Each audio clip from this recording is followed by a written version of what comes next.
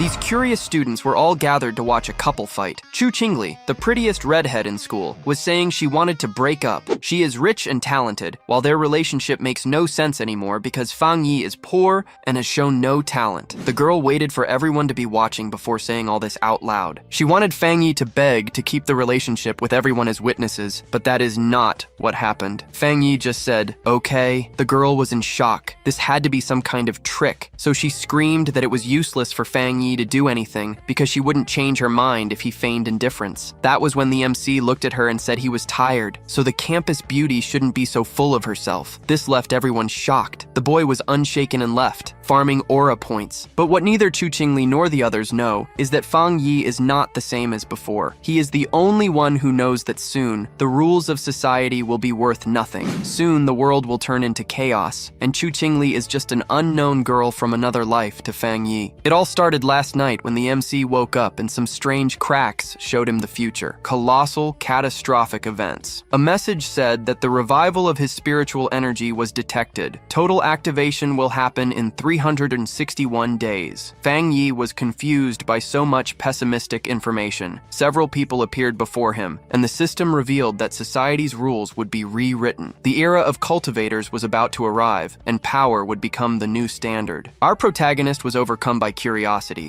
reached out his hand and asked who they were, and then a strange light began to appear before him. A system window popped up, explaining that it came from the edge of the universe and used advanced algorithms integrated with cosmic secrets. Its function was to automatically generate cultivation techniques based on spiritual materials touched by the host, showing that current techniques were zero. Fang Yi reached out, and his hand passed through the system window, and then a powerful monster emerged and began to roar. Fang Yi was paralyzed by what was inside its mouth. It was a corpse, and the system revealed that this would be his end as an ordinary person, as well as the fate of billions on Blue Star. Fang Yi gulped, unable to stop feeling fear. He placed his hand over his chest, his mind full of worry. Fang Yi began to reflect and remembered his past life. He had been just an ordinary person, swept away by the tide of events, fighting just to survive with the hope of overcoming the disaster. However, he witnessed the fall of a nation and the suffering of the people, and in the end, he couldn't escape the mutant beasts. He remembered dying in despair, full of rage and with a deep desire for revenge. His eyes began to shine with determination, thinking that maybe that was why the system had chosen him and brought him back 1 year before the energy recovery. Now I am sure. I need to use all my knowledge to evolve to the max, thought Fang Yi. He reached out and touched the fragments of the system,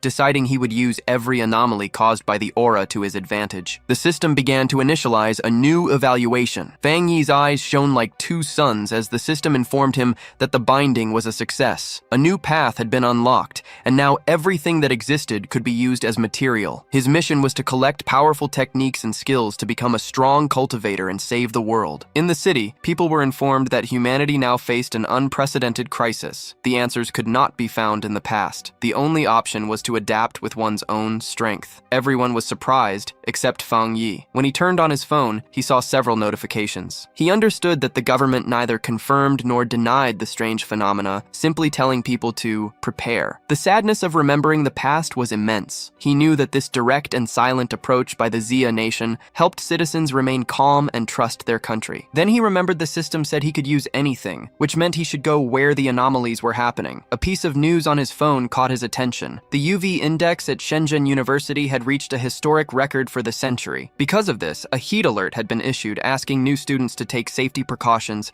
and use sunscreen. Fang Yi looked up at the cloudy sky, activated his UV meter, and saw it was at 0. He was a bit confused. He couldn't understand how the weather could be so different, since the university was only a 15-minute drive away. Images of a blazing sun over the university were posted online. Students were told that registration for new students would continue, but they had to avoid the north gate due to the high UV index. While all other entrances remained open, Fang Yi couldn't help but smile. He knew that when anomalies occur for the first time, most people just think it's a publicity stunt. Only he knew the truth. He was happy because his first opportunity had arrived. Fang Yi changed clothes and headed to Shenzhen University. Everyone was carrying umbrellas, and it was so hot that the leaves had fallen off the trees. Our protagonist went straight to the north gate, the least crowded spot of all. He knew something was definitely wrong there. Hundreds of glowing ashes began to fall from the sky, while students fled to avoid being burned to death. Fang Yi's attention was fixed on it. He decided to touch it. As soon as his finger made contact, an intense glow emerged. The system reported detecting an intense fluctuation in the yang attribute,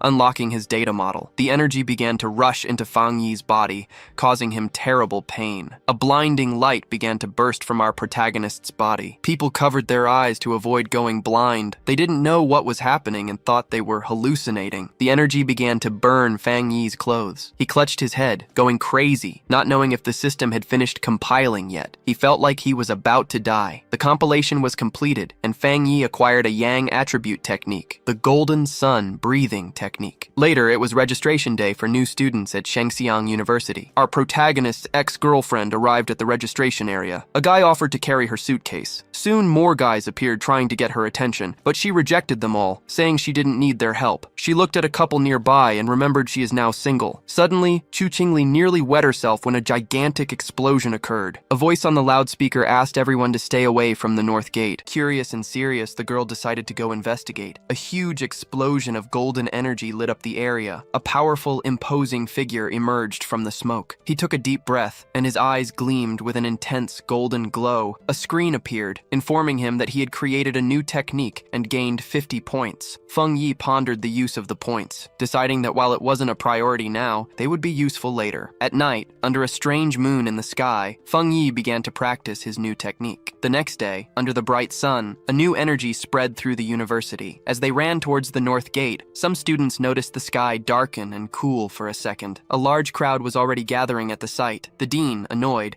questioned why the warning to stay away had been ignored. The group made their way through the crowd, which parted to let them reach the center. A hooded figure with a serious look ordered the dean to completely block the north gate. At that instant, the system informed Feng Yi that he had cleared a polluted area. Feng Yi knew the government was already aware and wondered if there were others like him. An alert about restricted access to the area confirmed the seriousness of the situation for Feng Yi. From a rooftop, students saw people in uniform and wondered if they were from the army. Feng Yi saw that the commotion was drawing a lot of attention. With his red eyes glowing, he decided it was time to leave, leaping from the building. Below, the mysterious hooded figure walked over the ground cracked by the energy. The hooded figure knelt, touching the ground to feel the lingering energy. They picked up a piece of the cracked ground to examine what had happened. After studying the site, the figure deduced that a single person had released that energy. While officers evacuated the students, she watched from afar. In the crowd, the young man's ex-girlfriend was shocked to learn that one individual had caused such destruction. At that instant, the ex-boyfriend saw a figure leap away and for a moment thought of Feng Yi, but he quickly dismissed the idea, convinced that, with his grades, he would never get into the university. Far from there, at Feng Yi's house, the sun was setting and night was falling. Lying in his bed, Feng Yi grumbled. His body still burned even after a cold shower. The heat prevented him from sleeping. And worse, today's commotion made him fear he had been noticed. Feng Yi picked up his phone, noticing a popular news story about a cultivation association. He remembered, before, everyone considered it just an internet joke. At that moment, he recalled the hooded figures at the university, deducing they must be from the association. Curious, he opened the news story to read the article. The article explained the different levels of cultivation, from ghost acts to total transcendence. In the comments, everyone laughed, but Feng Yi wondered if the announcement was real. Sitting on his bed, he pondered how, in his past life, he had never known about something like this. Reflecting on the cultivation association,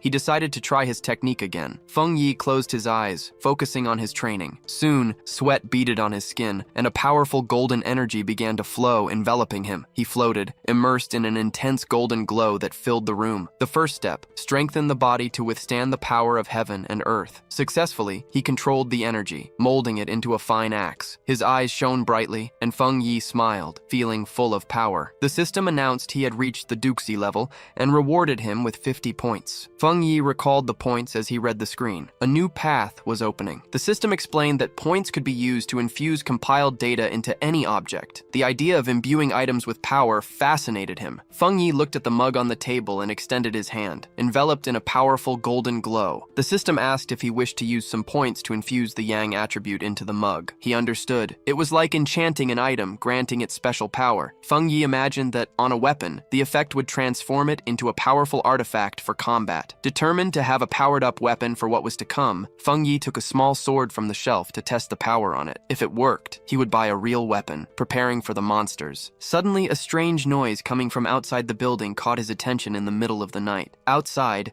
a dark creature with enormous claws and glowing red eyes watched Feng Yi's apartment, baring its sharp teeth in the darkness. The creature, resembling a giant demonic rabbit, prepared to attack. Meanwhile, inside the apartment, Feng Yi remained oblivious to the imminent danger. Lying in bed, he felt uncomfortable, a consequence of his new cultivation technique. With red eyes, he wondered about the source of the sound, which seemed like a mouse. It wasn't coming from inside, nor from the pipes. Perhaps it was a neighbor's pet. With his enhanced hearing, it would be normal to hear the neighbors. Feng Yi focused his hearing on the strange sound, but soon realized something was wrong and became alert. Opening the door, he came face to face with the strange creature in the dark hallway. In the hallway, the red-eyed creature stared at him, ready to attack. Startled, Feng Yi recognized the mutant beast. A memory from his past life struck him. Simultaneously, a drone flew over the nocturnal city, indicating that others were aware of the danger. On top of a building, a girl complained about the delay in capturing the rabbit that had eaten a rare fruit. With a lollipop in her mouth, she seemed very calm and confident about the mission. She ordered her team to continue sending updates on the target. The mysterious girl jumped from the top of the building, starting the pursuit with a dizzying drop, moving with ease among the city's enormous buildings. Suddenly, the young woman felt the mutant beast's power, realizing its proximity. Her eyes gleaming, she finally spotted the creature, preparing for the fight. The mysterious huntress landed forcefully on the rooftop, moving with incredible ease as she ran down the side of the building. Having received orders to pursue her target, no matter what, she continued her chase, leaping from building to building. She knew the creature had eaten a special fruit and could evolve at any moment. A man, working late, saw something swift flash past his window and was confused. He wondered if he was seeing things, but his boss yelled at him for standing idle. Meanwhile, the huntress remained like a shadow against the moon on the 65th floor. Back in the apartment, Feng Yi faced the strange creature screaming at him. With his golden eyes, he knew his body had changed and that he could face it as an equal. The creature attacked with its claws, but Feng Yi dodged with surprising speed. Feng Yi already senses the change in his body, seeing the attacks in slow motion with solar energy in his hand. He wonders why a mutant beast appeared so soon, while memories of his past life flood back as he faces the monster. Knowing the creature hasn't fully evolved yet and that each attack made it stronger and more furious, he prepares for a swift attack. He needs to stop it or everyone in the building will die. With a handful of energy, Feng Yi grabs it. With surprising strength, he bites the creature without fear. Holding it firmly, his golden eyes gleam with cold focus. He spins it in the air, realizing its tail is the weak point. Seizing the chance, he grabs the beast's tail with all his might. He hurls the monster against the window, which shatters on impact. With his fist glowing golden, he prepares to unleash a powerful blow. He fires a beam of energy, hitting the creature mid-air. The monster is engulfed by the golden beam, but it grabs the energy with its claws, trying to steal his power. Feng Yi realizes the theft of his yang power and reacts. He knows the sun's power is too strong. The rabbit is self-destructing. Soon, a golden explosion engulfs the monster, unable to withstand so much energy. In the building next door, a couple wakes up to a noise, the man wondering if it was thunder. He goes to the window to check, but sees nothing strange. Feng Yi lands on the ground, surrounded by what remained of his golden energy. The creature, he thinks, was like a ghost hungry for his power. After the fight, the monster's eye falls to the ground, releasing strange black smoke. With a serious expression, Feng Yi stares at what remained of the creature. He kicks the eye, crushing what was left of the beast. He understands. The creature of the night was desperate for his yang power, the opposite. If it had been normal, the monster would have easily devoured everyone in the building, he thinks. Thus, Feng Yi knows he needs to learn more techniques for the dangers to come. Meanwhile, a mysterious girl leaps through the air under the moonlight. Upon reaching the location,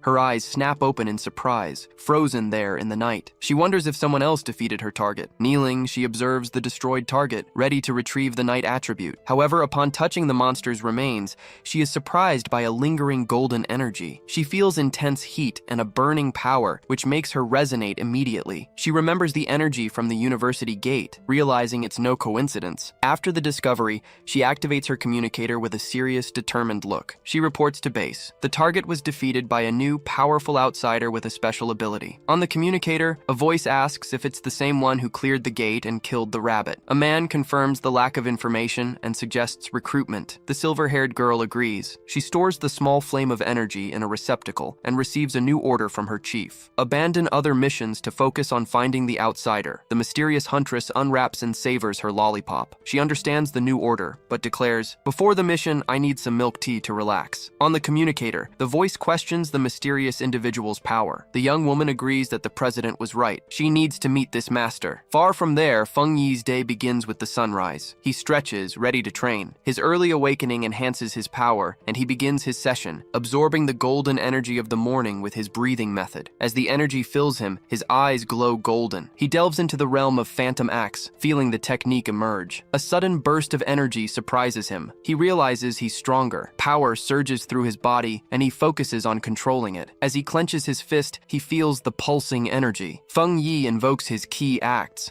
Noticing the weapon feels much lighter, he grips the handle firmly, ready to test his new strength. The golden axe rises above his head. He prepares a powerful strike, reaching the realm of 2-star phantom acts. His eyes burn with golden flames, revealing his newly awakened strength. Feng Yi's body, now much stronger and more resilient, was the result of the extra magic from his last upgrade. He decided, from now on, he would level up slowly, with caution. His growing power, however, attracted too much attention. He needed a more private location. Meanwhile, at the association office, a man felt a strange shift in solar energy. Is it the new guy again? He wondered. Feng Yi found a quiet spot by a river for his plans. A system screen popped up. He confirmed adding a special quality to his weapon. He recalled attempting this with another item, which couldn't withstand such power. This time, the blade connected to his energy, and the system confirmed the encoding. Excited, Feng Yi prepared to test its power. The test revealed shocking power. The sword unleashed an enormous golden beam into the sky. Feng Yi landed, the sword ablaze, feeling the power flow. The strike almost caused a fire, revealing his immense strength. The enormous smoke plume gave away his presence, forcing him to leave. A girl ran towards the smoke, lamenting that she'd lost everything by stepping away for a moment. She stopped, seeing the river boil. The agent flew over the damaged area, shocked by the destruction. She already anticipated a reprimand, as everything had gone wrong since his arrival. A golden flash in the distance caught her attention, and the hunter was shocked by what she saw. This shouldn't be possible. His power level jumped from 1 to 2 stars. He even created a spirit weapon. The association only possessed 2 such weapons, whose manufacturing method was almost unknown. Suspicious, she questioned how he obtained such power on his own. But, pushing aside her doubt, she decided to clean up the mess Feng Yi left behind. Far away, Feng Yi pondered. His weapon had the Yang attribute, but he wanted more. The system encoded everything, so he planned to add more qualities to the blade. Suddenly, his phone vibrated. It was a message from an unknown sender. Feng Yi had forgotten about privacy. A stranger invited him to a pioneer group. Shocked, he discovered that the official members were at least Ghost Acts level. The stranger mentioned a new pollution zone, inviting him on a group hunt. Feng Yi asked for the location. The stranger sent a file about the Shadow River Lava Dragon. The zone was lava-based, possessing the same Yang attribute he did. Feng Yi accepted the invitation. Far away in Binmu district, a group awaited old Li's friend. A member commented that the girl's map was so good, their arrival was easy. The blonde thanked everyone for coming, emphasizing the need for teamwork. From the Cultivation Association, she was disappointed by the pioneer's weakness. Many, however, didn't know the Cultivation Association was in fact a governmental group. Joining the group had been difficult for her, requiring family favors, which was why she hated failing. At that instant, an explorer spotted the newcomer calling out, "Feng!" Feng Yi made his entrance, sword in hand, and introduced himself. The blonde manager was startled by his power, but noticed an aura that wasn't frightening, but warm. With everyone gathered, the leader gave the signal and the group headed for the cave entrance. Feng Yi moved ahead, asking the blonde manager to take care of the light. As they advanced, one of them warned Feng Yi about loose rocks. Strangely, the place wasn't very hot. Feng Yi reflected on the team's quick acceptance, feeling a genuine camaraderie in those difficult times. As Feng Yi advanced, the ground beneath his feet began to change color, a clear sign of imminent danger. Suddenly, they reached a large opening, marveling at a bubbling lava river ahead. Without hesitation, Feng Yi moved towards the danger, and the blonde manager screamed, warning him against recklessness. To everyone's surprise, Feng Yi plunged his sword directly into the lava. The explorers panicked, shouting for help. A flaming explosion threw the team backward. Feng Yi's system detected a world problem, initiating analysis. As he plunged his sword into the lava, the system analyzed the anomaly, revealing a new power, the internal flame, with extremely high internal temperature and explosive properties, and the Scarlet Flame Sword technique, which unleashed this power. As he pulled out the blade, now wreathed in fire,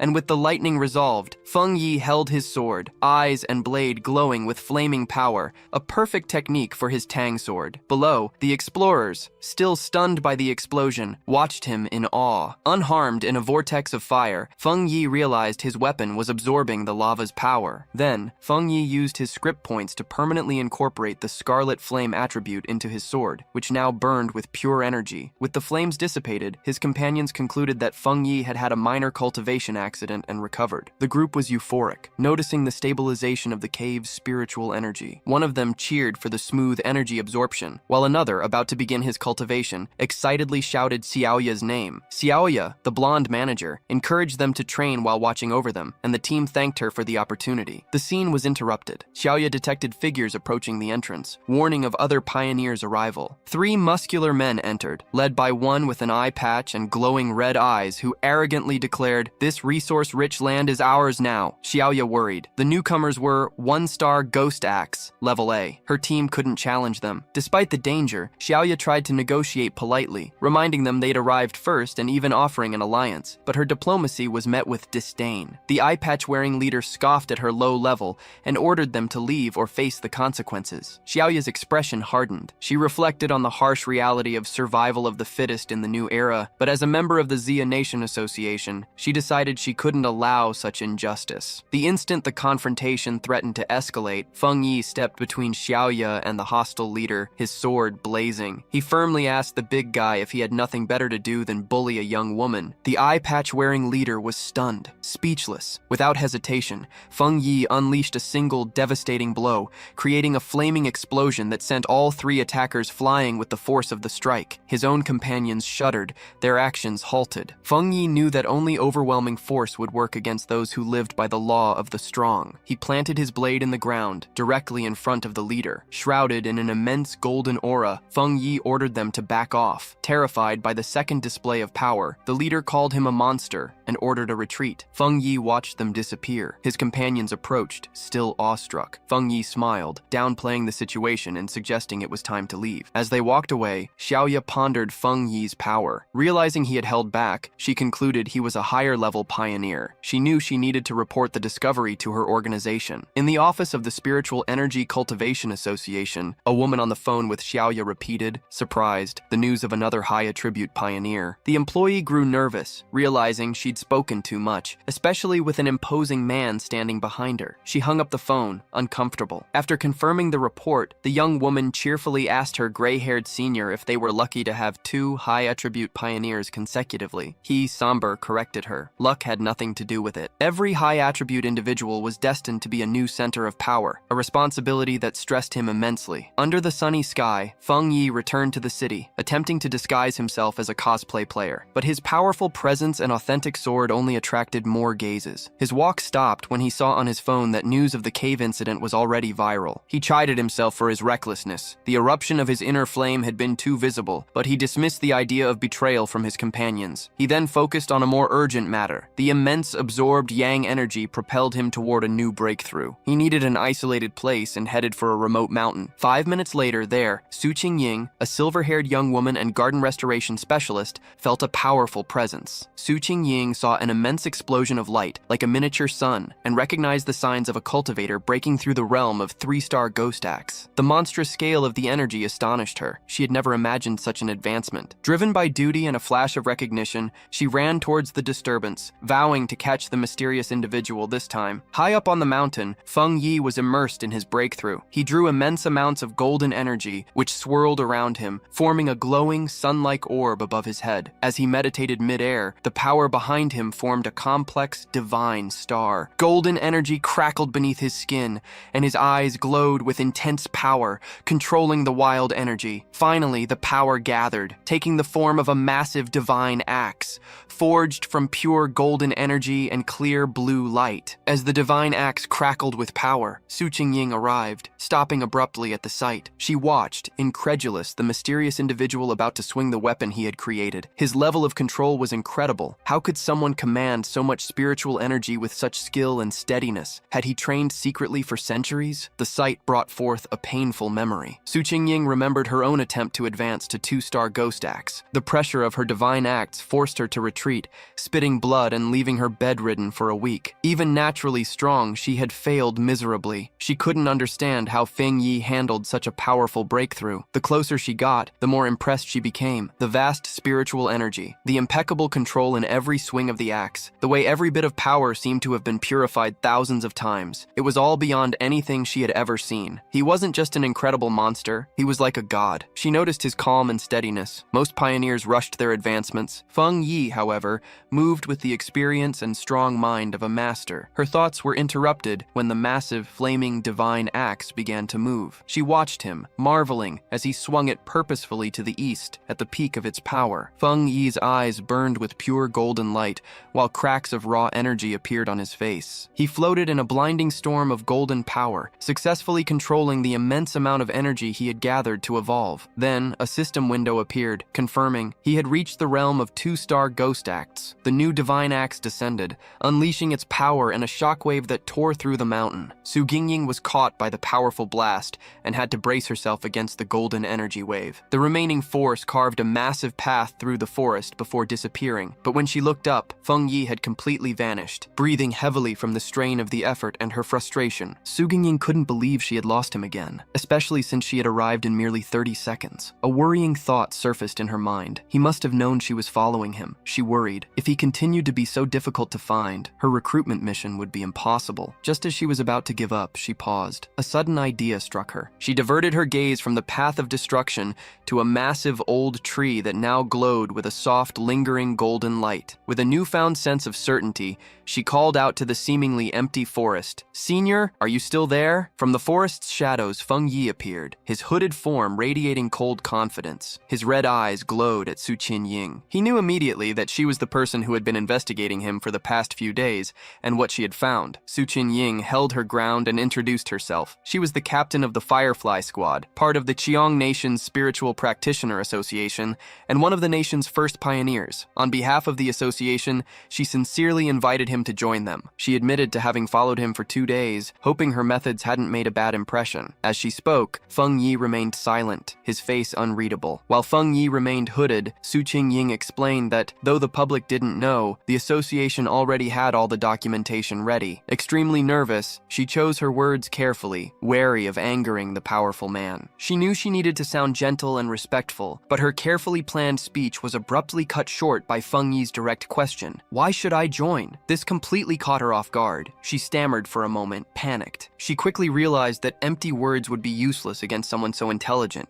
The truth was her only option. Recovering herself, she explained the association's purpose. The Xia Nation sought to gather and guide all first pioneers, offering them organization and protection. She knew that current growth was chaotic, and that an association might sound like a cage to a free spirit like him. But she asked him to look at the bigger picture. A great wave of spiritual energy was approaching, and everyone would need to unite to face unknown future enemies. After the impassioned speech, Feng Yi casually leaned against a tree, looking tired and uninterested. He was clear. He was unwilling to join. He explained that, for now, he didn't feel comfortable trusting her or the association. Su Qingying was stunned and speechless. With the direct answer, her eyes widened in shock. Su Qingying was desperate. Quickly, she pulled her ID card from her jacket, holding it up. She introduced herself again as Su Qingying, mentioning she had been a well-known athlete before the return of spiritual energy. She pleaded for him to believe her, hoping her public identity would give him a reason to trust her. Feng Yi paused, thoughtful. He touched his chin, saying he now vaguely remembered her. His mind recalled a framed photo of her, celebrating her victory as runner-up in the Xia Nation's long-distance championship. He realized that her natural athletic ability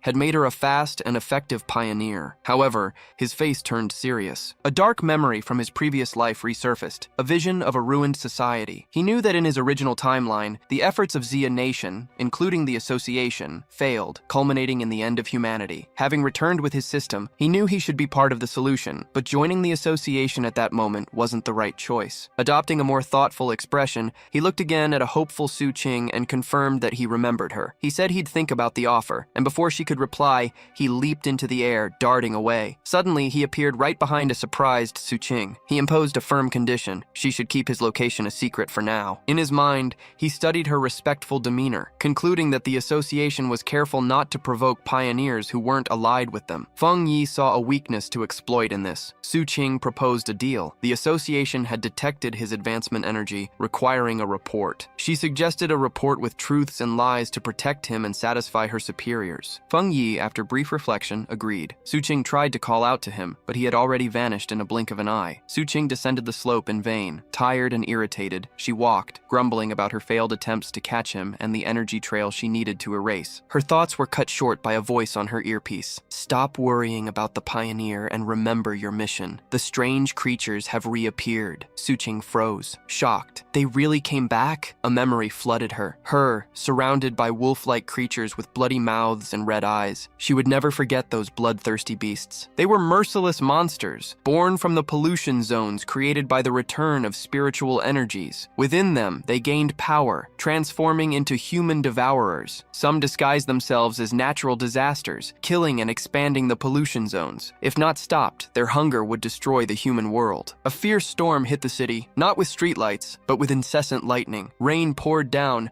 and red alerts on cell phones warned of severe risk and the need to stay indoors. Another alert announced the closure of Yang Mountain due to flooding. People commented on the unprecedented intensity, joking that a powerful being was facing a divine trial. In a rainy alley, Fenrir watched the storm somberly, his red eye glowing. Feeling the immense lightning energy in the air, Fenrir recognized its wild power. It wasn't an ordinary storm, but an anomaly with focused energy. His eyes swept across the city and fixed on a distant mountain peak, repeatedly struck by lightning. He had found the center. Without hesitation, Fenrir shot into the downpour, leaping from rooftop to rooftop toward the mountain. Upon reaching the base of Yang Mountain, his system confirmed. Pollution zone detected. Instead of its usual beauty, the peak displayed a grim scene of skeletal remains and twisted trees. A new notification alarmed him, unknown pollution level. Still, Fenrir advanced without hesitation. He traversed the dark and stormy forest with a determined gaze. As he approached, an immense blue lightning bolt struck the mountaintop, illuminating the entire area. He had found his target. At the command center of the Association of Spiritual Practitioners, officials gathered in tension. A large screen displayed a vortex of blue energy over a mountain peak. An official reported the rapid increase in danger on Yanga Mountain, demanding its closure and reclassification as a contamination zone. The association leader, with a grave expression, declared the situation so critical it would require Su Qing to be pulled from her other mission to report the events. Su Qing reported that it was impossible to ascend the mountain as the unstable lightning energy was about to explode. Therefore, the area was officially classified as a Level A contamination zone. She continued with more troubling news. The mountain would soon reach Level S, triggering the maximum emergency plan. Su Qing, however, pointed out a crucial problem. None of their explorers, not even she, would be able to approach the area safely. A wave of shock ran through the room. Calculations predicted certain death, even for advanced explorers. A security official ordered the complete isolation of Yang Mountain's base, with 24/7 patrols to prevent any ascent. The association leader agreed, stating the threat could only be contained by isolating the mountain, preventing approaches until the energy concentration decreased. While the association deemed Yang Mountain too dangerous, Feng Yi was already well within the zone. Immense blue lightning bolts crashed around him. As the storm raged, Feng Yi stood firm, protected by a golden aura from his breathing technique. He knew, however, that merely surviving the storm wouldn't be enough. To obtain the purest lightning energy, he had to reach the storm's center, at the mountain's peak. His decision was driven by dark memories. He knew the current monsters were just the beginning of future threats. His fire-based powers were insufficient for the imminent challenges. Surrounded by lightning, Feng Yi needed to strengthen himself, not just rely on his weapon. He saw a rare and perfect opportunity to use the lightning energy to fortify his body. Feng Yi knew that without seizing the chance to strengthen himself,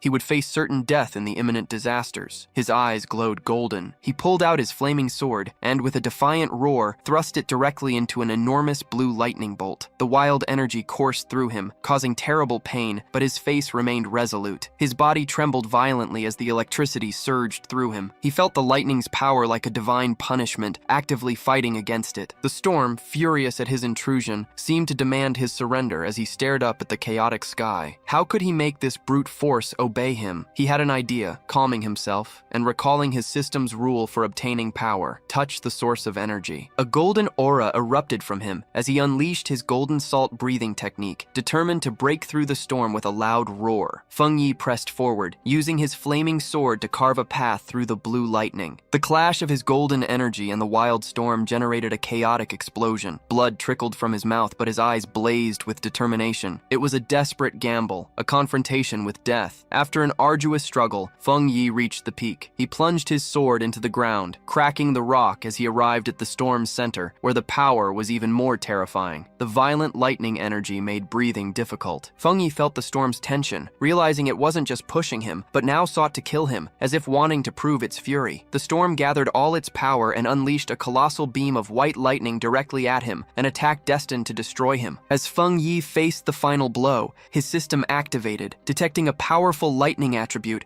and beginning to process it in the city below. From a tall building, people watched, marveling. A man photographed, astonished by the lightning's grandeur. Another, thinking he'd glimpsed a person on the mountaintop, questioned if a god was being judged. The fight culminated in a brilliant explosion. Feng Yi had won. The system confirmed. He had obtained the refined power of divine thunder, capable of summoning celestial lightning and making his body divine. Rewarded with 5 writing points, Feng Yi floated in the air, surrounded by blue lightning and his golden aura, comprehending his new power. The thunder attribute, a high-level force for offense and defense, differed from the power of the sun, which focused on defense. Thunder could refine his body, transforming it into intense energy. It would be his spear and his shield. He also realized that the power of thunder was not just destruction, but purification and rebirth, feeling the energy strengthen his bones and muscles without pain. As he landed softly, the system offered him an upgrade to punish evil, doubled critical damage, asking if he wanted to use the writing points to obtain it. Feng Yi pondered the next step. His first idea was to infuse the power of thunder into his tang sword. He considered carefully. While the blade would become stronger, he feared compromising the purity of the sun's power already within it. Mixing too many powers into a single item could damage or destroy it. Suddenly, a different idea emerged. Looking at his own hand, Feng Yi decided he would implant the thunder attribute directly into his right hand. The system immediately responded, asking if that was the choice for the attribute. A confident smile appeared on his face as he gave the command. Wild blue lightning in the air rushed towards his right hand, absorbing the storm's power. The next day, on the storm-damaged peak of Yuan Mountain, the immediate danger had vanished. Below, on a cliff, Su Qiang and Major Heine stood over figures in body bags. Su Qiang reported that the contamination zone's energy had strangely dropped from the most dangerous level to a mild one in just 3 hours. Although there was still electricity in the air, Major Heine listened and quickly deduced what had happened. Someone had been there, a seeker. Su Qiang was shocked,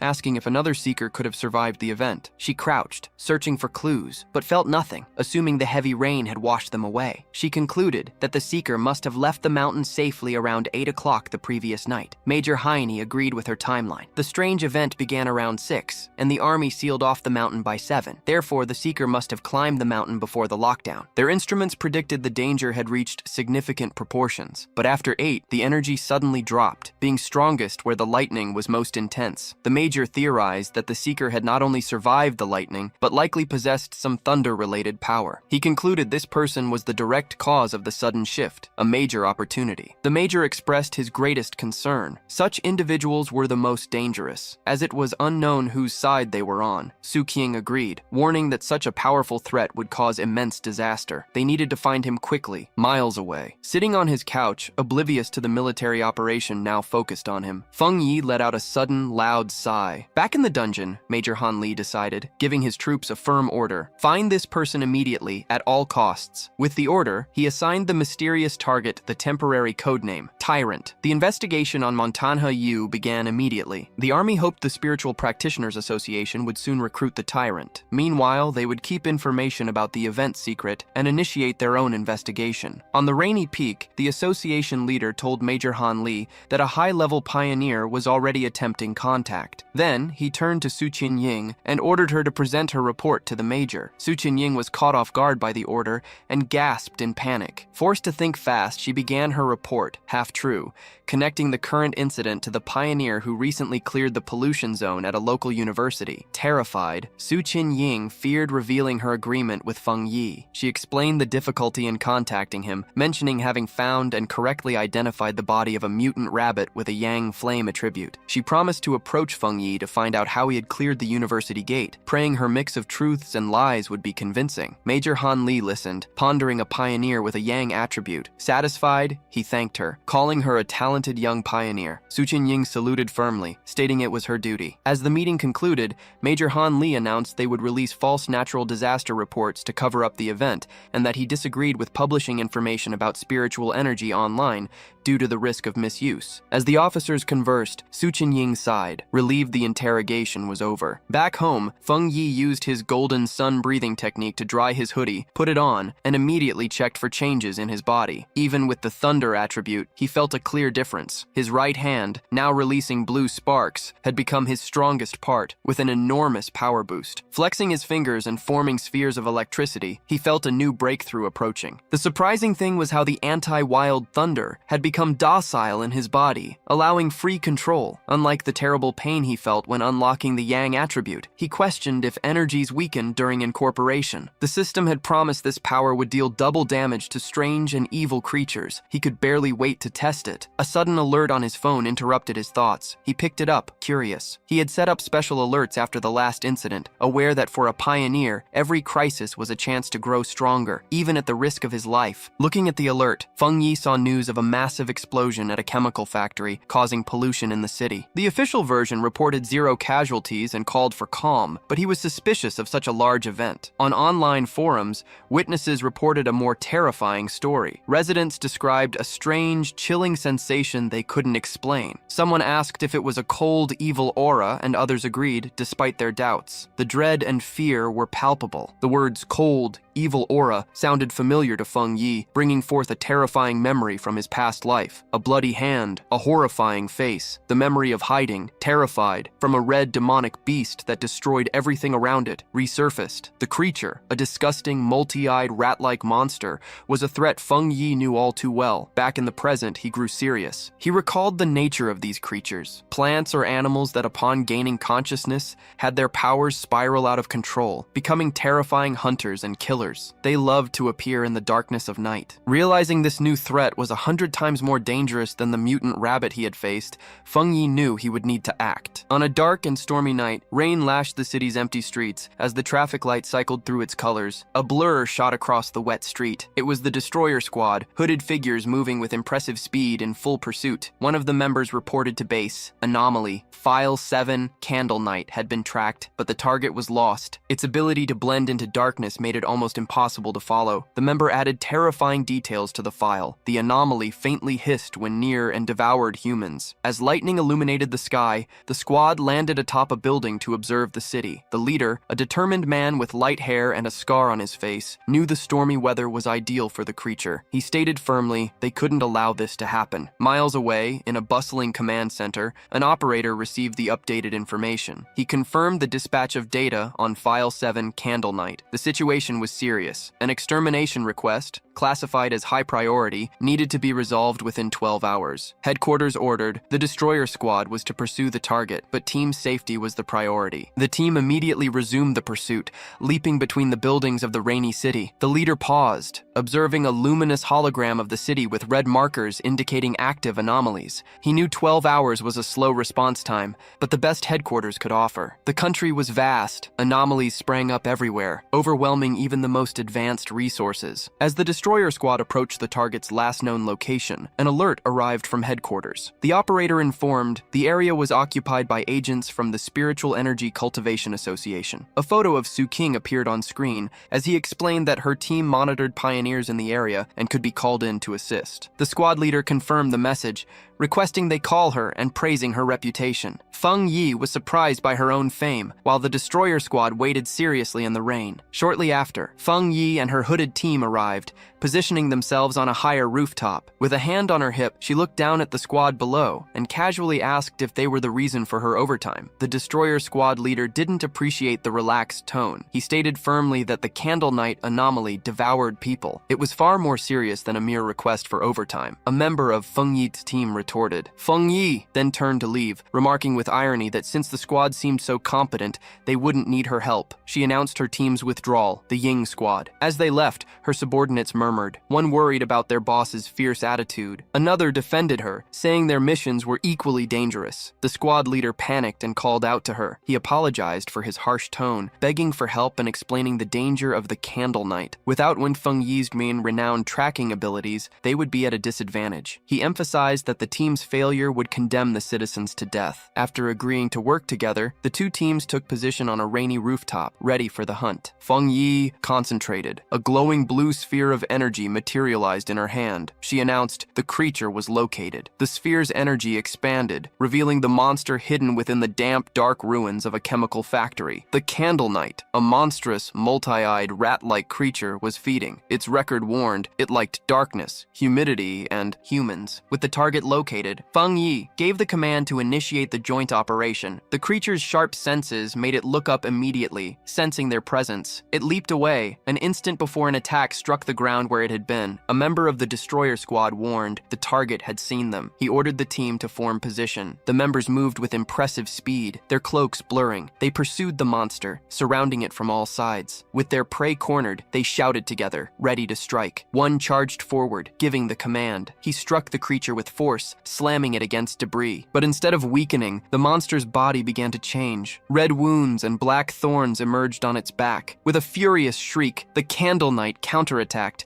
creating a vortex of dark energy. Feng Yi desperately shouted for the teams to dodge the sound wave. Her warning came too late. A powerful sonic blast erupted from the creature, throwing the squad members far away. The leader of the Destroyer Squad was flung from the rooftop, plummeting to the street below. A comrade ran to him. The leader, injured but alive, said that if he hadn't pulled back at the last second, he would have fractured his bones. He knew the danger was immense. If the creature remained in the city, it would cause an even greater disaster. The battle took another turn. The Candle Knight transformed. Its throat glowed with green energy, expelling a dark, corrosive substance that filled the air with toxic smoke. It aimed the attack at the ground, melting the street to dig and escape. A member of Su King's team warned about the monster's corrosive dark power. Everything it touched would be destroyed. Su King explained that her team lacked the power to fight it, but she remained calm, ordering them to stay alert without getting in the Destroyer Squad's way. Their function was to collect information and assist with strategy. Meanwhile, a destroyer, armed with a dagger, prepared to attack the fleeing creature. Suddenly, a pair of menacing red eyes gleamed in the darkness. The Candle Knight, the Lada, charged forward, narrowly dodging an attack from a destroyer. Furious, the leader of the Destroyer Squad roared, "Don't let the monster escape!" The Lada flew through the city streets, pursued by the hooded members of the Ying Squad. From a high rooftop, Su King and two of her subordinates watched. Suddenly, she felt a sharp surge of spiritual energy emanating from the creature. Sensing something important was imminent,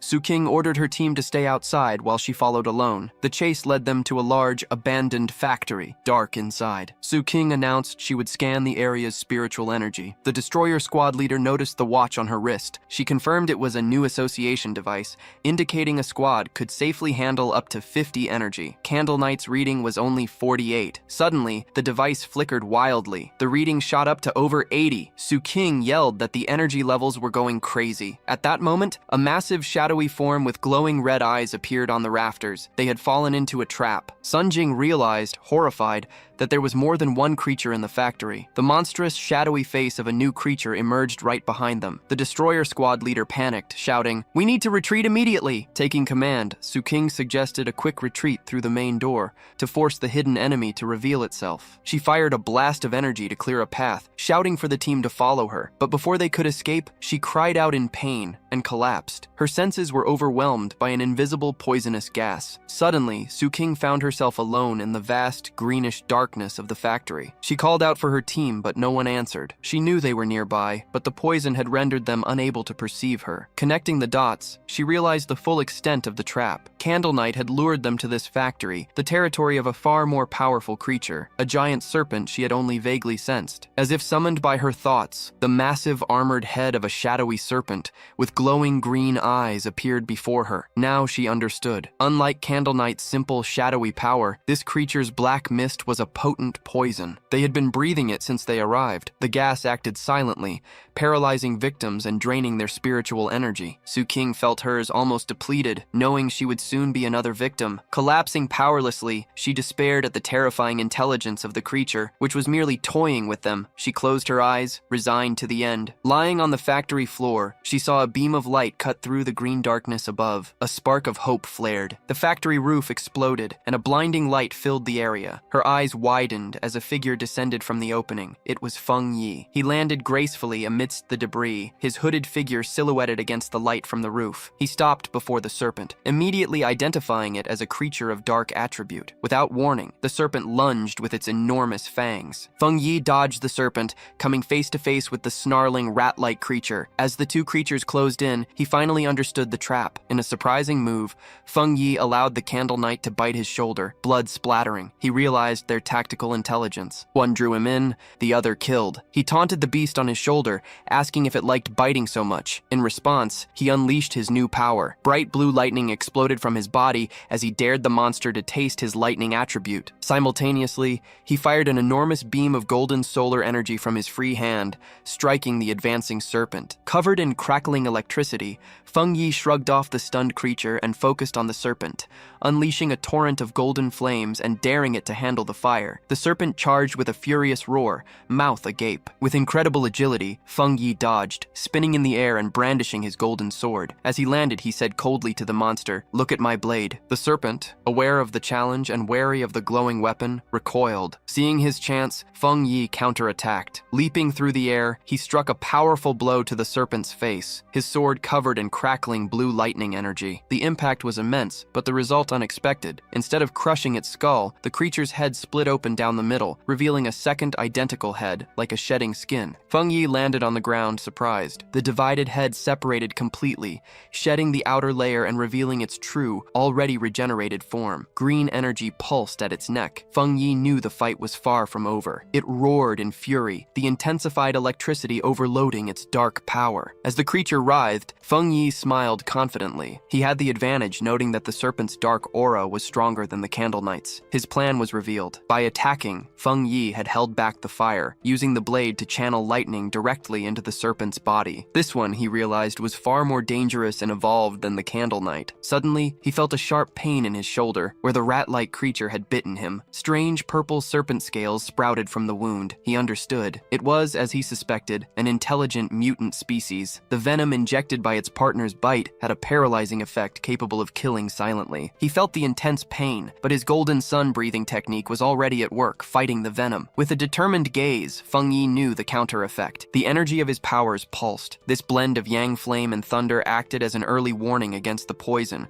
signaling the pain and allowing him to react quickly. He knew how lucky he was. For others, the serpent's stealthy poison would be incurable. It must have grown so powerful purely through ambush and surprise, he thought, imagining the monster's lair filled with the skulls of its victims. With the Candle Knight as a perfect bait, the two creatures formed a deadly trap even for high-level pioneers, explaining so many disappearances. But in the end, it didn't matter. Watching the enormous skeleton burn to ashes, Feng Yi knew its reign of terror was over. Before the flames, Feng Yi felt satisfied. His inner flame was powerful, but the triple critical strike of his new thunder power sealed the victory. His combat skills, he trusted, rivaled those of high-ranking pioneers. He stood in silence, watching the flames consume the monster. About to leave, he paused and reached out a hand, feeling something. His eyes narrowed. He wasn't alone. Someone was still there. He turned just as a figure stumbled out of the smoke, coughing soot. It was Su King, covered in soot, exhausted but alive. As the smoke cleared, Feng Yi saw the unconscious members of the other squad, with Su King sitting among them. He recognized her as an association agent and said coldly that she didn't need to pretend, as her dead act needed more practice, which surprised her. Embarrassed, Su King covered her face, realizing this was the powerful pioneer she had been tracking. She tried to make up an excuse, claiming she woke up because of the smell, but Feng Yi wasn't fooled. He pointed out that while her comrades were out of energy, she still still maintained a small reserve to protect herself. If she had truly been unconscious, she wouldn't have been able to smell anything. Not knowing how to react, Su-king merely thanked him awkwardly. Inside, she was impressed. He had noticed everything, including her hidden spiritual energy. She had no idea how he had single-handedly defeated the Candle Knight and the giant serpent. Noticing her embarrassment, Feng Yi softened his tone, telling her she didn't need to cover her eyes. He only wanted honesty and secrecy about his identity. Seeing that she and her team were safe, he said it was late and he was leaving. Su-king tried to call out to him, but it was too late. With a "explaining would spoil the surprise," he leaped through the hole in the factory ceiling and vanished into the night. As he moved across the rooftops, Feng Yi thought about the battle. He was relieved that Su-king hadn't tried to absorb the monster's dark power. He wondered why he himself couldn't absorb that dark and repulsive power. He supposed the dark energy had already vanished, or that his body had instinctively rejected it, deciding to think about it later. Alone in the enormous abandoned factory, Su-king looked at the moonlit hole in the ceiling where Feng Yi had vanished. She sighed, disappointed not to have gotten a good look at his face, and realizing a lack of confidence in herself and the association. Her moment of silence was brief. She quickly reverted to her squad leader persona, walking over to the unconscious destroyer squad captain and shaking him, ordering him to wake up. The man groaned and slowly opened his eyes, bruised and confused. His first thought was panic. He shot up, yelling they'd been ambushed. Su-king merely watched with a calm gaze. The leader and the other squad members then saw the reason for her calm: an enormous steaming skeleton of the giant serpent. Stunned and confused, the leader demanded to know what had happened and where that powerful yang energy had come from. Su-king calmly replied that the powerful pioneer had rescued them. She continued her carefully crafted report, explaining that the powerful pioneer was likely the target of their original mission, a high-level individual with a yang attribute. She left it hanging that his appearance had been a happy coincidence. The squad members were impressed. A single person had defeated both monsters. Su-king added that not only had he not been recruited by them, but he had also tracked her down, making him even more mysterious. Back to work, the destroyer squad leader asked about the Candle Knight's body. He began using green energy to clear the area, remembering they needed to collect the remains for the association.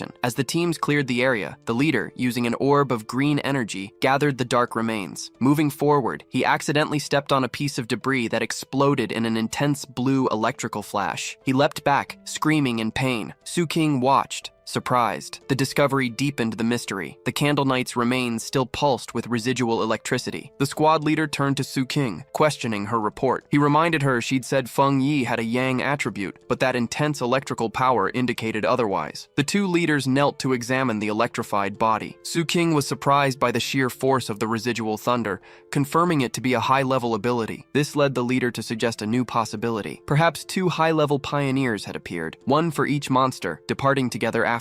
Su-king knew that wasn't it. She tried to find a way to explain the unbelievable truth, remembering Feng Yi wielding both cracking blue thunder and blazing golden fire. No one would believe a single person could possess two high-level powers. One was already a sign of genius. Two, unprecedented. But the impossible proof was right before them. The giant serpent's burning skeleton was the work of a yang flamewalker. Candle Knight's electrified body, a clear mark of a thunder tyrant. The teams, in complete astonishment, wondered what kind of monster Feng Yi was, as association reinforcements arrived. Su-king was relieved she'd left her team members outside. Had she delayed, they would have reported her missing. She gravely realized the rescue team present had been sent to collect their bodies. Her two subordinates, knocked out by the serpent's venom, finally awoke. They rushed to her, crying with relief at seeing their captain alive. With the threat eliminated, the association team began its work. The function had shifted from rescue to forensic investigation. Using advanced scanning technology, they analyzed the spiritual energy and battle signs to reconstruct the events for the report to headquarters. Soon, an expert approached Su-king and the leader of the destroyer squad with their conclusions. After comparing combat patterns and how the monsters were killed, there was a 99% probability that a single person had defeated them. The two leaders exchanged glances, shocked and concerned. The others murmured, incredulous. Saved by a pioneer with two different high-level powers, something unthinkable. Any monster would easily kill them, but that powerful individual had dispatched them in single blows. The power disparity was absurd. Realizing the discovery's importance, Su-king contacted her superior. She reported the crucial update regarding the target. Looking at the hole in the ceiling, she confirmed the mysterious university pioneer and the tyrant were the same person. In the office, the association superior listened to the report. After pondering, he gave a new order. Su-king was to pause the mission. He explained that the pioneer had saved the team,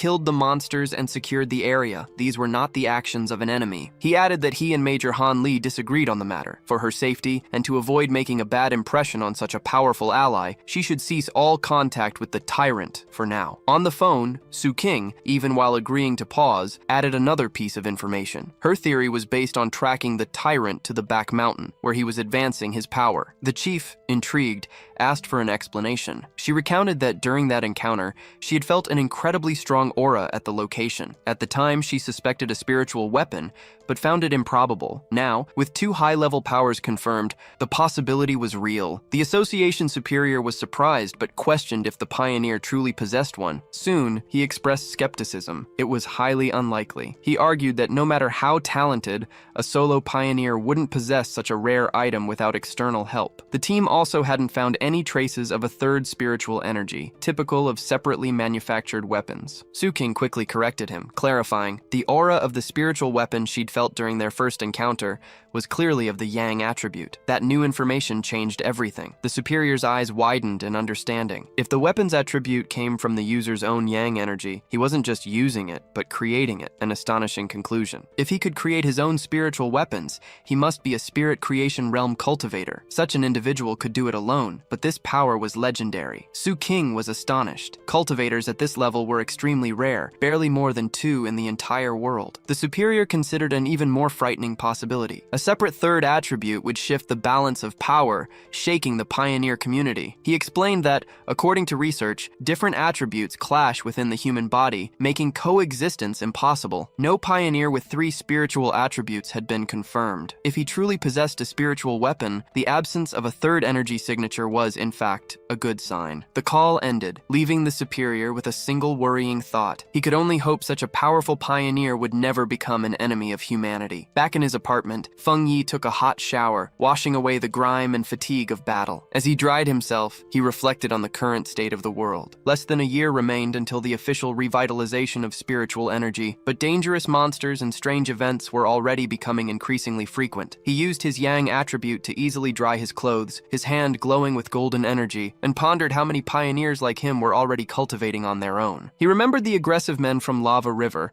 realizing that with the connection between the body and the spiritual world open, people naturally became more sensitive to changes. Even without official approval, many self-taught pioneers had already reached the 1-star ghost actions realm. The government's contact via agents like Su Qing with wild pioneers like him indicated a relatively peaceful phase of mutual exploration. In his room, thinking about Major Han Li and Su Qing, Feng Yi concluded that, for now, monsters were under control, and there were no serious conflicts between pioneer groups. As he finished dressing, he knew this peace was fragile. The government had already created the Spiritual Energy Cultivation Association, but kept the public uninformed. He understood the strategy. While people commented on local problems and strange events, the government walked a thin line, seeking to protect humanity and give subtle early warnings without causing mass panic. Despite his recent victories, Feng Yi's analysis of the world situation was still bleak. He knew the problem lay in the government's distrust of officially initiating a large-scale cultivation era with the vast population. He understood that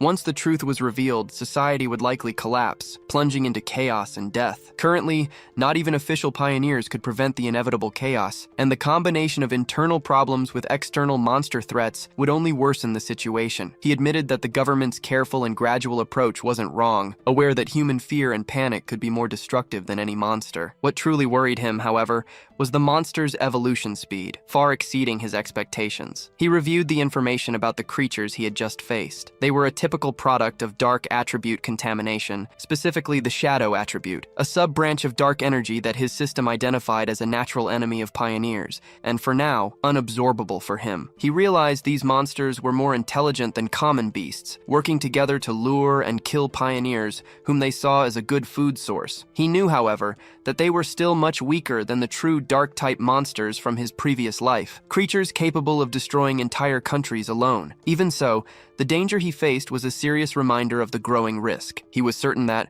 without his presence, Xu Xinying and her squad would have been eliminated. A glimmer of hope emerged as he recalled the system's words. The temporary unabsorbability of the dark attribute suggested that, under certain conditions, actions, he could use this power, something fundamental for future victories. He reviewed his current abilities: the Golden Sun Breath Technique, Yang Attribute, Divine Thunder, Thunder Attribute, and Crimson Flame Blade. With these perfectly compatible high-level techniques and his current form as a 3-star Ghost Actions Realm pioneer, he knew few could match him. Still, even with his great power, he was fully certain it wasn't enough. His thoughts were suddenly interrupted by his cell phone ringing. Her aunt called. Feng Yi, surprised, heard her explain that his cousin would be coming to the city to study. Concerned for the girl's safety, she asked that his cousin stay at his place for a few days instead of a hotel. Feng Yi barely remembered his cousin, just a quiet, exemplary, study-obsessed student. He couldn't even recall her appearance. Despite this, he agreed, assuring his aunt that there was a spare room. When he asked when she'd arrive, his aunt only said she'd send the address and let her come alone. Elsewhere, in a dark room lit only by a computer screen, Lin Yi typed with long, quick fingers. Wearing a hoodie that revealed her ears, she was ending a call with her mother. Her mother, Feng Yi's aunt, instructed her to arrive at her cousin's apartment the following afternoon and promised to bring some special snacks. Lin Yi politely ended the call, claiming to have other things to do. On the screen, a chat window for the Spiritual Energy Renewal Group, a vanguard martial arts team. There, user Lin Yi had just announced her arrival in the city and her plans to stay at her cousin's house. After the call, Lin Yi opened a new tab. A rumor alert: the internet-famous City of Death had 3 more disappearances linked to the Pork Beast Challenge. A bloody and disturbing image accompanied the article. Lin Yi identified the location as Hangzhou, her interest visibly piqued. Her mother entered, interrupting her browsing, asking if her bags were packed. She confirmed, but preferred a hotel so as not to bother her cousin. Her mother insisted on the safety of her cousin's house, gently nudging her out. Her mother's last advice: don't cause trouble and help with chores. Lin Yi assured her she understood. With the door closed, Lin Yi sighed, preparing for the visit. Another obstacle. She adjusted her glasses, a determined glint in her eyes. No matter what her cousin was like, he couldn't be harder to fight than a monster. The next day, under a blue sky, a young woman with dark hair and glasses pulled a suitcase towards a building. She confirmed the address on her phone. Looking at the building, she murmured that this must be the place, ready to finally meet the cousin she barely remembered. In front of the building, Lin Yi saw Feng Yi come out with a bag. She called out, "Are you my cousin?" He stopped, surprised, and asked, "Are you Lin Yi?" To himself, he admitted not recognizing her. An awkward silence. Later in the apartment, they sat on the sofa for a polite conversation. Feng Yi asked if she was in the city for a summer camp, which she confirmed. He offered help and handed her the key to her room, which was across from his, before retreating to his own room. Seeing him leave, she felt relieved, believing he wouldn't interfere. Feng Yi, however, wasn't naive. Ever since she sat down, he'd noticed a faint, strange spiritual aura emanating from her. He instantly suspected she was a pioneer. The aura, faint but clear, confirmed it. The summer camp was just an excuse for her real mission in the city. In her room, Lin Yi, confirming Feng Yi's suspicions, messaged the martial arts vanguard. Her cousin seemed calm and wouldn't interfere. The group commented on the powerful lava river pioneer. Lin Yi warned, "Be careful, many powerful ones are still hiding." After agreeing to wait for her signal, she ended the call. She decided to postpone her cultivation, fearing her cousin would discover her secret. 3 days passed. Feng Yi soon realized living with his cousin made his cultivation difficult. Meditations were interrupted at any moment, like when she came out of the bathroom in just a towel. He was also worried about the golden aura of his breathing technique, too obvious to hide. But the hardest part was her overwhelming kindness. One evening, she served a delicious dinner she had prepared. He tried to wash the dishes, but she refused, saying it was the least she could do. Feng Yi found her polite perfection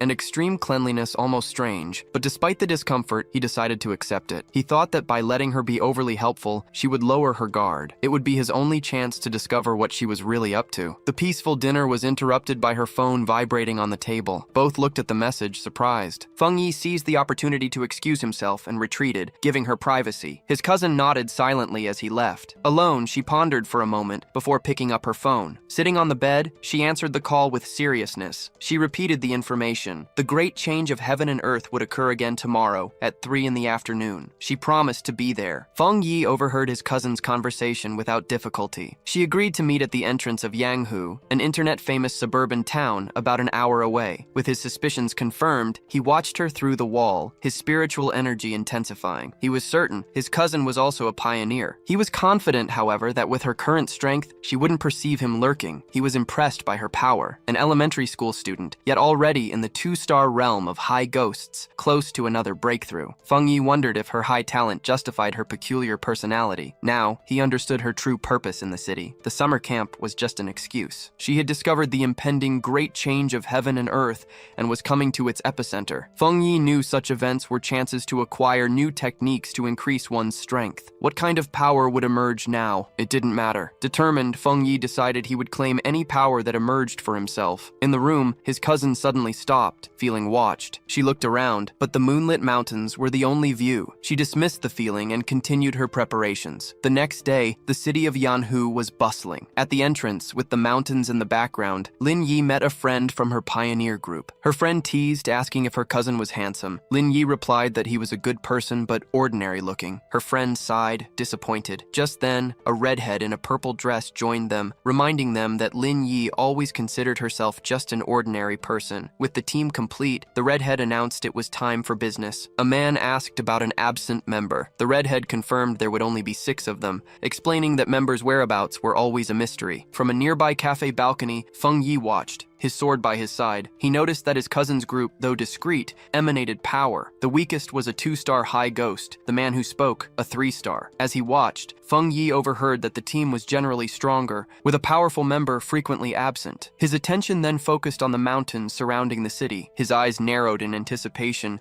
sensing that the real event was about to begin there. High in the mountains, the great shift of heaven and earth finally erupted. A colossal green vine descended from the clouds, like a legendary beanstalk. This random, non-destructive event was a key for pioneers to understand the world's transformations. Deep within the misty mountains, Lin Yi and her team came upon the incredible sight. The red-haired leader, full of awe, confirmed it was what they sought. The group stared in disbelief at the immense, pulsating vine. Awe, however, soon turned to fear. The adventurous friend paled and, trembling, desperately begged them to stop, explaining that the sight of the vine personally filled her with a terrible sensation. The leader asked about the rumors on the forums. Her friend's fear stemmed from a dark story. She knew pioneers, much stronger than their group, who had touched the vine during its last appearance and met a horrible end. Their skeletons twisted among the roots of the plant's shadowy version. Overwhelmed by terror, she clutched her head, fearing the same fate for them all. For an instant, the surrounding reality shifted. They were no longer on the mountain, but trapped in a pulsating, red, flesh-like cave, with a floor of organic tentacles. The vision of their deaths was nothing more than a frightening premonition. Back on the misty trail, her friend still trembled with dread. Though initially willing to risk everything as a pioneer, seeing the vine brought an overwhelming fear. Her instincts screamed. It was a new, unknown, high-level monster, a mutation she could never hope to face. With tears in her eyes, she declared she wasn't ready to die there and wanted to give up. The red-haired leader and Lin Yin looked at their companion, understanding. They all felt the same oppressive weight from the vine. Lin Yin described it, an absolute void, as if all life had been swallowed by time, leaving behind only an empty husk. This was why the dread. The group concluded the vine was trying to devour their life force. Just as the frightened friend was about to panic, Lin Yin grasped her hand, her resolve fierce. She declared this was the path of the martial pioneer, which demanded facing dangers head-on. Unseen by the group, Feng Yi observed from a cliff. He also felt the giant vine's suffocating death energy. Of all the monsters he had faced, save for those with dark attributes, this vine evoked the worst sensation. He admitted the small group had courage for even considering cultivating in such a perilous place. He analyzed the monster closely. Though it was a plant, a symbol of life, it appeared utterly dead, merely pretending to be alive, devoid of its own spiritual energy. He saw that it was stained with blood and the bodies of past victims. Back with the group, Lin Yin took charge. On the cliff's edge, she spoke to the team with a new purpose. They had no time to waste. Aware of the danger, Lin Yi proposed a new plan. Sense the monster's energy from a distance, safely examining the area. Lin Yi found a high point in a tree and meditated, enveloping herself in a protective bubble of blue spiritual energy. From a distant cliff, Feng Yi watched. Impressed by the group's caution, Feng Yi noted the safe and ideal distance for cultivating. He recognized his cousin's merit, the top student, for finding the perfect range, neither overly cautious nor cowardly. As Lin Yi's cultivation grew stronger, the spiritual energy around her intensified. Feng Yi watched, surprised, as she was about to achieve a breakthrough to the 3-star realm of phantom deeds. He was genuinely genuinely impressed. In a flash of blue light, Lin Yi successfully broke through. Her companions watched, astonished by the high level of power she already possessed, proving her exceptional talent. The enormous energy disturbance from the breakthrough did not go unnoticed. Deep within the forest, the dormant roots of the giant vine writhed and glowed with an eerie green light. The pioneers felt the ground tremble, and one of them looked back, alarmed. The group panicked. The monstrous vine moved towards them, its tentacles erupting from the ground in a swift and brutal attack. Vicious green tentacles emerged from the ground, ensnaring two pioneers. The rest of the team scattered in a panic, while the trapped friends screamed for them to run, warning that death would be certain if they didn't escape. The leader quickly realized the cause of the disaster. Lin Yi's breakthrough had generated too many disturbances, attracting the monster. Dark green tentacles began to coil around Lin Yi's protective bubble,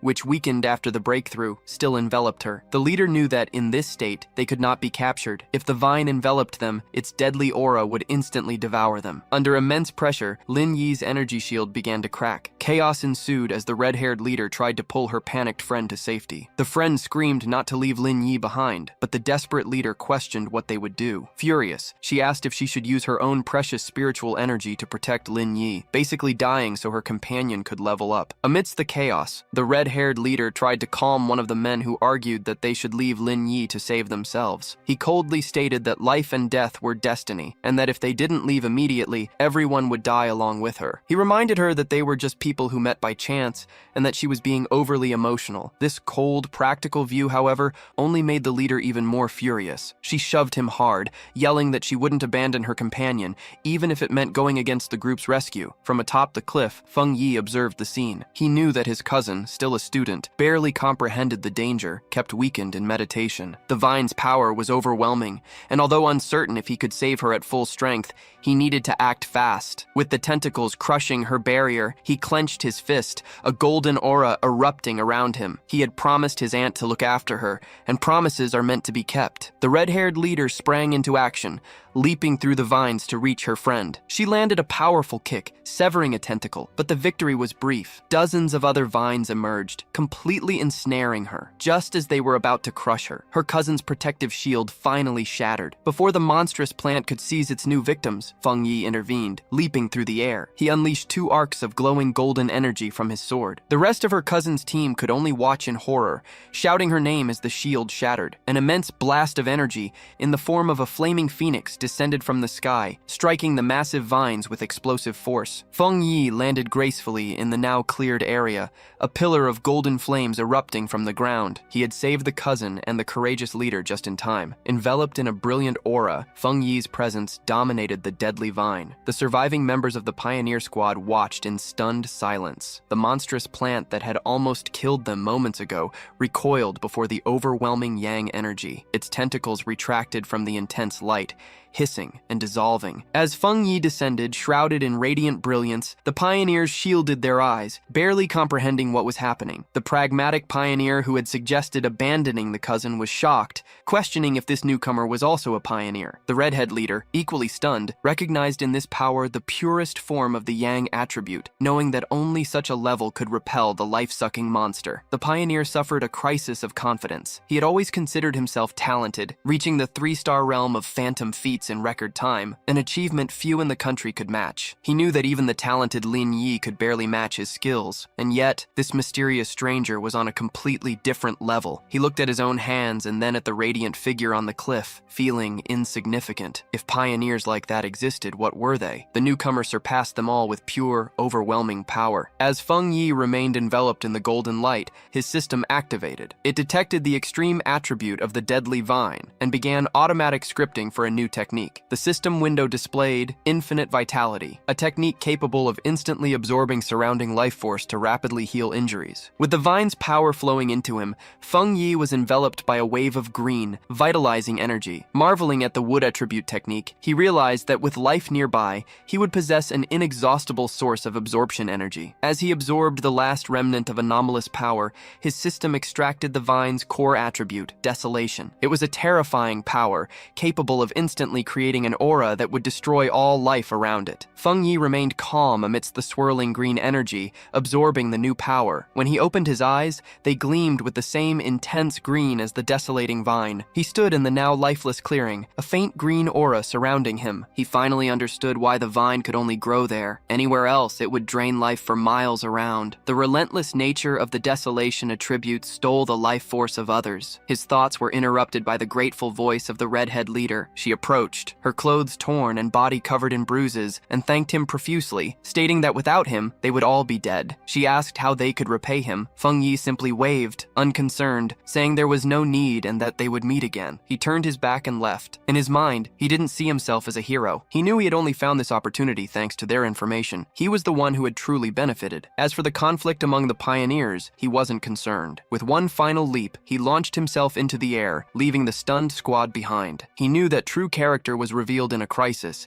and a disorganized team would have no security in the new dangerous era. In the empty clearing, the adventurous girl and the disheveled-haired man watched him depart. Still in shock, the girl asked what they would do now. The man replied with a bitter tone, asking if she regretted her hesitation in saving their companions. With the immediate threat removed, leader Li Yi was now at the 3rd level. The red-haired leader knew that staying together was the best option. Sometime later, Yi's eyes opened, glowing with an intense blue. Coming out of her meditation, her companions rushed to her side, relieved to see her awake. The pioneer who had suggested abandoning her said that their fate now depended on the leader's wisdom. Another companion, however, insisted that the focus should be on the mysterious stranger who had saved them. Still confused, Yi asked what had happened, noticing the other companions lying unconscious on the ground. Upon standing up, she was immediately hit by the burning, powerful heat of a remnant of the yang attribute in a nearby tree. She felt the intensity of the heat even from a distance. The disheveled-haired man stepped forward, offering to explain what had happened while she had been unconscious. Later, back at her cousin's apartment, Yi was still trying to understand the unbelievable events. She couldn't believe someone so powerful truly existed. Her companion's words echoed in her mind. The companion had described the mysterious pioneer. The previously untouchable vines were easily repelled, and the gigantic beanstalk retreated into the sky. The presence of the man who had saved her was overwhelming. Yi realized that even after he left, the vine remained calm, a sign of the lingering power. Upon opening the door, she was surprised to see Feng Yi. He noticed she was pale, but she quickly composed herself, forcing a smile to ward off his concern, blaming the day's exhaustion. Feng Yi accepted the excuse, suggesting she rest and offering to order dinner. Yi agreed, and upon reaching her room, Yi knew that advancements were mentally draining. She felt exhausted, more so than from sleepless nights, but also relieved. She was no longer an ordinary person, immune to a death by mere insomnia. She accepted that the constant struggle against death was the destiny of a pioneer in this new world. She reflected on her cousin's peaceful life, something impossible for herself. Her thoughts were interrupted by a new message in the pioneer group. Jianlan, the mysterious and powerful member who rarely appeared, sent a direct message. If there are any more traces of that strong man, please inform me. Lan's first message in the group caught Yi's attention. Yi replied, agreeing, and then asked the group if the man who had saved her was the same one from the Black River Lava Dragon incident, and if so, why he would help them. The chat lit up with a post about the mysterious high-level master of the Yang attribute. The post detailed his sun-splitting strike, describing the witness being forced out of the cave by an explosion of white, incandescent light. The author claimed that no other pioneer in Xia could match such power, warning everyone to stay away if they encountered him. Meanwhile, that night, Feng Yi went out on his bike, certain that the day's events would make his cousin lower her guard, allowing him to come and go without suspicion. With this freedom, his mission was to find a suitable receptacle for his new desolation attribute. Knowing the power was most compatible with plants, he pedaled all night in his search. Under the moonlight, he pondered how to use his newly acquired attribute. Though powerful, it was essentially dangerous, based on destruction and decay. He feared that incorporating it could cause negative reactions, or that its malevolent nature would conflict with his purifying thunder attribute. The best solution would be to find a receptacle, like the strange vine. He imagined that the original vine monster emerged when an ordinary plant, sensing the return of spiritual energy, evolved, creating the desolation attribute to accumulate more power. With a clear plan and a confident smile, Feng Yi knew where to go. He followed a moonlit road to the forest park. He left his bike and entered the woods under the intense light of the full moon. He walked through a field of vibrant, luminous flowers, seeking the perfect plant, one capable of intensely connecting to his spiritual energy. He closed his eyes, concentrating. A bright green aura flowed from Feng Yi, spreading his spiritual energy through the forest and covering the plants. He felt a response from them, a wave of energy rising to meet him. Yet, the reaction, though large, was not strong enough. As Feng Yi continued to emit energy, he realized he needed a much more intense response. Suddenly, Suddenly, he stopped, his attention drawn to a specific spot in the forest. There, in the tall grass, a single white flower with a glowing center swayed gently, as if calling to him. Could it be her? He approached carefully, extending his finger. As his fingertip touched it, the flower's petals closed. He felt the plant absorb his spiritual energy. The flower bloomed again, looking sated, as if after a good meal. Feng Yi knelt down, smiling. He noted its strong spirituality. The plant, though simple, had reacted like a hungry pup, devouring his energy and nuzzling his fingers for more. Feng Yi knew he had found his receptacle. Throughout the entire forest, it was the one that had reacted most to his aura, the perfect vessel for the desolation attribute. He told the flower it was the chosen one and asked if it was ready. Without waiting for an answer, he released a vortex of green spiritual energy, concentrating it on the small white flower. A system window popped up, asking for confirmation. Do you wish to forcibly implant the desolation attribute into this plant? His eyes gleaming a vibrant green, he consented. An intense light erupted from his hand, and the flower began to transform, its petals unfurling into a larger, more complex, and powerful form. The implantation process concluded in a bright green flash. Feng Yi was surprised by the sudden burst of power. The small, simple white flower had been completely transformed. Its petals had opened into a beautiful lotus-like flower, and its leaves grew thick and radiant, everything emanating a powerful green aura. The newly energized flower immediately showed its influence. It released a massive wave of desolation energy, its roots penetrating the soil to absorb power. The effect was instantaneous and destructive. The lush forest surrounding Feng Yi was drained of life in seconds. The trees died and the ground turned to dust. Feng Yi was impressed by the malevolent power of the desolation attribute. In moments, the energy had already consumed part of the forest. Then, the flower's light weakened, and its form shrunk again. Feng Yi knew he had to leave. If he continued, the energy disturbance would attract the Spiritual Energy Association. He crouched down and pulled up the glowing flower, roots, and all. He knew the park's risk, near the center, monitored by the association, which feared spiritual revitalization turning common plants into threats. He had already noticed the increase in cameras and the absence of people upon arriving. As he walked away, holding his prize, he noticed something incredible. The flower continued to absorb energy from the air, surviving and thriving, even without roots connected to the soil. Feng Yi observed, amazed. Its spirituality hadn't weakened since it was pulled up. It was magical, especially for being a common wildflower, just moments before it was chosen. This led him to a profound conclusion. By granting the plant the desolation attribute, he had unlocked its evolutionary potential, setting it on a path to become something far greater than it ever should have been. Just as Feng Yi was about to leave the park, a thunderous alarm echoed through the forest, with red lights flashing and a robotic voice sounding in a grave tone. Abnormal value exceeded. Feng Yi immediately realized that, even with his haste, he had activated the park's monitoring system. Without time to lose, he grabbed his newly acquired desolation flower and swiftly departed. Miles away, at the Spiritual Energy Revitalization Research Department, the same alarms blared in a high-tech control room. Technicians rushed around shouting about the anomalous value being out of control and demanding explanations. Quickly, an order was given. All personnel were to put on their protective bracelets, enter the park, and completely block off the area. A team with full protective gear entered the now lifeless section of the forest. One of the members checked their wrist device. The reading showed a dangerously high value of 30. Startled, he commented that the value was alarming. The incident at Xingxing University had ranged between 8 and 10. The mighty Black River lava dragon had peaked at 25. Another member added that the park's spiritual level had never exceeded 10. While one researcher collected soil samples,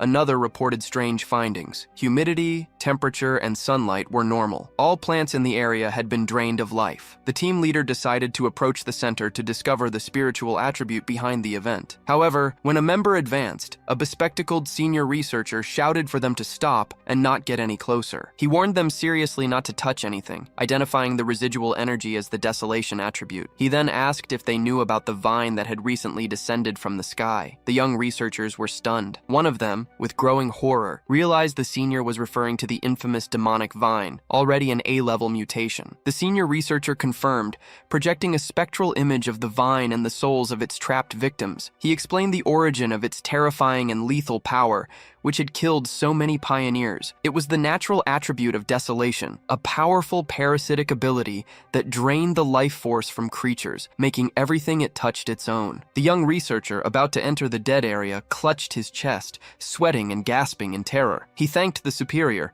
realizing they had just been saved. The senior explained that the area around plants with the desolation attribute was a dead zone, where the life force of anyone entering would be devoured. He recalled data about a similar plant in Xia country, an ancient, decaying tree in a forbidden zone of Wan City that instantly destroyed any nearby life. He looked at the lifeless clearing, concerned about the plant mutations of this new era, which could not be ignored. Desolation was the most powerful attribute a plant could awaken, and now, in addition to the ancient tree and the celestial vine, a third had arisen. His explanation was interrupted by a hand on his shoulder. The team turned, surprised, to Major Han Li, who had arrived with his group of soldiers. The major was already aware of the situation. He ordered the researchers to switch into the advanced protective suits brought by his men and follow them into the contaminated area. With Major Han Li at the forefront, the newly equipped team, accompanied by Su Qinying, advanced steadily into the dead zone. With their scanners, they made confusing discoveries. They didn't find the source of the desolation energy, and the aura was rapidly weakening. The level had already dropped to 25 within minutes. This contradicted what they knew about the celestial vine, which was supposed to be mobile. Major Han Li turned to Su Qinying, suggesting a closer investigation. She agreed gravely. While the major and Su Qinying began their investigation, two team members with brightly glowing blue auras tracked the flow of residual spiritual energy. The energy trails guided them from the edges of the dead zone back to a starting point. As they approached, they stopped, shocked. The major and Su Qinying realized the terrible truth simultaneously. The source of the desolation energy had been unearthed and taken. A researcher in a protective suit,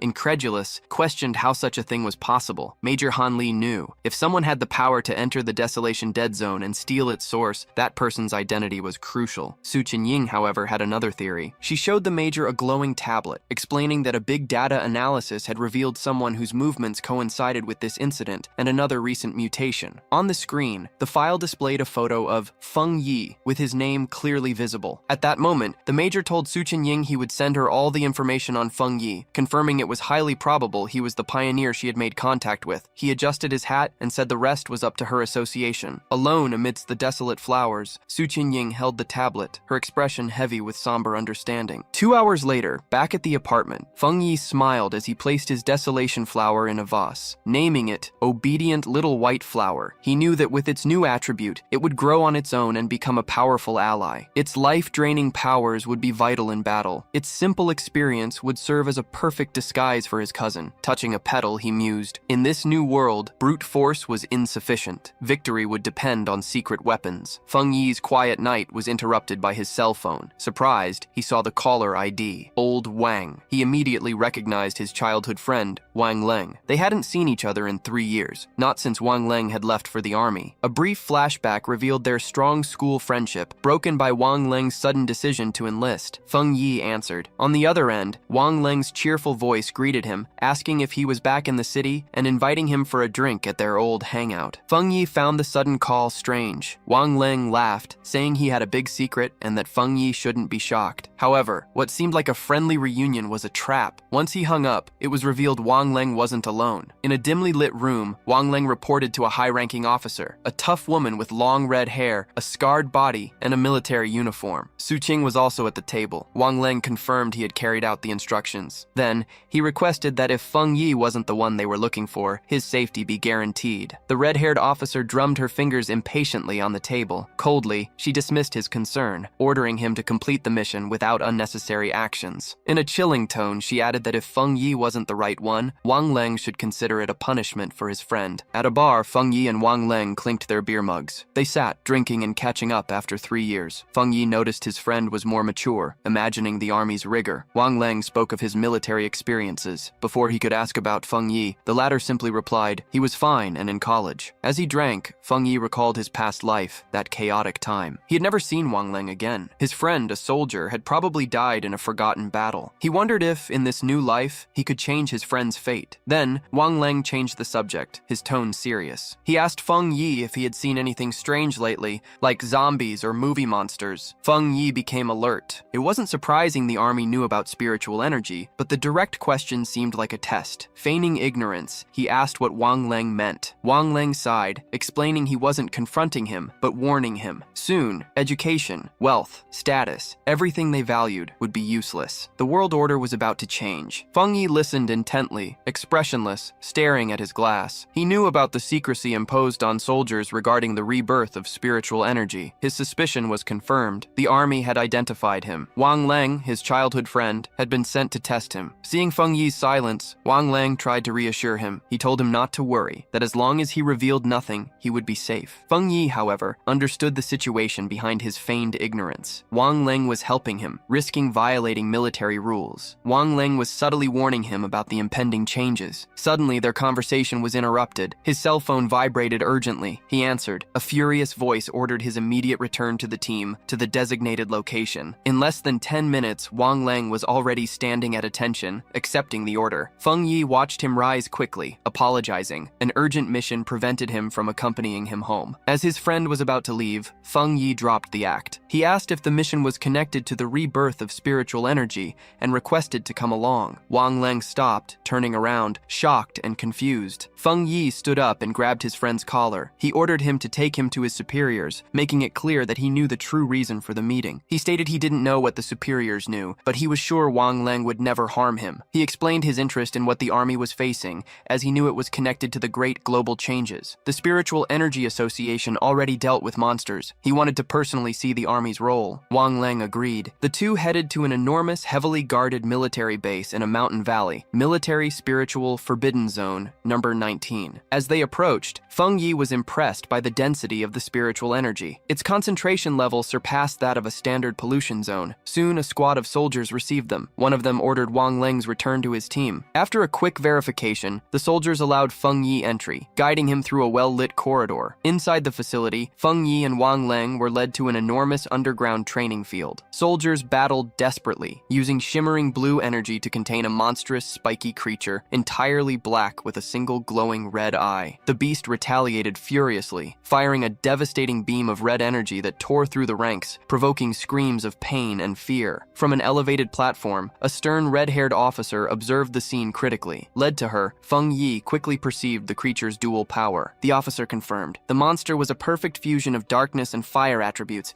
which made it exceptionally fierce and cruel, having already severely wounded several soldiers. Identified as Ji Feng, a 3-star Ghost Realm officer, she spotted Wang Leng. She shouted his name and he promptly stood at attention. Furious, she asked why he had brought an unauthorized person into the restricted area, cutting him off before he could explain. Her expression softened. She told him to forget about it. The situation was urgent and they needed him in the formation. She turned to Feng Yi, seeing nothing special, just a lightly activated spiritual energy. For an instant, she considered if he might be the powerful pioneer they sought, but quickly dismissed the idea, focusing on the battle. She gave a stern warning. As Wang Yang's friend, she wouldn't say much, but being in a restricted area, his life would be his own responsibility. Furthermore, he had to swear secrecy about everything he saw. Feng Yi simply replied that he understood. Ji Feng took command, raised a massive energy cannon, and called 2 soldiers. The 2 acted immediately, their bodies enveloped in blue energy, confronting the monster up close. Ji Feng then aimed at the ground and fired a gigantic beam of pure energy at the creature. The attack hit the monster squarely,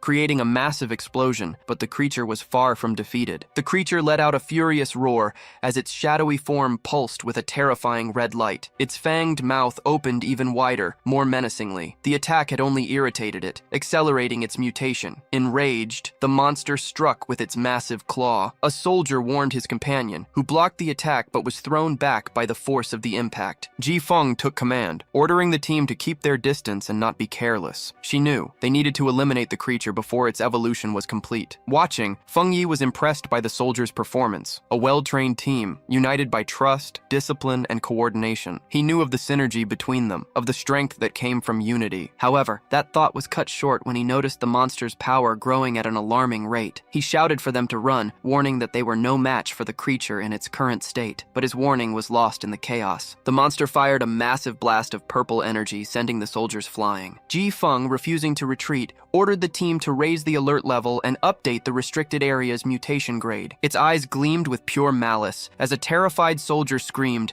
The evil hound had completed its mutation, merging with the darkness, its single eye, a flaming red orb, fixed on a target. It aimed at Wang Liang, who stared back, paralyzed. Ji Feng and Feng Yi reacted in horror, realizing Wang Liang's mortal danger as the monster prepared to attack. In an explosion of power, the creature surged forward, violently throwing a soldier backward with an energy wave. Ji Feng alerted the team. The C-level evil hound had mutated, becoming a B-level threat and requiring an immediate change in the combat plan. The thrown soldier coughed blood. Feng Yi rushed to him, supporting him and asking if he was okay. The injured man explained that he was trying to send energy to the containment collar, but the creature's evolution made it explode violently. Even as he coughed up thick black fluid, he tried to be brave, telling Feng Yi not to worry about the restricted area officers. Feng Yi glared, a dark and irritated expression on his face, realizing the futility of normal weapons. Ji Feng dropped her heavy energy cannon to the ground. Ji Feng stood before the remaining soldiers,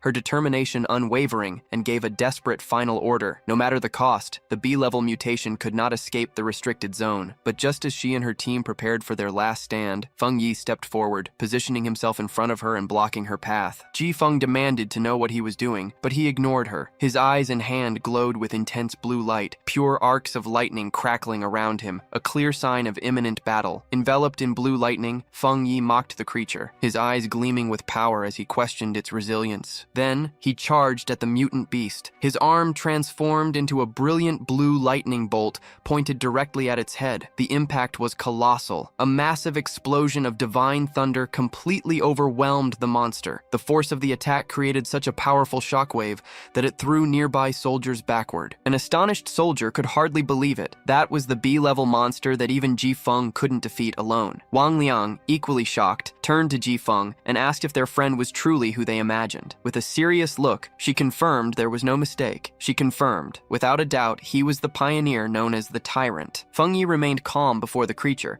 which still burned with residual flames but was clearly injured by the lightning. Seeing that it wasn't completely defeated, he concluded he needed to finish the job. Then, he told Ji Feng and Wang Liang to step back. Ji Feng watched, pondering how her team needed a complex formation for a B-level threat. While Feng Yi prepared to handle everything alone, she wondered what kind of power he possessed. Ji Feng had to admit, she had never seen such pure and extreme mastery of thunder. He was already an elite pioneer, and she could barely imagine his potential with the rebirth of spiritual energy. As she watched Feng Yi raise his hand, gathering even more electrical energy, astonishment spread across her face. She saw an enormous thunder energy storm form in the sky above Feng Yi. With a final step, he unleashed the full power of his attribute. An immense pillar of brilliant blue lightning erupted from the ground where the monster stood, a display that truly lived up to his codename, the Tyrant. His eyes still crackled with residual electricity, showing calm determination as the light from the attack dissipated. The surviving soldiers watched in shock. One of them commented that the scene made him tremble. If the monster's corrosive power of darkness was already tough, the purely destructive force of thunder was on another level entirely. When the dust settled, Feng Yi casually gave his friend a thumbs up, threat eliminated. Wang Liang rushed over to him, shouting in relief that Feng Yi had scared him half to death. Then, he playfully punched his friend's shoulder, laughing, "I never imagined my old buddy was so powerful." The mood shifted when Wang Liang apologized, admitting he suspected Feng Yi was a pioneer but had to follow orders. Feng Yi took it in stride. "Why so formal after 3 years? I understand our reunion was cut short." Ji Feng approached, formally thanking Feng Yi for his help, extending her hand with a slight smile. Feng Yi accepted the gesture, shaking her hand and responding that it was no problem. He acted mainly to save his friend. Ji Feng then formally introduced herself as the guardian responsible for Forbidden Area 019. She explained that since he had saved the base, they needed a proper report and asked if he could leave his contact information. Feng Yi agreed without hesitation, while Wang Liang watched in silence, surprised by the strict commander's consideration for his childhood friend. With the formalities concluded, Ji Feng made a direct and serious proposition. Feng Yi's strength surpassed that of many Special Army pioneers, and she formally invited him to join the armed forces. However,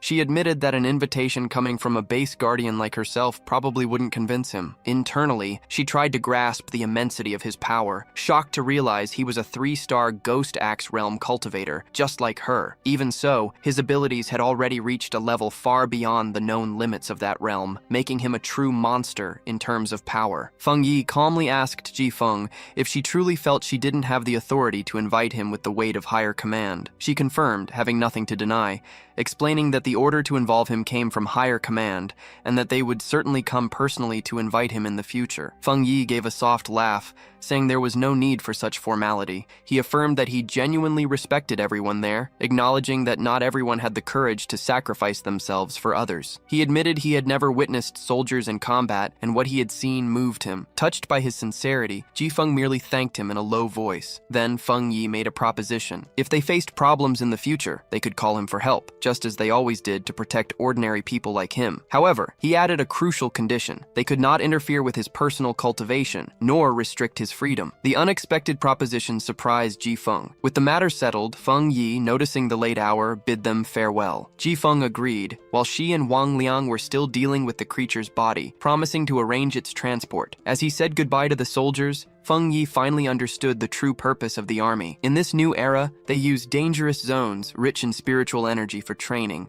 and, crucially, as a defense between the common world and the worlds that now threatened it. After Feng Yi's departure, Ji Feng commented to Wang Liang that their friend surpassed the definition of impressive. She knew that what they had seen was only a fraction of his strength, and for a pioneer to achieve such power in such a short time revealed extraordinary perception. He was, she concluded, a rare combination of luck, courage, and raw skill, the elements of true greatness. Seeing the commander's respect, Wang Liang, animated, suggested that if she didn't feel she was the right person to recruit him, he, as a childhood friend, should take on the task. Ji Feng, however, brought him back to reality with a light tap on the head, ordering him to stop talking and help with the cleanup. He merely agreed, being dragged off to work. Later that night, back at his apartment, Feng Yi meditated on the rooftop, enveloped in a bright golden aura. He reflected on the encounter with the army. He knew the visit had revealed his identity, but he had only exposed his thunder attribute, keeping other powers secret. Their respectful attitude confirmed that it was a positive development. He now understood that his rare thunder attribute, a perfect counterattack against the dark monsters the army fought,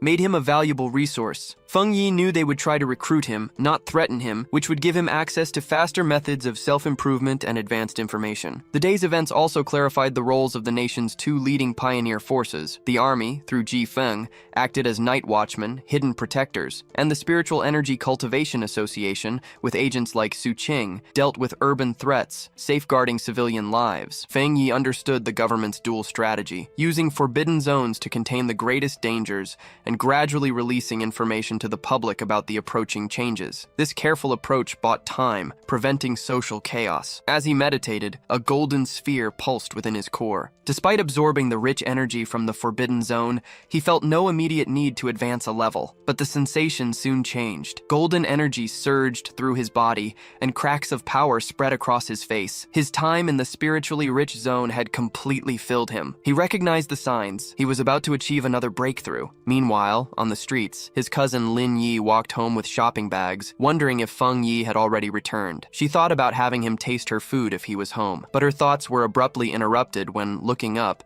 she saw an enormous pillar of golden light erupt from the night sky. Coming from the direction of their apartment building, her eyes widened in shock and alarm. A flaming divine axe reflected in her gaze. She recognized the powerful energy of a phantom axe realm breakthrough, quickly realizing her mistake. On the street, Lin Yi stopped, astonished. The colossal flaming divine axe in the sky emanated a terrifying power far beyond a common breakthrough. Although she recognized the strength of a phantom axe realm, this was something more, an energy capable of altering reality itself. When a gigantic golden divine hand formed among the clouds, she understood the terrible truth. It was the legendary spiritual creation realm. The realization of an unimaginably powerful pioneer so close by caused deep shock and fear. The gigantic energy surge did not go unnoticed. Miles away in a high-tech command center, deafening alarms blared and technicians monitored an urgent alert. Anomaly Index 99, catastrophic, located in the southeast of the city. An officer and Su Qing reacted with alarm. The officer demanded, "What's going on? All units move out!" Su Qing questioned how something so powerful could have gone unnoticed, an energy capable of destroying the entire city. In a tense emergency meeting before the holographic map, military leaders debated, a new divine pioneer of the spiritual creation realm or an imminent catastrophe. It could be both. a grim officer suggested. The situation escalated. The senior officer, in a panic, called headquarters, demanding advanced equipment, but no weapons of mass destruction. His despair was cut short when a subordinate burst into the room, gasping, "Alert canceled! It's not a monster,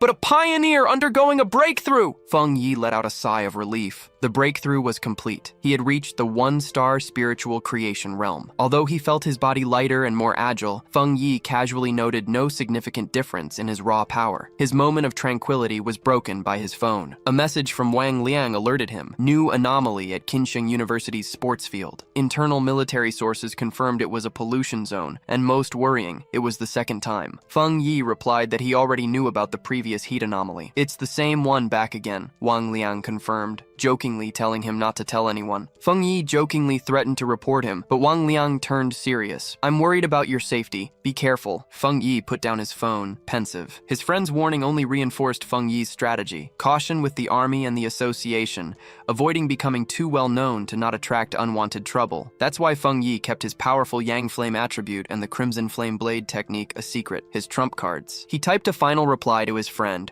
assuring him that he would be careful and had hidden resources to use if needed. At that moment, Lin Yi returned to the apartment. Seeing Feng Yi on the sofa, she asked if he had already eaten and offered the bag of food she had brought. Distracted by his phone, Feng Yi just told her to leave it on the table. He would eat later. Watching him, Lin Yi felt a mix of concern and mild frustration. Her thoughts turned to her cousin. Feng Yi was kind-hearted, but he was lazy to a fault. He seemed content staying home all day, glued to his phone, skipping college. She found it ironic that while she and other pioneers were busy seeking opportunities and hiding their identities, her cousin lived such a carefree, aimless life. Exhausted, she went to her room and collapsed onto the bed. Lin Yi knew the news of an incredible spiritual creation, Realm Pioneer's emergence, would spread fast. Driven by a sense of duty, she resolved to protect her seemingly oblivious cousin when the time came in return. Meanwhile, Feng Yi wasn't just fiddling with his phone. He was analyzing the report Wang Liang sent, which showed a massive fire on the university campus. He noted that the first anomaly had been intense heat, and now it was fire. Feng Yi wondered if this was another form of the Yang attribute. The video showed the fire starting incredibly fast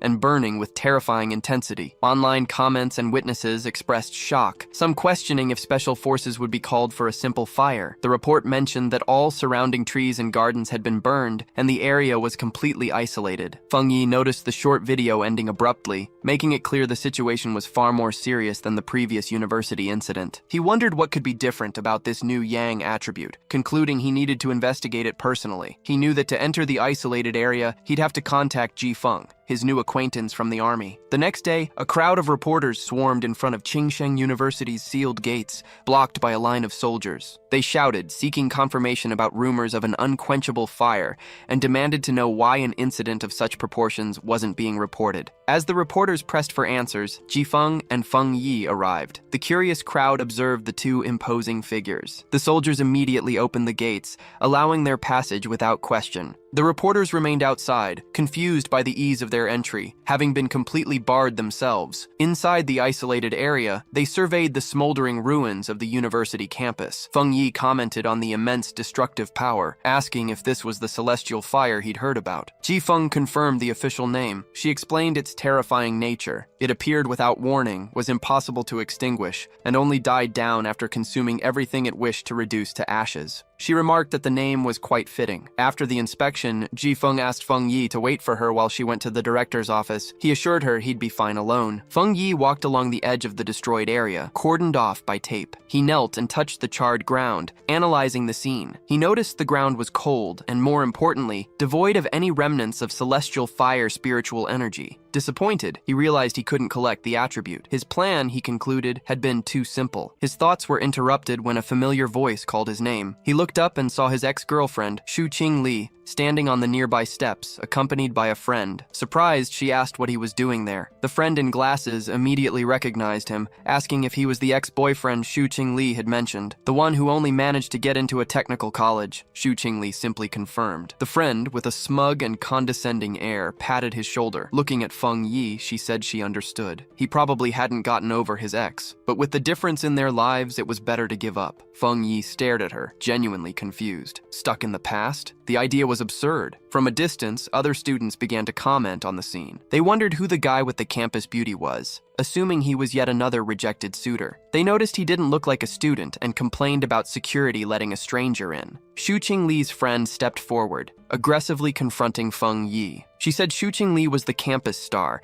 and he should think carefully about his actions. She warned that countless guys better than him were courting her, and he didn't even qualify. She ordered him to leave. This wasn't his place. She threatened to report him to the administration if he didn't explain how he got in. Meanwhile, Shu Qingli watched with a complicated expression. Shu Qingli remembered him saying he wouldn't regret the breakup, but now she saw his indifference as a performance to keep up appearances. The tension was interrupted when Ji Feng returned, asking Feng Yi if the girl was his friend. Shu Qingli was surprised by the sudden appearance of the imposing red-haired woman. Feng Yi, coldly, clarified that they were just high school acquaintances, not friends. Ji Feng accepted, simply commenting that they were acquaintances. Then, she put on sunglasses, making her already intimidating presence even more striking. Shu Qingli and her friend became visibly nervous from the woman's powerful aura. While they wondered who she was and how she knew Feng Yi, Ji Feng turned to him with an update. She explained that, after talking with the director, the matter of the sky fire was more complicated than they thought. Ji Feng informed him that the director was on his way,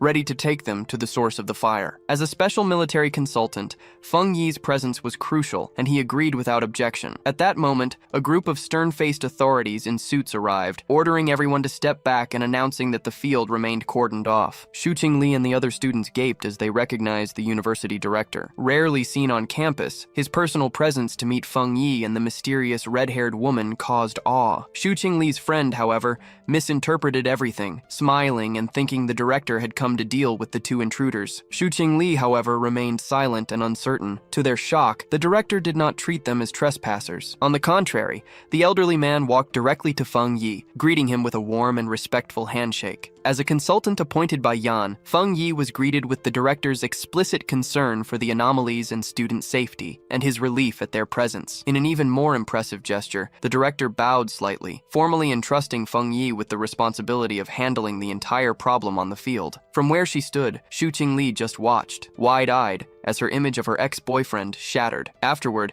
the director's security reinforced the cordon, forming a human barrier and ushering away unauthorized individuals. Pushed by the confused student crowd, Shu Qingli could barely believe the respected director was bowing before a young man she thought she knew. She heard the students' opinions sharply shift. From her ex-boyfriend or suitor, Feng Yi was now seen as someone of extraordinary identity. They noticed the complete inversion of status, imagining that even if Shu Qingli tried, she might not even get his attention. The sharpest realization came when she noticed Feng Yi hadn't looked at her once, leaving the campus beauty completely alone and ignored. In Qingsheng University's northern district, the director led Feng Yi and Ji Feng to the anomaly site. He explained the sequence of events, starting from the Golden Sun incident, which he had hoped would be the end of their troubles. He recounted that a few nights ago, an uncontrollable fire had started in one of the fields. Since it was at night, the area was quickly isolated. The director continued, his face growing more serious. After the first, fires had sprung up in 2 more fields. He himself had witnessed a crimson flame descend from the sky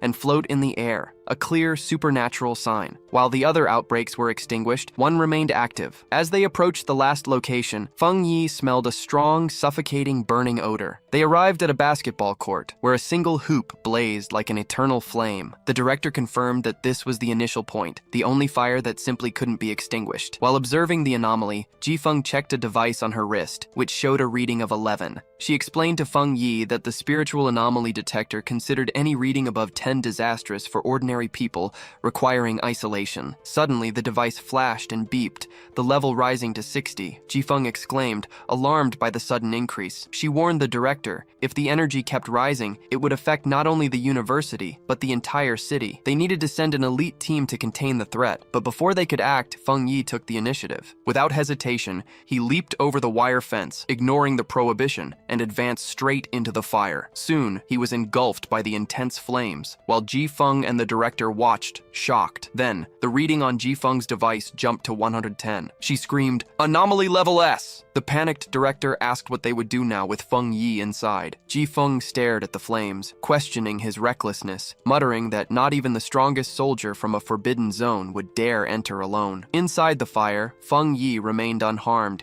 his silhouette calm amidst the furious flames. He knew that just as his Yang attribute had protected him from divine thunder, it would also protect him from this celestial fire. Quickly, however, he identified a problem. His protective aura, though keeping him safe, prevented him from touching the source flame and activating the system's ability for a new technique. Feng Yi realized he needed to reach the core, watching the fire coil around the hoop like a flaming dragon. Without hesitation, he prepared to face the flames head-on. The fire dragon charged with a fierce roar. In a risky move, Feng Yi deactivated his Golden Sun protective aura, becoming completely vulnerable. The celestial fire immediately engulfed him in a storm of raw energy. He gritted his teeth against the searing pain as the flames burned his skin. He forced his hand forward, determined to touch the anomaly's core. His gamble paid off. Upon touching the origin, the system activated, confirming the detection of the celestial fire attribute. Despite the pain, a determined smile appeared on his face. Impressed by the power of the celestial fire, whose will surpassed even that of the newly acquired desolation attribute, Feng Yi fiercely declared, "I will absorb all this power at any cost." The system calculated and compiled the data. A new system window popped up, announcing the reward. He had obtained the 9 Dragons Celestial Fire Sealing Art, a technique of the celestial fire attribute, a power to eliminate evil and seal demons. As he mastered the new ability, the wild flames became extensions of his will, coiling around his arm like a domesticated dragon.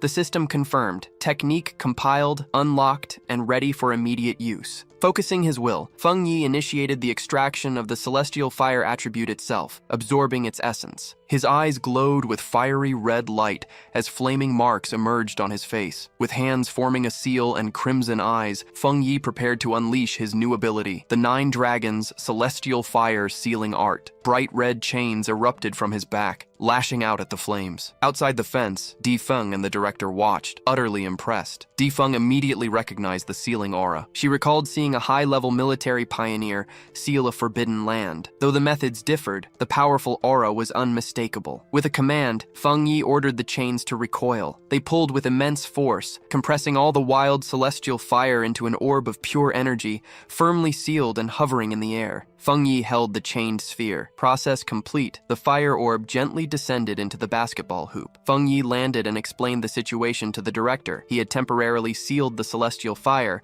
and requested the court remain closed, with no repairs or approach, to prevent the fire from spreading. The director promptly agreed, assuring the location would remain isolated, which was no problem given the university's numerous courts. Di Feng, however, watched Feng Yi with an intense, silent gaze. The director, impressed, humorously commented on Feng Yi, offering his help, but Di Feng interrupted, asking to speak with Feng Yi alone. The director bid them a satisfied farewell, leaving them to themselves. Di Feng, serious and direct, turned to Feng Yi. She stated he had hidden his true depth well. Feng Yi tried to deflect, casually commenting on the celestial fire's difficulty, but she saw through his act, fixing him with a penetrating gaze. She told him to stop pretending, making it clear she wasn't talking about the fire, but about his extraordinary talent and power. Di Feng softened her tone, admitting that secrets were normal for pioneers, even more so for someone so powerful. Feng Yi listened in calm silence. Then, in an even more serious tone, she explained that while she had no right to ask for anything, she hoped to be heard attentively. She described a grim future of chaos, where Nation Z would desperately need top-tier talents like him. He put Feng Yi's potential into perspective. When spiritual energy fully awakened,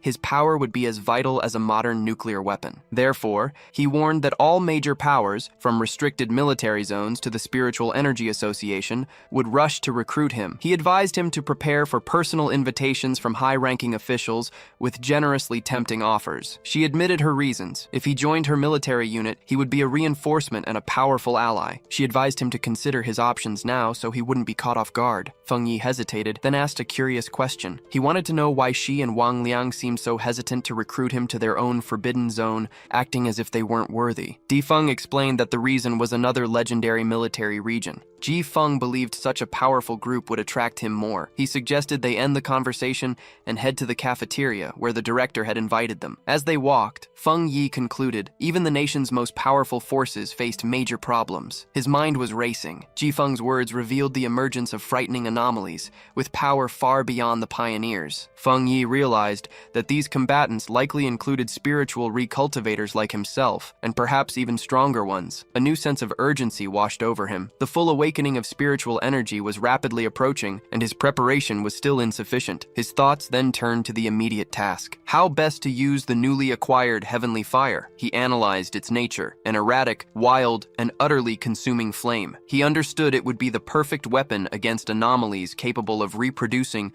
or regenerating indefinitely. Suddenly, an idea sparked. The wild and powerful nature of the heavenly fire perfectly matched his crimson flame blade. He imagined enchanting his sword with this new power, an incredible enhancement for his combat style. To test it, Feng Yi headed to the back mountain, his usual training spot. Upon arriving, he was surprised. The path was blocked by a large sign warning of danger and prohibiting entry. Feng Yi wondered who had placed it. He knew there were no dangerous monsters in the area and doubted the army had discovered his training spots so quickly. He concluded that only the Spiritual Energy Cultivation Association, knowing his habits, could have done it. He realized the association was presenting him with a private training ground, seeking his goodwill. Smiling, he decided to accept the gesture. His thoughts were interrupted when his keen senses detected an unwanted presence. An intruder had managed to enter the mountain. Feng Yi felt a familiar aura, similar to the one at the factory, but weaker and hidden among the trees. A monstrous, monkey-like creature with glowing red eyes was watching him. Feng Yi noticed the beast's intelligence. It hesitated, assessing his strength instead of attacking. With his sword already gleaming with energy,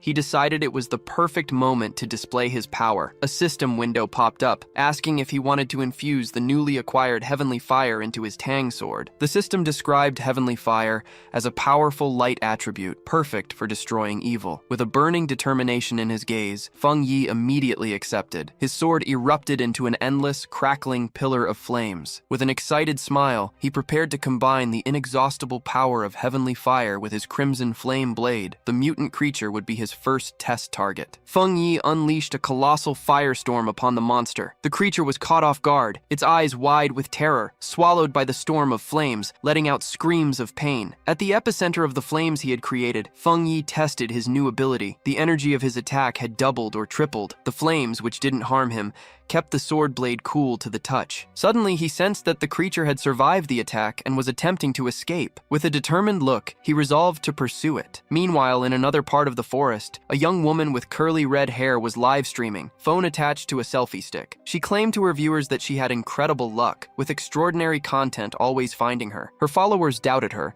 and one challenged her to prove her luck at Kinshung University by filming the mysterious heavenly fire. Her confident broadcast was suddenly interrupted. Her expression shifted to pure shock. The monster, similar to the monkey that had escaped Feng Yi, leaped from the undergrowth and attacked violently. The force of the impact sent her phone flying, cracking the screen as it hit the ground, but the livestream continued. Through the cracked screen, viewers saw the monster immobilize her, but they judged it to be a staged scene with poor effects. The streamer, however, was in real danger. She screamed in terror, trapped by the monster which covered her mouth with its paw. The creature opened its enormous fanged mouth for a fatal bite. Before it could strike, an immense fiery blast in the shape of a dragon's head struck the monster, sending it flying. The streamer looked up, shocked, saved at the last second. The impressed viewers didn't perceive the real danger, but rather the incredible special effects of the fire dragon. The dramatic twist caused the audience to skyrocket to over 13,000 people. Still scared, the young woman looked over her shoulder, asking who was there. She picked up her phone, stood up, and pointed the camera at the source of the attack. Facing intense fire,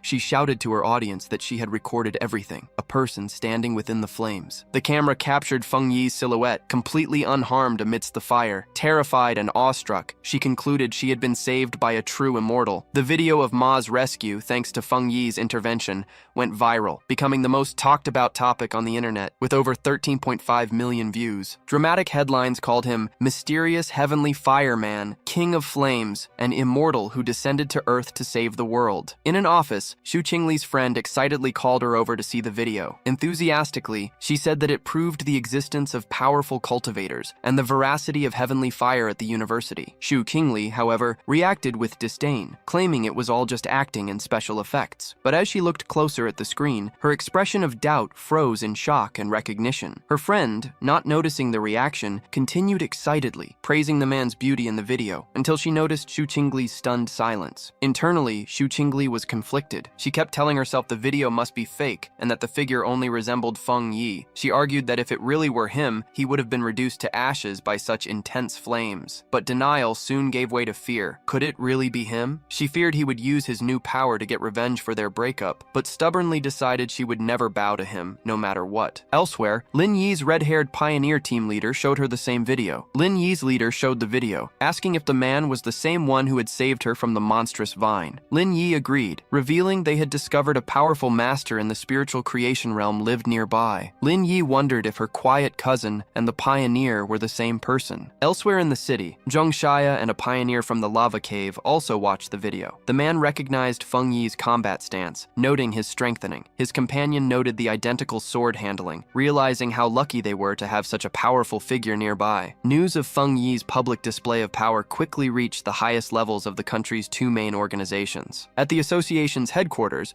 where the city's crisis was worsening and pioneers struggled to keep up, Su Qing reported to officials. She assured them that the army was already in contact with Feng Yi and that he would certainly help them. Meanwhile, at a military command, Ji Feng, Major Han Li, and other officers discussed the information. Impressed by his progress, they called Feng Yi a monster for reaching the spiritual creation realm so quickly. They debated his high-level attributes, concluding he must have 3 or more. They agreed that intimidating him had been a mistake, and the only option was to recruit him. Major Han Li asked if the high command would approach him personally. Ji Feng confirmed, but noted the military brass's hesitation to lower themselves, as all elite pioneers had always emerged from their own ranks. Taking the lead, Major Han Li outlined the new strategy. Subordinates should investigate Feng Yi's needs in weapons and equipment and offer training locations as a gesture of goodwill. A crucial order was given. The viral video of the broadcast and the rumors must be strictly controlled. The spiritual energy cycle of Nation SI now revolved around Feng Yi. Su Qing and Ji Feng thought about their future. She worried about the immense pressure. He with a slight, confident smile. The two leaders eagerly awaited to see what Feng Yi would do next. In a silent hospital room, where a heart monitor emitted regular beeps, a mysterious purple-haired woman sat beside a patient whom she called Master. She spoke softly, saying that Nation SI had found new hope with Feng Yi's emergence, and that the chances of her master finally waking up had increased. A day later, back in his apartment, Feng Yi was having breakfast, reflecting on the past month. The battle at Back Mountain had gone viral because of a bold streamer seeking views in a restricted area. As he ate, he noticed the video had been completely removed from the internet and the streamer's account banned. The work of the army or the Spiritual Energy Association, he presumed. His thoughts were abruptly interrupted by a realization. His cousin Li Yi hadn't come home last night nor sent any message. Unusual. Even on a mission, Feng Yi felt a growing unease as he tried to call Li Yi. The call went straight to voicemail. Genuinely worried, he sensed the danger and decided to go after her. Far from there, in a dark, foggy forest,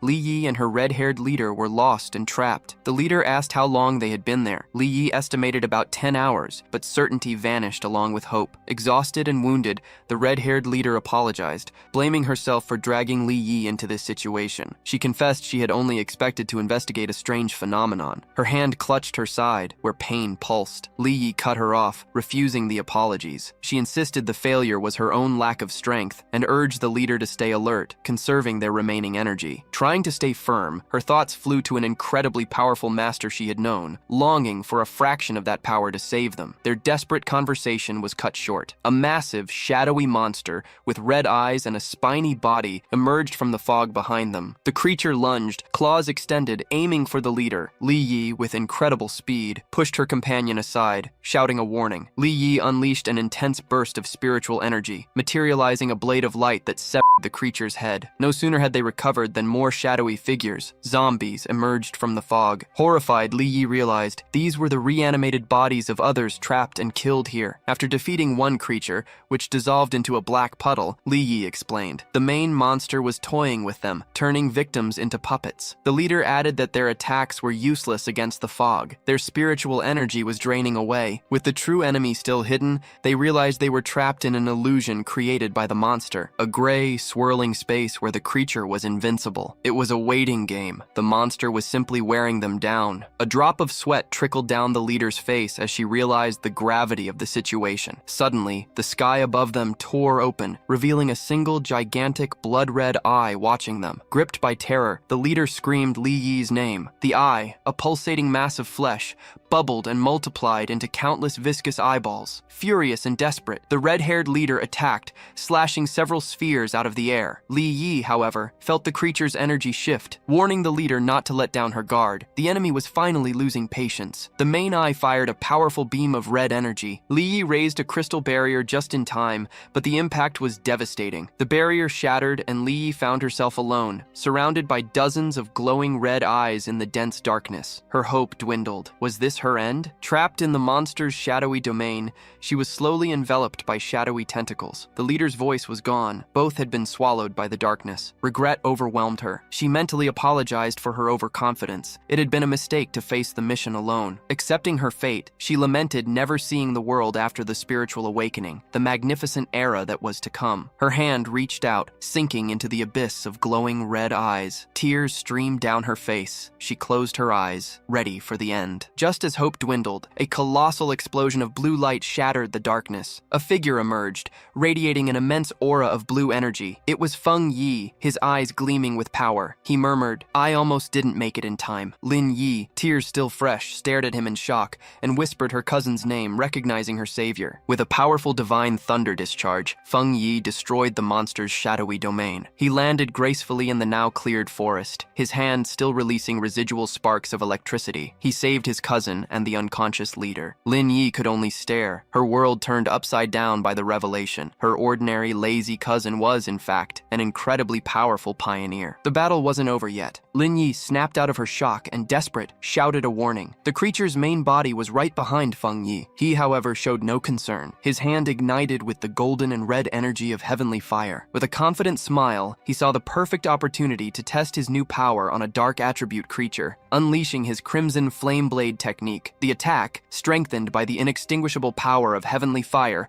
engulfed the monster in a furious blaze. The creature let out a final, agonizing scream, consumed by the divine flames. After the fight, the red-haired leader slowly regained consciousness. She found herself with Lin Yi, sitting on the ground, feeling uncertain, surrounded by a protective circle of fire, confused and scared. She asked Lin Yi if they had died and been dragged to hell with the monster. Lin Yi, now calmer, reassured the leader, asking her to look closely and assuring her they were still alive. Still processing what had happened, the leader repeated Lin Yi's words in disbelief before asking who saved them. Feng Yi casually walked towards Lin Yi and her leader, a slight smile on his face as the protective flames dissipated. He said the problem was solved and, noticing the time, commented that they probably hadn't had breakfast yet. The red-haired leader stared at him, eyes wide in sudden realization. She leaped to her feet, filled with pure excitement and awe. She pointed at Feng Yi, confirming it was he who had saved her before, in Changyu City, from the monstrous death vine. Feng Yi was slightly surprised by how easily he was recognized. Lin Yi was shocked by this new revelation. She asked the leader if the powerful fire attribute master who saved her from the vine was truly her cousin. The leader, surprised by the connection, questioned Lin Yi. How could this super master be the cousin she described as ordinary? Feng Yi awkwardly scratched the back of his neck. Excited, the leader grabbed Lin Yi's shoulders,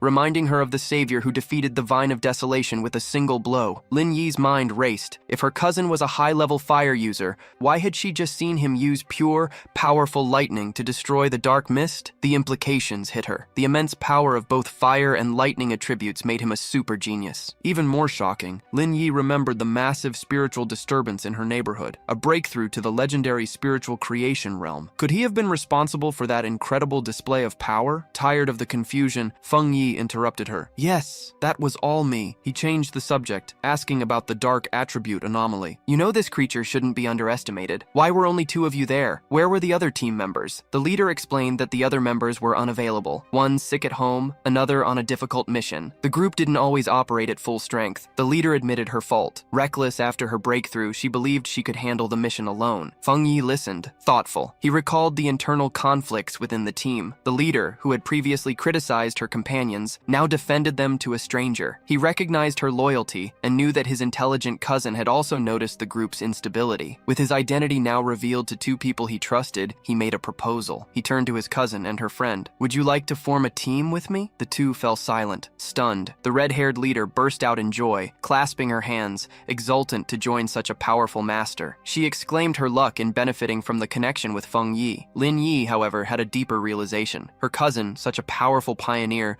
must have known her secret all along, watching her in silence. The idea of having a trustworthy and powerful family member on that lonely cultivation path, someone who helped her without asking for anything in return, brought her immense happiness and relief. A tear of gratitude traced down her cheek. Wiping it away, she beamed a radiant smile, gestured to her cousin and thanked him, promising 2 extra eggs for dinner. At that moment, Lin Yi's Yi's phone vibrated. She announced, "Sister Jaelian, the powerful member of the Pioneer Group, just posted a new mission." It was an alert for a high-risk collection task in the extreme dark zone, a place explicitly related to the dark attribute. Jaelian's message ended with a stern warning. "Think carefully before signing up." Feng Yi asked if they knew the zone. Lin Yi explained, "It's a border area strictly forbidden by the Xia Nation. The dark energy there is so powerful that most pioneers completely avoid the place. Anomalies in the city are leaks of this energy. The extreme danger prevented even the government from exploring it, with attempts resulting in serious accidents." Intrigued, Feng Yi suggested exploring and asked Lin Yi to contact Lan for mission details. Lin Yi replied that it was pointless, as Lan was known for being mysterious and rarely spoke more than a few words. Feng Yi pondered. For Lan to issue a mission in a top-secret governmental area, she would either be a daring outsider or someone high-ranking in the Military Spiritual Energy Association. The second option seemed more likely. Despite his doubts, Feng Yi, as Heiju, sent a message to Jailan, expressing interest and asking for more details. To his and Lin Yi's surprise, Jailan responded with untypical details. The mission was to collect the Floor Shi'ai. She warned, "The rewards are much higher, but the dangers in the extreme zone are dark attribute, with a much higher risk than usual." She advised all pioneers to form teams. Feng Yi's team was surprised by such detail, unusual for Jailan. A moment later, another, even more direct message arrived from Lan. She warned that the mission might involve an S-level anomaly, and that the mortality rate was extremely high, asking them to reconsider. Then, she added a final, subtle piece of advice. "If you have a strong, reliable pioneer to team up with, it's not too late to sign up elsewhere." At the hospital, Jailan, the purple-haired woman, walked flanked by guards. She saw the message, thinking she had done all she could. Now, the decision was his. At the park, Feng Yi smirked, catching the subtext. He told Lin Yi that Lan's message was more than a warning.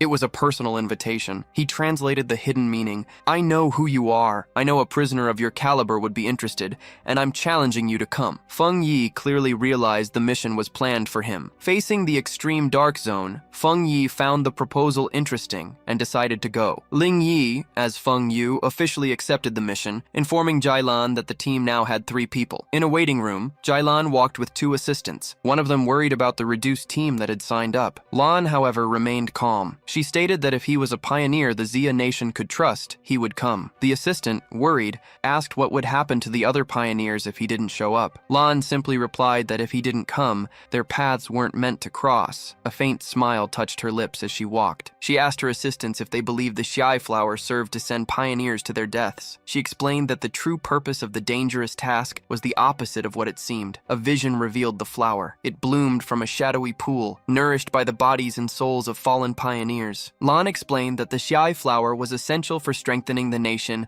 and, in the long run, saving more pioneers. The goal was to protect the future strength of the Yi Nation, like Feng Yi and his team, and to revive the combat elite already lost. In the hospital room, she held the hand of her master in a coma and reaffirmed her goal, to obtain more Shi'ai flowers at any cost. She revealed that her master was the only pioneer from the Yipston Nation to reach the legendary Jianggang realm, and the Shi'ai flower was the only one capable of awakening him. Yanlan highlighted the strategic value of a recovered Jianggang expert. He would be a national asset in international negotiations, comparable to a nuclear weapon. For her, sacrificing some pioneers or entire teams was an acceptable price for his return. His Majesty, however, expressed concern for Yanlan's health, even with the mission being crucial. The comment hardened Lan's expression. She repeated the words, "My health is important," before exploding in fury and sorrow. She screamed that her life only mattered because it was a gift paid for with the lives of comrades who saved her, and she brought her hands to her head,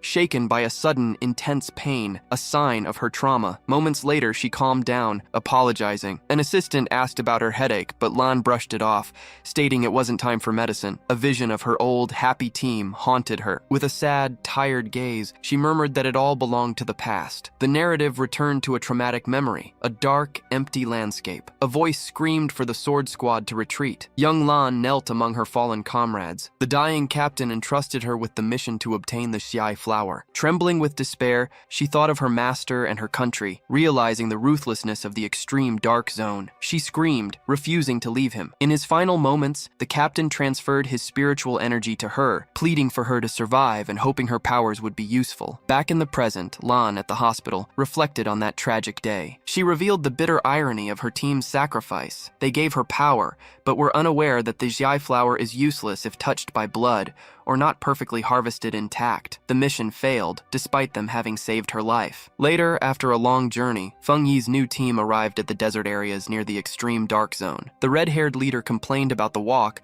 questioning why they couldn't fly given their power. Lin explained that flying for long periods was unfeasible for pioneers, unless their spiritual energy was overwhelming. Feng Yi remained silent, red eyes fixed on their destination. Finally, they arrived at an immense, heavily guarded checkpoint, marking the zone's entrance. Beyond the rows of tank barriers and fences, a shimmering blue energy barrier appeared. Feng Yi confirmed it was the limit of the extreme dark zone, sensing the dark, unpleasant aura even from a distance through the multiple barriers. The group was clearly disturbed by the intense energy. The leader commented that it was 1,000 times scarier than the monster they faced before. Feng Yi simply told them to stay calm. He pointed out they weren't the only ones answering the call. A crowd of pioneers was already gathering at the checkpoint, awaiting the mission. The leader explained that the pioneers weren't just there for the reward. Though the dark attribute was cruel and hostile, the increase in monsters in cities had forced them to confront the origin of the problem. Many had come to face the threat directly. The red-haired leader agreed, and Feng Yi watched her with a slight smile, impressed by his cousin's perceptiveness. Independent pioneers, with unique equipment and styles, awaited the opening of the gates. While they waited, Feng Yi explained his reason for accepting the mission. He had already faced dark monsters twice. The first was the mutant rabbit, which resembled a monstrous rat. The second was the Candle Knight duo, a serpent and its rat-like partner, who worked together to lure and trap prisoners. During a mission that nearly wiped out a spiritual energy association team, it became clear, as his cousin noted, that these creatures intelligently circumvented military defenses at the city borders. He suspected they used an unknown method to enter urban areas, and the frequency of these incidents was unsustainable. If the source wasn't confronted, the cities would be overrun. Therefore, the external dark zone was the only option. At the checkpoint, an officer watched Su King briefing pioneers in front of the barrier. Serious and determined, Su King's concentration broke as she noticed a familiar group approaching. Shocked, she saw Feng Yi approaching with Li Yi and the red-haired leader. Her subordinate, Zhang Xia, was also surprised. Su Qing, paralyzed, covered her mouth in panic. She prayed in silence that Feng Yi wouldn't notice her, but he saw her, calling her Captain Su with a questioning look. Resigned, Su King walked towards him with her hooded companions, already aware of the military intelligence about Feng Yi's team. The playful red-haired leader observed the silver-haired girl and asked Feng Yi if she was Feng Yi's sister-in-law, a provocative term for a potential girlfriend. The suggestion panicked both Feng Yi and Su King. Blushing, Su King waved her arms, exclaiming it was a huge misunderstanding. Feng Yi calmly clarified she was Captain Su of the Spiritual Energy Association, who assisted him with various tasks. The explanation, however, only made Su Qing more nervous, finding the description more annoying than the romantic idea. Their conversation was interrupted by a loud, arrogant voice. An older, imposing man in heavy red armor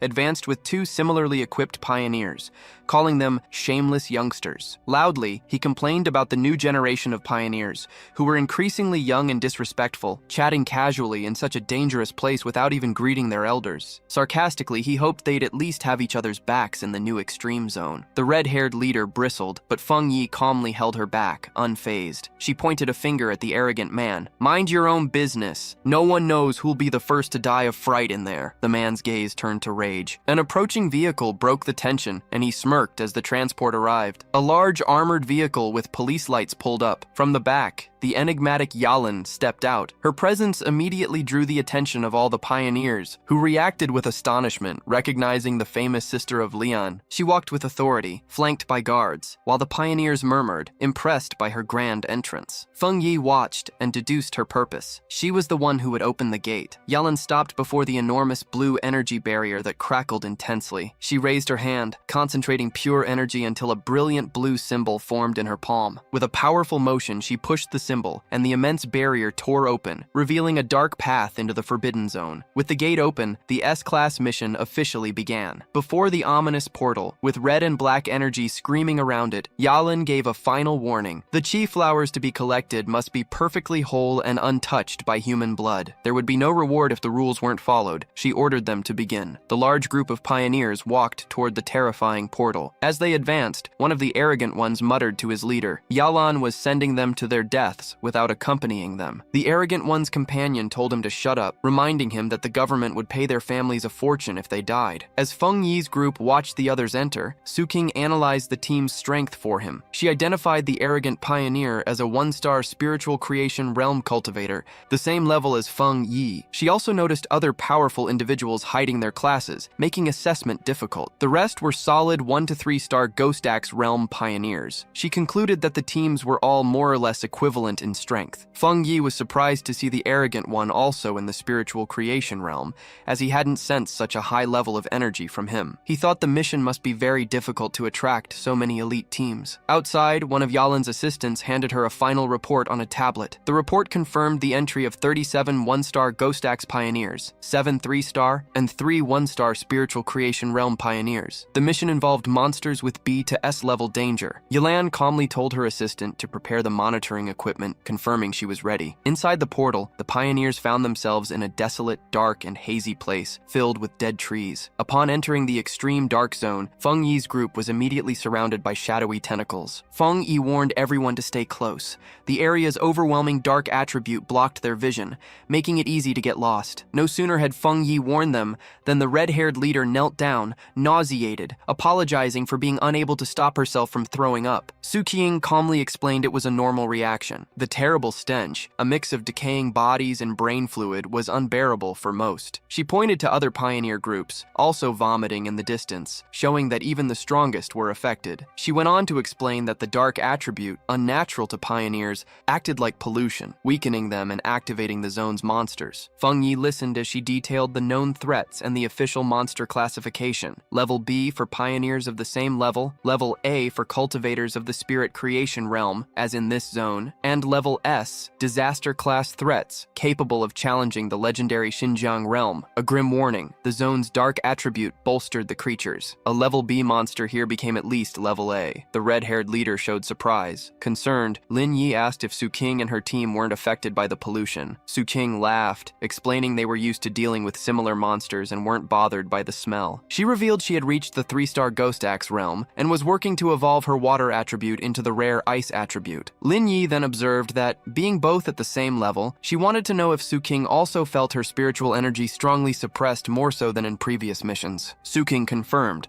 warning that many high-level masters, including military elites of the spirit creation realm, had died there. Therefore, extreme caution was needed when traversing the desolate terrain. Su Qing took the lead. Unable to see the group ahead, she asked the team to quicken their pace. She gave an important instruction: speak as little as possible to conserve physical strength and concentrate spiritual energy, preventing the dense dark mist from exploiting weaknesses. As he walked, Feng Yi reflected, surprised that he didn't feel the same severe discomfort as the others. He concluded that his enhanced yang and thunder attributes naturally repelled the dark attribute, or perhaps his spiritual power had strengthened after advancing to the spirit creation realm. Elsewhere in the zone, the arrogant leader decapitated a beast with a powerful strike from his gleaming green sword. He laughed, scoffing at the dangers, while his companions cheered him on. He declared that they would be the ones to obtain the Zhai flower, promising to show the younger generation true strength. Back with the group, Ling Ying's was still fighting nausea, emitting small gags. Feng Yi, noticing Ling Ying's discomfort, and remembering that despite her power she was still a child, placed a hand on her back. A comforting wave of energy enveloped her. The effect was immediate. Nausea and the biting cold vanished, replaced by a comfortable warmth like the winter sun. Marveling at the power of the spirit creation realm, Ling Ying commented on the warmth, believing it to be a rare, high-level fire attribute. Ling Ying thought about how her wood attribute slowly absorbed energy,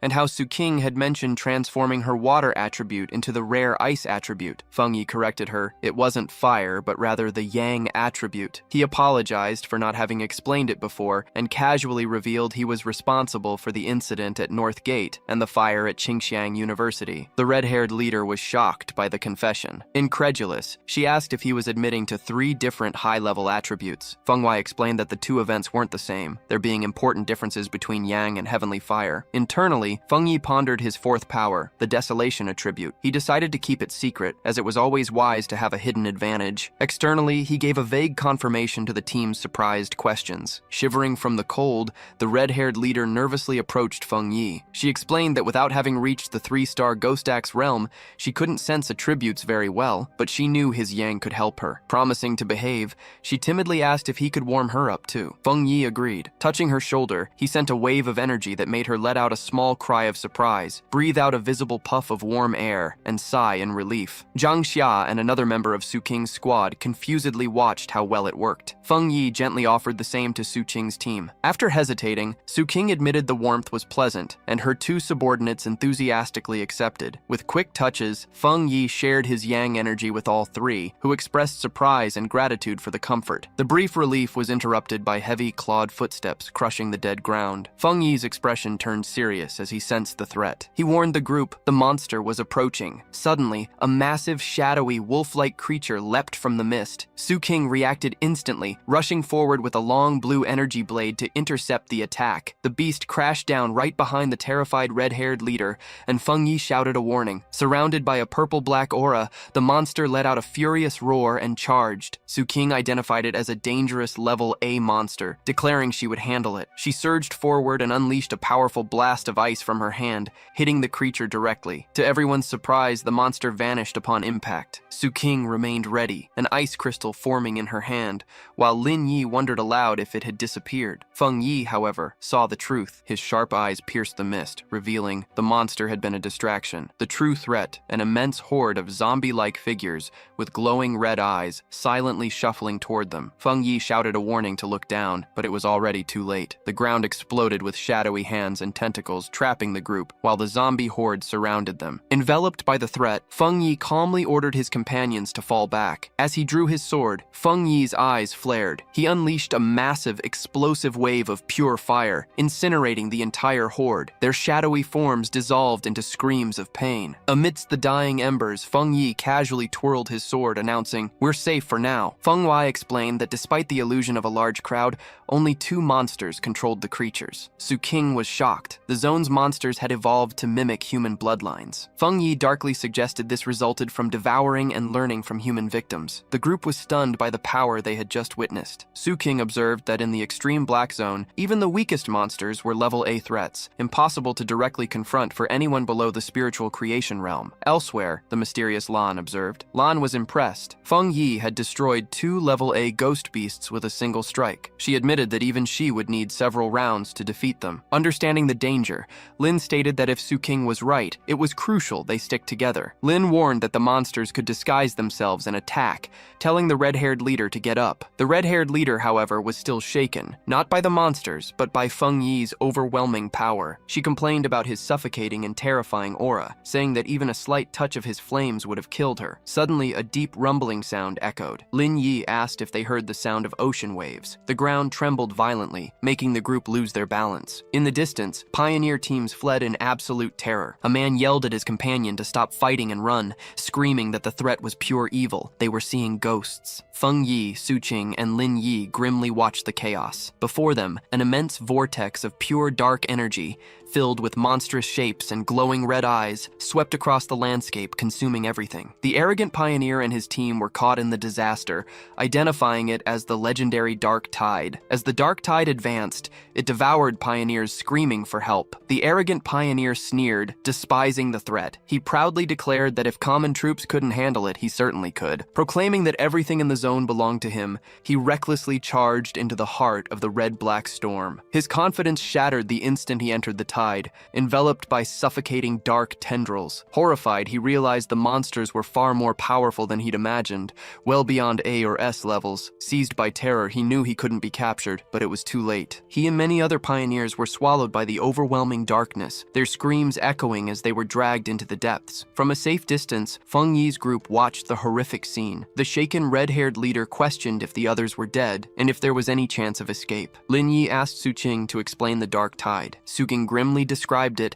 as the ultimate form of the dark attribute, a wave of pure corruption that devoured everything in its path, including other monsters. Confused and terrified, Suqing explained that the mission should have avoided the Day of the Tide, fearing that the pioneers ahead were already dead. Lin Yi recalled descriptions from the forums where the dark tide was a force capable of destroying entire cities. Terrified, she begged her cousin that they retreat while there was still time. Feng Yi, however, remained calm. He told them not to panic and raised a vast protective barrier of golden energy, pulsing with blue lightning around the group. He explained that the spiritual shield was a natural counter to the dark attribute and that, if needed, they would combine their powers to maintain it and survive the impact. Suqing, shocked, asked what he would do. She warned him that the dark tide was a concentrated state of the dark attribute and that not even their combined powers could stop it, reminding him that a powerful pioneer of the spiritual creation realm had just been swallowed. Feng Yi, unyielding, with his sword wreathed in golden flames and his other hand sparking with blue lightning, confidently declared that he would destroy it. Before anyone could react, he leaped,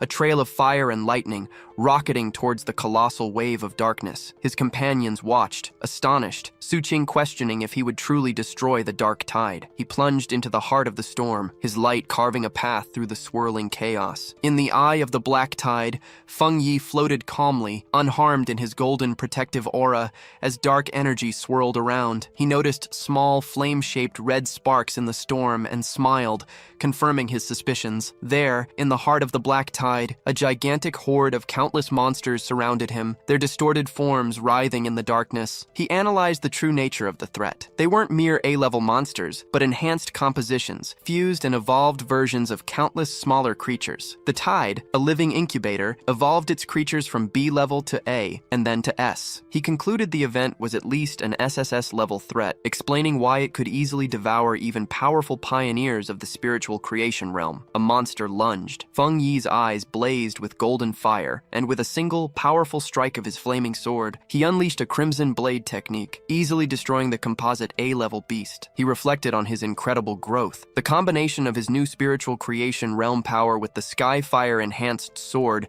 allowed him to instantly annihilate a creature that would once have been a difficult fight. Scanning his surroundings, he noticed something familiar. The arrogant pioneer, still alive, but being consumed by the tide's dark energy. The man remained conscious, fighting the corruption. Feng Yi realized that, by still reacting, the man's spiritual energy hadn't been fully drained. He concluded that, although his spiritual foundation wasn't as solid as his own, being a true spiritual creation realm pioneer gave him a small chance. Deciding to act, Feng Yi gathered his divine thunder power. He unleashed an immense burst of purifying lightning, striking the dark mass that held the pioneer. The man was hurled out of the tide, falling unconscious, but free from corruption. Standing over his fallen rival, sword still blazing, Feng Yi observed. The man could be saved, but barely. His victory, however, was short-lived. The surrounding dark energy began to twist and recompose, and the destroyed monsters reformed before his eyes. He saw a massive, multifaceted creature regenerating from the darkness, and realized, with grim certainty, that the tide could endlessly reproduce its servants. Facing the regenerating horde, Feng Yi, with a confident smile, decided on a riskier plan. He deliberately dropped his protective aura, exposing himself to the black tide. Unprotected, his system activated, detecting the extreme dark attribute but failed. The power was excessive and couldn't be absorbed at that moment. Feng Yi was disappointed but not surprised. He confirmed that the dark attribute, even in the spiritual creation realm, was beyond his grasp, fundamentally more complex. With options exhausted, a determined smile appeared on his face. He concluded that, without being able to destroy or absorb the tide, he'd need another solution. As the monsters began to surround him again, he regretted not having his flower of desolation, whose life-draining power would be a perfect counter. What else remained? Then, his eyes widened with a sudden realization. The solution was there. Outside the tide, the team watched from the safety of their golden barrier. The shaken redhead leader asked Suqing if she'd ever seen anything like it. Suqing admitted she hadn't. Suddenly, the chaotic energy of the black tide surged, silently pressing against the shield, the eerie calm amplifying the tension. Li Yi was terrified, more anxious than even against the vine of desolation, consumed by worry for for her cousin. Subing tried to reassure her, pointing out that his protective barrier was still active, just flickering. Holding Li Yi's hands, Suqing said they should focus spiritual energy to strengthen the shield. With grim logic, she added that if Feng Yi fell, their fate would be sealed. She continued, Feng Yi was a spiritual realm cultivator,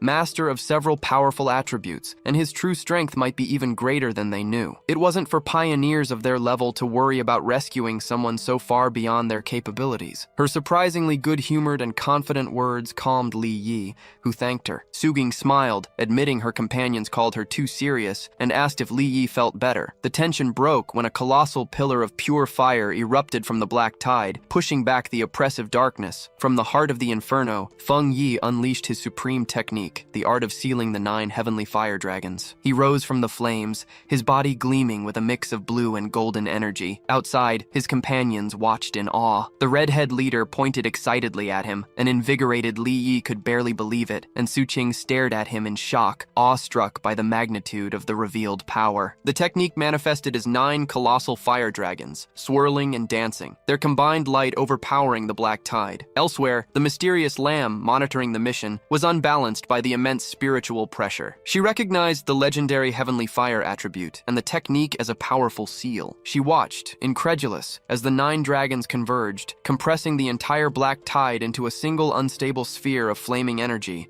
wondering if Feng Yi had truly sealed the entire event. Feng Yi wasn't finished. After containing the tide, he gathered divine thunder and unleashed an immense, crackling blue vortex, which spun around the flaming sphere. With a roar, he invoked his combined technique, the Edict of 9 Dragons. The powers of fire and thunder collided in a massive explosion, shaking the foundations of the extreme black zone. With a final sealing command, Feng Yi clasped his hands, forcing the chaotic energy to collapse into a smaller, more stable sphere. The power stabilized into a small, glowing, pulsating orb. After the demonstration, the arrogant pioneer lay unconscious. Feng Yi thought, they are safe, and he unexpectedly rescued someone. Li Yi rushed to her cousin, relieved. Suqing, alongside the pioneer, offered for her team to take care of him. Then, she approached Feng Yi, asking why he didn't seem happy, even after sealing a high-level dark attribute. In her mind, however, Suqing was amazed, thinking he had truly kept his word to destroy the dark tide, an incredible person. Feng Yi explained to the group the need to move fast. The seal was temporary, and the dark energy in the area remained intense. They needed to hurry and find the flower before the seal broke. Suqing understood, confirming her team would take the unconscious pioneer back to the association for treatment. The group stopped at a cliff, observing the empty landscape. Feng Yi realized none of the pioneers ahead had survived. He concluded they were devoured by the dark attribute. No trace remained. The red-haired leader lamented how people alive moments before had simply vanished. Feng Yi thought it might be cold, but he felt relief at not having witnessed their deaths. As they approached a dark, eerie pool, Feng Yi took command. He instructed Li Ying and the others to follow with Suqing's team, explaining that the pool was the most dangerous point and he would stay to protect them. The group agreed and moved on. Alone on a rocky ledge, Feng Yi saw a system window. Strong dark attribute fluctuation detected. Immediately, a powerful vortex of purple and black energy erupted from the ground around him. The system confirmed the detection, activating its maximum power to create a new technique. Feng Yi was lifted into the air,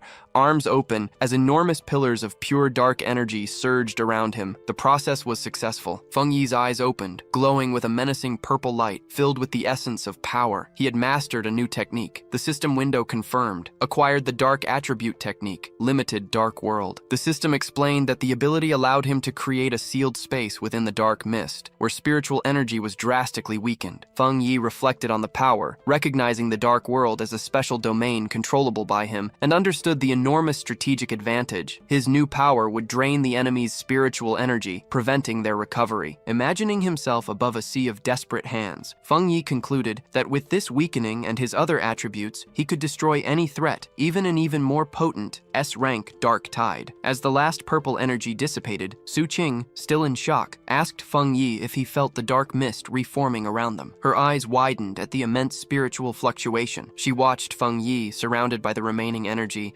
incredulous at another breakthrough without the usual signs. Then the realization hit her. Feng Yi hadn't just sealed the S-rank dark tide, he had absorbed its power. The idea seemed absurd and impossible. Since the spiritual awakening, it was known that the dark attribute, born of negative emotions, was the most terrifying power. Because of this, absorbing this power was strictly forbidden by the government. A failed experiment showed researchers paying a painful price when trying to purify it. it, classifying it as a singularly dangerous monster. Its power ranged from D to S. Even the weakest dominated beginners, while the S-rank Dark Tide devoured cultivators of the spiritual creation realm. Another flashback recalled a 3-star pioneer who, before the Prohibition, tried to absorb a C-rank monster. Driven mad by the backlash, he suffered skin decay and mental collapse, trapped in a psychiatric hospital to this day. Back in the present, the chaotic dark energy calmed, returning into Feng Yi. He let out a sigh, calmly speaking to the misty landscape. Whoever has been watching for so long can come out now. His red eyes scanned the area with a sharp gaze. From the mist, Galen emerged, confirming, if I'm not mistaken, Feng Yi sealed the dark tide by himself. Suqing was stunned by the sudden appearance, exclaiming Galen's name in shock. Galen floated down and landed before Feng Yi, asking if he was absorbing the dark attribute. Feng Yi calmly confirmed. The directed mission shocked Suqing again. In a swift, unexpected move, Galen drew a pistol, pointing it at Feng Yi's head. The redhead leader screamed Galen's name, demanding answers while she and the intimidating Lin Yi watched, paralyzed by fear. Subing reacted, stepping between Galen and Feng Yi, blocking the weapon with one arm. She glared at Galen, reminding her that Feng Yi was a primary target for military recruitment and questioning her hostility, given that even the association wanted him before the army intervened. Ignoring Suqing's defense, Feng Yi calmly placed a hand on her shoulder and addressed Galen. Intrigued, Feng Yi asked if the mission wasn't to find the flower, noting that while she seemed anxious, she also showed dissatisfaction that they had survived. Galen remained silent, her face unreadable, the weapon still aimed. The gleam of the barrel reflected the tension. The redhead leader, enraged, shouted at Galen, accusing her of betrayal. "We always trusted you. Why didn't you help against the dark tide? Without Feng Yi, we would have died." Pointing at Lin Yi, she said he was still a child, and accused Galen of just watching, only to now threaten their savior. Suddenly, Galen lowered her weapon, displaying a slight smile. She said it was all just a prank, and remarked how well-liked Feng Yi seemed by his companions. Then she congratulated him, announcing that he had passed the test. The sudden shift confused the redhead leader and Suqing, but Feng Yi understood. He asked if Galen was testing him, and she confirmed. His talent required a personal assessment, not just data. Turning to the redhead leader, Galen justified her non-intervention. Pioneers follow the harsh rules of this world. Luck and misfortune alternate, but they were lucky to have Feng Yi. She pointed out that no monsters had attacked them since the Dark Tide's defeat, terrified by his power. Feng Yi, with a dark gleam in his eyes, agreed. The Dark Tide itself intimidates the weak and fears the strong. Test concluded, Galen offered to guide them to the flower, knowing the area. As they followed her, Suqing whispered to Feng Yi. Galen seemed troubled. Her squad had been decimated by the Dark Tide. She was the only survivor. Feng Yi processed. Blind obedience and the rules had made her cold. The loss of her squad left her with post-traumatic self-destructive tendencies. However, another belief sustained her, and seeing him seal the Dark Tide made her lose her composure. With understanding, Feng Yi sketched a faint smile. "She's injured," he told his companions. The redhead leader questioned this, and Feng Yi, observing Galen, confirmed, "Her spiritual barrier is severely damaged. Though possessing the power of a 2-star cultivator from the spiritual creation realm,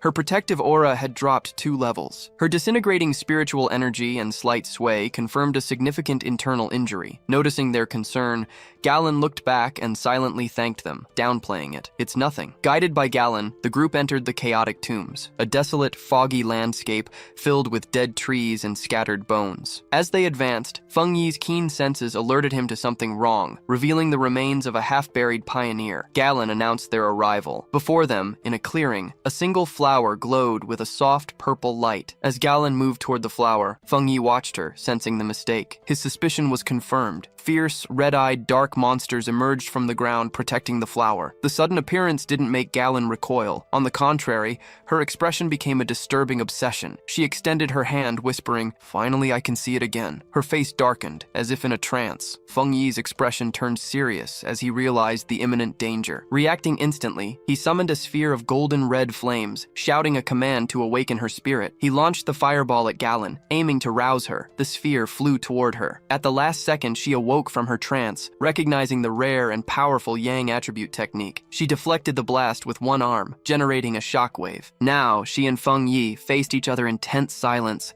golden energy crackling in his hand. Galen, fully awake, was shaken. The sight of the flower brought painful memories, and phantom images of fallen friends flashed through her mind. She wondered if her preparations still weren't enough. Seeing her conscious, Ning Yi and Su Qing rushed to her side. Ning Yi asked if she was okay. Su Qing, observing the strong influence of the dark attribute on Galen, suggested they stay together. Ignoring them, Feng Yi stepped forward with confidence. He declared he would handle the flower alone. He walked calmly through the misty clearing, approaching the glowing flower. Suddenly, the ground trembled. A massive, grotesque, wolf-like monster with glowing red eyes emerged from the earth. Advancing with its mouth agape, it revealed a terrifying storm of screaming faces in dark red energy and roared with hunger. Impassive, Feng Yi summoned shimmering blue energy to his fingertips and declared, "Divine thunder." Colossal bolts of lightning tore through the monster's body. The creature roared in pain, its body racked with electricity, but it didn't fall. Feng Yi observed. The fox demon, having devoured countless monsters, had transformed into an S-class threat. With the seal under the black tide temporary and time running out, he needed to finish this quickly. Faced with the monster's impressive strength, a confident smile appeared on his face. He decided that if it didn't die, the creature would serve as a test subject for his new power. He gathered terrifying purple energy of the dark attribute. With a determined gaze, he unleashed his newly acquired power, a dark, limited world. A colossal storm of purple energy swirled around him, completely trapping the surprised creature. The energy solidified into a large, dark purple sphere, engulfing Feng Yi and the monster. Within this new reality, shadowy tendrils of purple energy whipped in all directions, coiling tightly around the S-class beast. The monster writhed and groaned in pain, its massive body shrinking under the immense pressure of Feng Yi's domain. A system window appeared, confirming the technique's devastating feat. Under the influence of the dark, limited world, the S-class anomaly was demoted by 2 levels, becoming a B-class threat. Facing the weakened creature, Feng Yi noted that its foundation must have been very weak to be demoted so easily. With the enemy manageable, his sword ignited with golden red flames. He declared the fight over and unleashed a single massive flaming strike, destroying the monster in a blaze of fire. Outside the sphere, Su Qing and Li Ying observed the enormous orb of dark energy. Su Qing found it strange, noting that while it was clearly a dark attribute, it felt different from usual. Li Ying agreed, noticing the absence of the usual heavy, repulsive cold. Galen explains, they are witnessing Feng Yi's personal domain, a space he created himself after mastering the dark attribute without a master. Galen reflects on the immense importance and difficulty of such a feat. Until then, only her master and, perhaps, 3 other people in the world were capable of creating a spatial domain with spiritual power. A painful memory surfaces, a disaster that devastated an entire city. She recalls her master's failure to contain the disaster with his own domain. Her thoughts are interrupted when the purple sphere disappears, leaving Feng Yi alone in the clearing. Galen and Shang Yi are surprised by the battle's speed, finished with a simple movement and a reassuring smile. Feng Yi announces that the funeral mountains are safe. With the area protected, he walks towards the glowing flower. Carefully, he pulls the plant from the soil, preserving its roots. Holding the glittering prize, he concludes it's enough for the mission. Galen watches him, tense and nervous,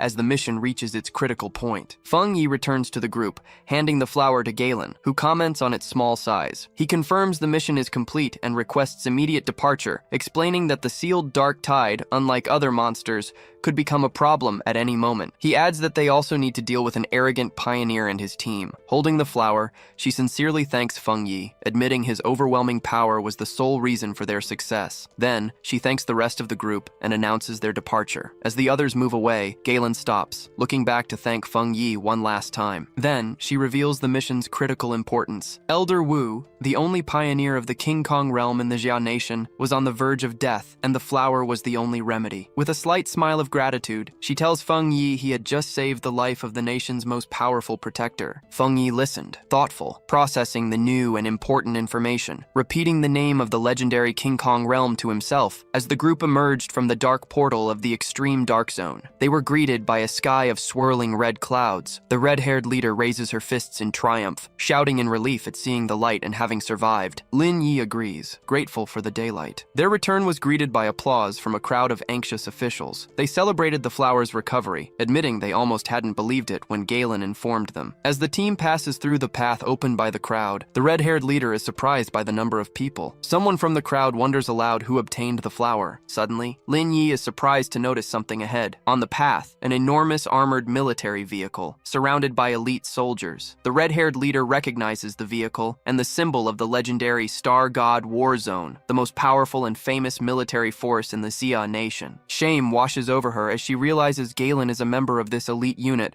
regretting having yelled at her earlier. The Star God War Zone, the nation's first military district, had conquered the richest forbidden zones since the resurgence of spiritual energy, turning them into valuable cultivation fields. As they approached, the officer handed the flower, encased in a glowing blue container, to a superior. Major Han Li received the container with a satisfied smile. In a surprising display of respect, he and his entire squad of soldiers stood at attention, formally saluting Feng Yi. Feng Yi was visibly surprised. Major Han Li then turned to Galen, assuring her the flower would be taken to the hospital and that she could rest easy. Galen nodded, promising to follow him soon. With the item secure, the armored vehicle sped off. With the immediate crisis resolved, Galen turned to Feng Yi, asking directly if she was from the Star God War Zone. She confirmed, adding that news of Feng Yi's impressive strength had already spread throughout the military district. With a confident gaze, she said he would soon become a famous and imposing figure. Galen admitted that Feng Yi's individual strength was enough to single-handedly defeat even the elite squadrons of the War Zone. Galen then made a formal recruitment offer. She invited Feng Yi to join the Star God War Zone, promising access to the best cultivation resources and emphasizing his limitless potential. She also guaranteed that the mission rewards for him and Su Qiying's squad would be delivered soon. Feng Yi listened with a faint smile, but seemed to be deep in thought. Her tone grew serious. She explained the gravity of the global situation, stating that with the rapid changes, the nation's biggest concern was dark attribute anomalies. A vision of a city consumed by a cloud of purple and black energy illustrated her point. She warned that the number of these anomalies was growing at an alarming rate, and the influence of the dark zones would spread like a deadly tumor, with the potential for catastrophic consequences. Due to this extreme danger, there was no choice but to establish forbidden zones and entrust their strict guardianship to organizations like the Spiritual Energy Association. She made it clear she wasn't telling him this to pressure him into joining, but because she believed such a remarkable and powerful pioneer deserved to know the truth about the world. Understanding her sincerity, Feng Yi smiled and reassured her. He said he understood and that if he encountered any anomalies in the future, he wouldn't stand by idly. He assured her she could rest easy. Upon hearing his promise, Galen's serious expression softened into a genuine smile of relief. Presenting it formally, Galen offered a small, dark Tolkien. Feng Yi took it, seeing a black plaque with a dragon symbol and the characters Star God War Zone. Galen explained that the Tolkien granted unrestricted access to any forbidden cultivation zone, and that the War Zone's gates would always be open to him. Galen then made a final request, asking if he would like to meet Elder Wu. Feng Yi asked if she was referring to the King Kong Realm pioneer. She explained that Wu was her master and that, out of a personal desire for friendship, she would like Feng Yi to meet him. Feng Yi accepted the invitation, tucking the Tolkien into his pocket. He agreed to go, saying that having more friends was always good. To seal their new friendship, he extended his hand, covered in blue lightning, saying he had something for her. Galen was puzzled, but Feng Yi explained that he would remove the dark poison from her body. Before she could react, a wave of blue lightning enveloped her, stunning her. The energy flowed through her body, and she marveled at the thunder's healing effect. The cold pain gave way to a gentle warmth and pleasant numbness. The discomfort vanished. Old wounds healed, her body purified by the energy. It was like a rebirth, the powerful thunder attribute cleansing all toxins. As soon as he finished, Feng Yi asked Galen how she felt, still with faint sparks around him. She confirmed, "Great, all residual dark energy completely removed." Su Qing watched the paramedics tending to the unconscious pioneer, doubting it was possible to save him. As she turned, she was surprised to see Feng Yi and Galen. Her aura was different, her injuries disappearing. Galen explained that Feng Yi had used his pure thunder attribute to remove the dark poison. Amazed, Su Qing realized the true nature of his power, to destroy enemies and save lives. Su Qing pointed at Feng Yi, impressed. He merely asked what she was looking at. With a brilliant idea, she excitedly waved at the paramedics. Approaching Feng Yi, she proposed a partnership. Combining his spiritual power with medical equipment, they could save many pioneers from dark corruption. To prove her seriousness, she bowed bowed deeply, pleading for another demonstration. Feng Yi reflected in silence. After a moment, he agreed, releasing a controlled flow of blue lightning from his hand, asking if that was enough. A paramedic, seeing the pure energy, excitedly confirmed it would work. Such a high-level thunder attribute could indeed combat the dark. Suqing explained that when Feng Yi treated her, the power was transmitted directly, destroying the corruption. She suggested that Feng Yi and the patient just needed to hold hands. However, the paramedic clarified that not every cultivator, even in the spiritual creation realm, could withstand such pure energy. He explained that Suqing's injuries, though serious, were light compared to others. Healing the arrogant pioneer would require 10 times more spiritual energy. Saving his life would already be an accomplishment, full recovery almost impossible. Feng Yi agreed, asking how to transfer the energy. They led him to the ambulance. One of them asked him to place his hand on a special device and release his spiritual energy, which Feng Yi agreed to do from a distance. Lin Yi watched, surprised that Galen was a high-ranking member of the Star God War Zone. She was impressed. Her cousin was so powerful that even this legendary military unit wished to ally with him. She remembered how the normally cold Galen had personally asked for his friendship and given him her personal emblem. After a while, Feng Yi turned to Lin Yi and her red-haired leader,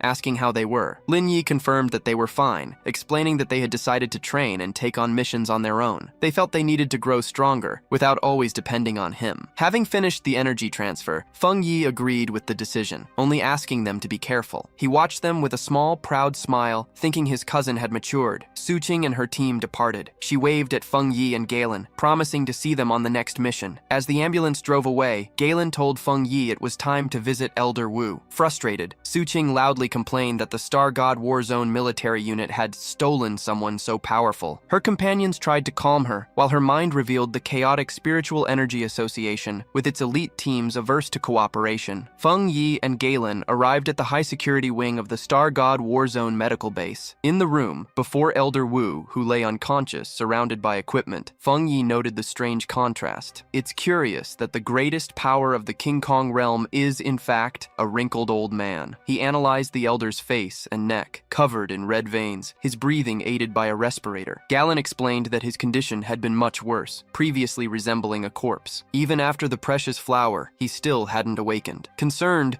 Feng Yi wondered what could have happened to someone so powerful to leave him in that state. Galen narrated the battle that led her master into a coma. A dark anomaly appeared over the capital. To prevent the city from being consumed, Elder Wu, her master, stepped forward to seal it alone. In a flashback, Galen described the rest of the team transferring their spiritual energy to support him. The anomaly, a monstrous draconian form of pure dark energy hovering over the destroyed city, was far beyond an S-level threat. Galen continued. If the anomaly had descended, the capital and neighboring cities would have been destroyed, plunging the nation into chaos. In a final act, Elder Wu used his personal domain to seal it. However, the overwhelming power of the dark attribute reacted, corrupting his body. If he hadn't been a King Kong realm master, he would have turned to ash, Galen concluded. In the present, Feng Yi looked at the comatose hero with new respect. He recognized Elder Wu as a true pioneer, sacrificed to prevent the city's destruction. As he observed him, Feng Yi recalled his past life and the pioneers who sacrificed themselves so he could be the last survivor. With sadness,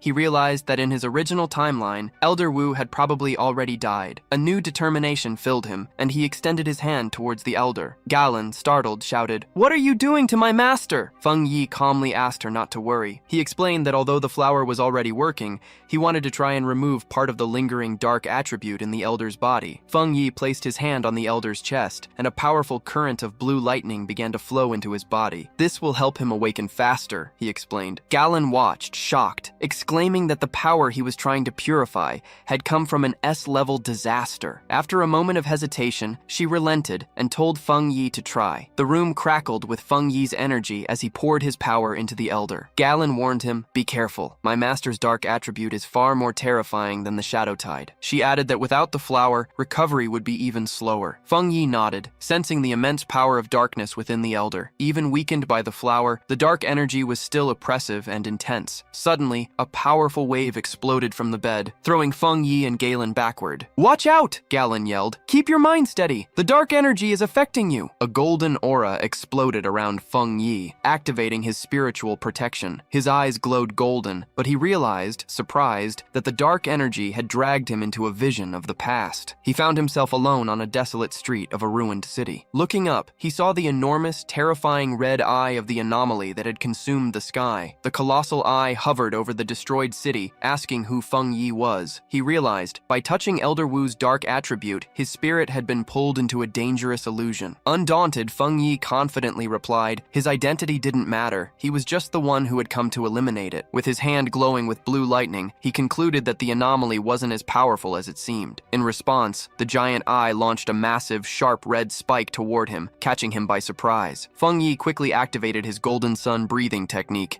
his eyes shining with golden power as he prepared to defend himself. He dodged with the agility of a storm, evading the red spikes falling from the sky. The anomaly began to release tentacles of strange red and black lightning. Feng Yi noticed that lightning was as strong as the divine lightning he had absorbed on Yang Mountain. The anomaly revealed its true form, an enormous swarm of countless luminous insect-like creatures of pure dark energy, swirling around a central red eye. Feng Yi recognized that each creature was as strong as the Shadow Tide monsters, and there were tens of millions of them. The entire swarm descended upon him in a terrifying vortex. Faced with the threat, Feng Yi summoned his blazing sword, confronting the monstrous swarm. His only option was to eliminate them. With a determined shout, he charged forward and unleashed an enormous flaming slash that carved a brilliant path through the heart of the swarm. His powerful attack cut the creature's central eye in half. He identified the threat as an S-level collective anomaly. However, he supposed its power was weakened, perhaps due to being an illusion or the purifying effects of the flower used on Elder Wu. The two halves of the swarm fell onto the ruined city, exploding on impact. Feng Yi landed on a rooftop, observing the debris. He estimated the anomaly's current power was around A level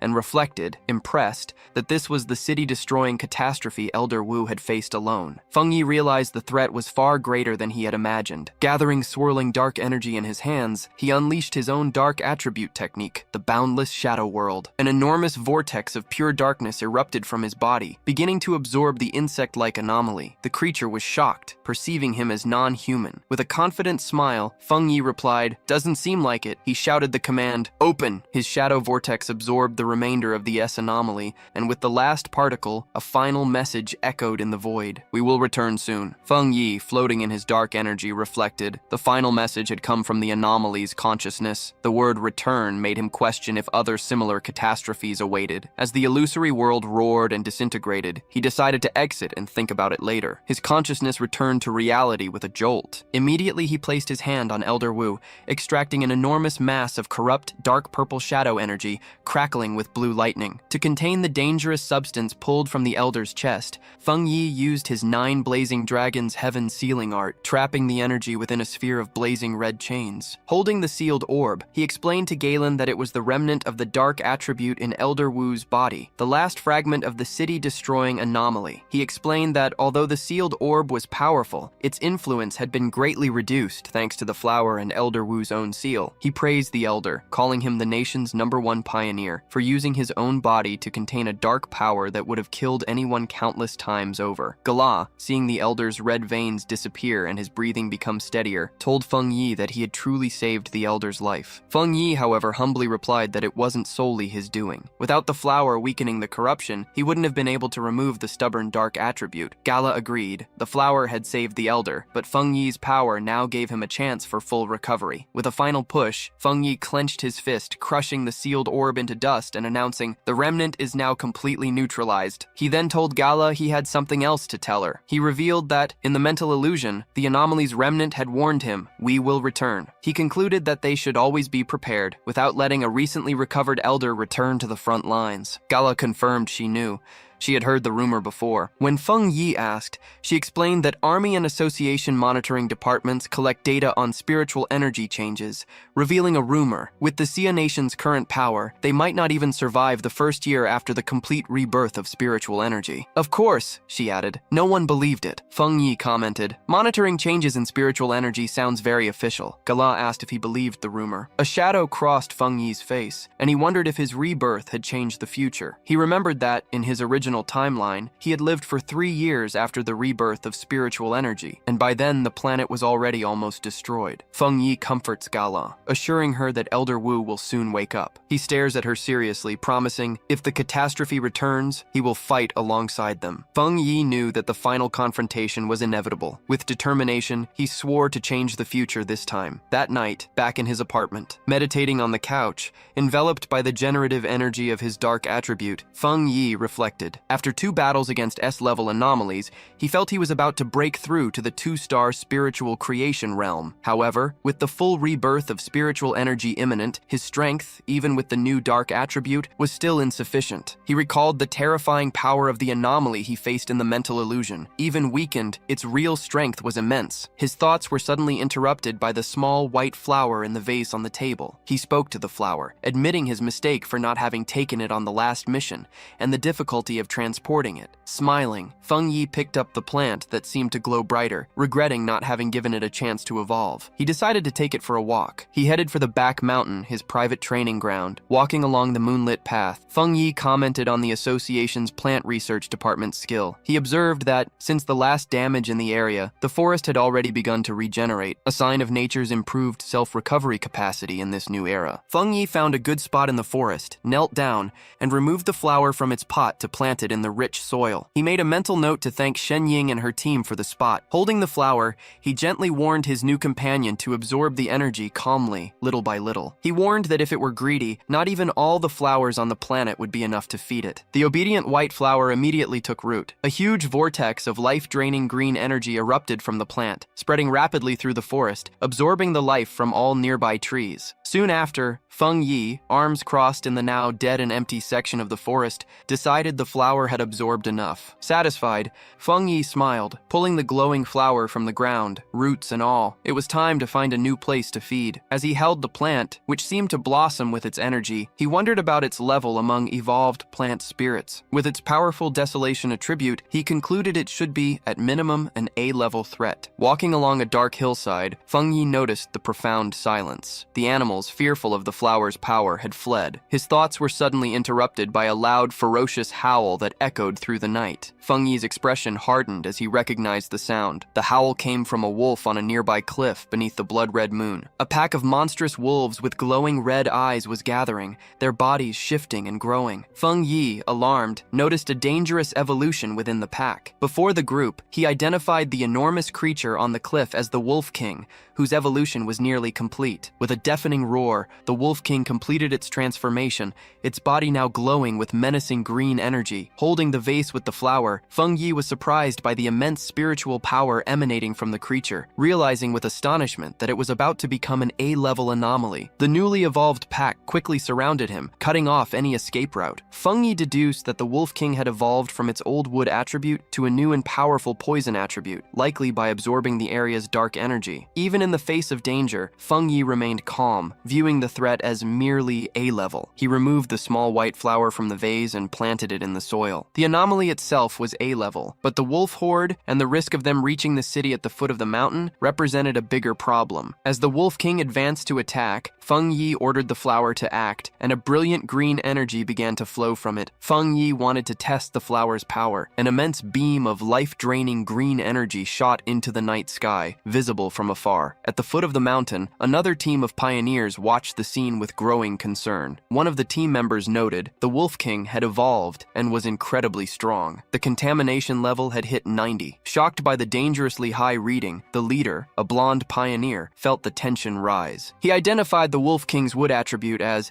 at minimum, in the 3 stars realm of ghostly deeds, perhaps even in the spiritual creation realm. The rest of the pack was powerful, and his team could barely handle it. He himself had just broken through to the 3 stars realm. Then the leader noticed the green energy beam and recognized the dark attribute, understanding the high contamination. He alerted the team. The Wolf King had evolved with dual attributes, something extremely rare. His meter shot up to 100. He gritted his teeth. They needed to stop the evolution before the area below was lost, and the beast became even more terrifying. He decided to call the Spiritual Energy Association for reinforcements. At that instant, the ground trembled violently. "Is that an earthquake?" a man asked. The leader knew that the wolves' evolution wouldn't cause such a tremor. With growing fear, he realized another anomaly was emerging. His meter confirmed the worst. Contamination skyrocketed to an impossible 1,000. Terrified, the pioneers saw a gigantic eruption of green. Desolation energy explode at the top of the mountain. A pioneer recognized the power of desolation, disbelieving. As the life-draining energy approached, the team panicked. "Is that the giant sky vine that disappeared?" a man shouted. Without warning, catastrophe unfolded. The leader ordered a retreat and immediate evacuation of the residents. However, as quickly as it appeared, the enormous wave of desolation energy seemed to stop. One of the men informed the leader the energy had ceased. The team watched the gigantic green vortex recede,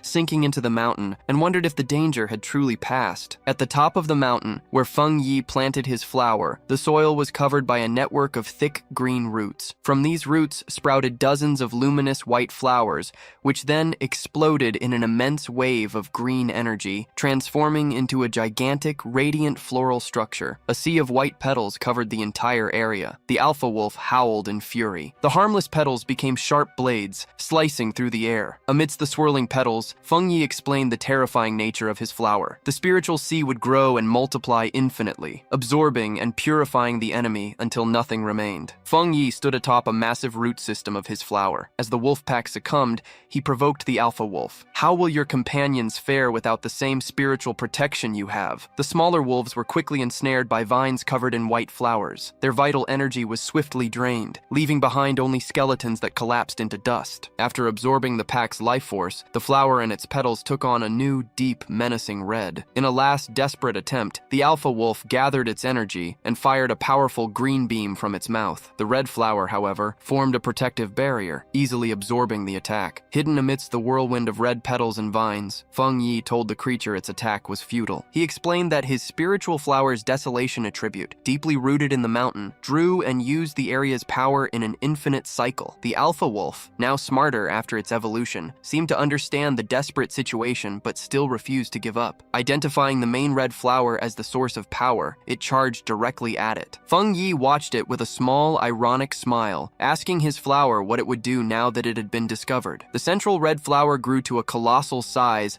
and advanced to face the alpha wolf. It opened its enormous petals, trapping the creature in its embrace. The alpha wolf howled in agony as its life force was drained by the desolation attribute. The immense red flower continued to absorb it, its green energy being devoured. Feng Yi watched, serious and surprised, realizing his flower was allowing the dark attribute to invade it. The alpha wolf was completely consumed by the red flower's pulsating petals. Feng Yi was amazed, impressed by the formidable power of the desolation attribute. He realized he had never expected the flower to create its own technique without his direct interference, even after implanting the attribute. With the giant flower returning to normal size, he understood the terrifying nature of its new ability. Once trapped in the sea of flowers, there was no escape. The flower then spat out the clean, bleached skeleton of the alpha wolf. Feng Yi concluded, even if the spiritual flowers were destroyed, they could grow infinitely, using the power of desolation to reduce any enemy to bones. Before the immense red flower, now surrounded by a field of smaller flowers of the same color, he decided to name the new technique, Infinite Spiritual Sea. A system window confirmed the creation and registration of the desolation attribute technique. The battle ended, the flower's petals closed, emanating an intense glow. Feng Yi, slightly exhausted, felt a red petal brush his face. The flower exploded in a wave of energy, and he realized his small flower would also evolve. Alarms blared in a high-tech control room. An analyst reported an A-level anomaly, 2 distinct spiritual powers detected in the same area. Besides the alpha wolf's dark attribute, now a powerful desolation attribute. The association's superior, with Su King, demanded the location. A technician points at the map, the area supervised by Su King. The superior asks if the destroyer team hadn't already been dispatched to the wolves. His words are cut short by a field call. The leader reports, a wave of desolation energy eliminated the A-level wolf pack. The power, however, returned to the mountain, from where a sea of anomalous flowers emerged. The pioneers, facing the mountain, now red from the flower's glow, cannot approach. The leader warns, the eruption of this anomaly will be worse than the celestial vine. He requests reinforcements, as not all pioneers could handle the event. The superior agrees and dispatches 2 elite teams. Su King, however, has another idea. Confidently, she faces the superior. She senses that the source of the desolation power is Feng Yi. She interrupts the call, points to Feng Yi's house in the area,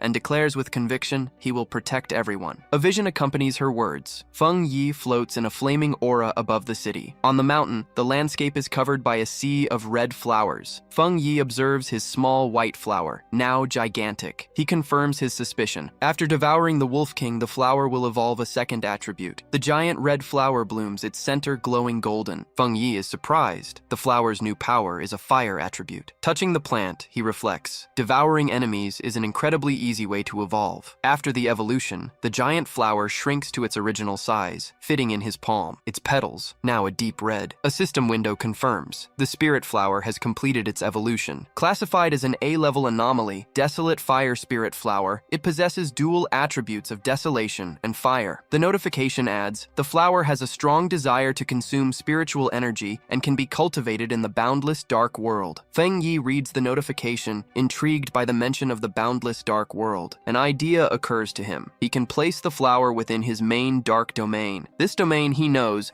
contains a vast quantity of dark anomalies and a favorable environment. If the spirit flower absorbs the energy from there, it could evolve a third dark attribute. As he holds the orb of his domain, an enormous storm forms in the sky. Feng Yi's eyes gleam golden. He was about to reach the 2-star spiritual creation realm. He sat down to cultivate, and a pillar of golden divine energy enveloped him. As he meditates, he feels his power easier to control, the world's spiritual energy merging with his body. Elsewhere in the mountains, the muscular man senses the immense energy of the breakthrough. He follows the light, impressed by its source. Excited, he recognizes the legendary celestial fireblade, realizing he has found a 2-star spiritual creation realm cultivator. Having witnessed Feng Yi's previous battle, the man, enshrouded in his flaming aura, declared he would crush that new fire attribute pioneer, proving to everyone he was number one. At the cultivation site, Feng Yi's sharp senses detected a new presence. He yelled, "Who's there?" The man hurled a massive fireball his way. "Are you a fire attribute pioneer?" Unfazed, Feng Yi absorbed the powerful attack with his dark energy vortex. He smiled, satisfied. He had finally lured out the hidden enemy. Feng Yi had sensed him nearby for some time,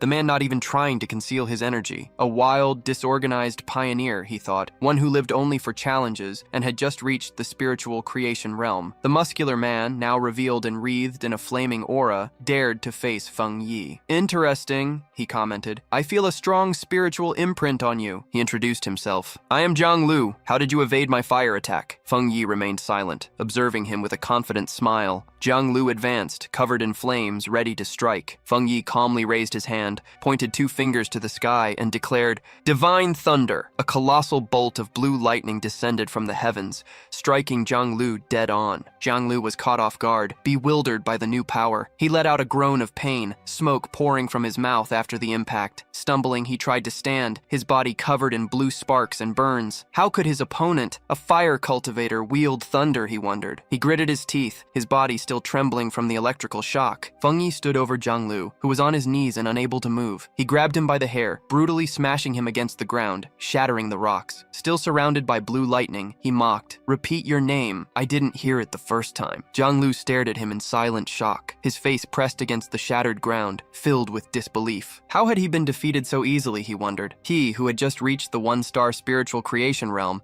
had always been the fastest cultivator he knew. He couldn't comprehend the defeat, much less without even using his ultimate technique. His mind flashed back to a time when he was celebrated. His rare and powerful fire attribute made him a prodigy, and he believed everyone would bow to him. A sneer escaped Feng Yi's lips as another electrical discharge coursed through Zhang Lu's body, making him scream in pain. Shocked, Zhang Lu wondered how his opponent, a supposed fire user, could wield thunder. With shimmering blue eyes, Feng Yi looked at him with disappointment. "I expected more from you." With an arrogant smile, Feng Yi scoffed at the new generation's overconfidence, keeping Zhang Lu immobilized. Gritting his teeth in pain and frustration, Zhang Lu had a terrifying realization. Although his opponent was in the 2-star spiritual creation realm, his spiritual pressure was vastly superior, at least 2 realms above. The difference was 3 full realms. Zhang Lu, the great Zhang Lu, felt the end approaching, about to die right there, terrified on the ground. He pleaded with Feng Yi not to kill him. With a cold, silent gaze, Feng Yi released him. "A pioneer's power shouldn't be used lightly," Feng Yi warned. "If you have so much time, use it to eliminate new anomalies." After a final look of disdain, Feng Yi walked away, leaving Zhang Lu confused and sprawled on the ground. He watched his opponent leave, his mind turbulent. Was the difference between them a result of Feng Yi's genius or his own weakness? Later, in a luxurious apartment, a dejected Zhang Lu entered the room where two men awaited him. One of them greeted him, commenting on his new hairstyle, while the redhead reprimanded him. "I already told you not to pick fights. Your aggression is dangerous, especially since spiritual revitalization hasn't officially begun yet. That will only bring trouble." To his friend's surprise, instead of getting angry, Zhang Lu collapsed onto the sofa, completely defeated. His behavior was strange.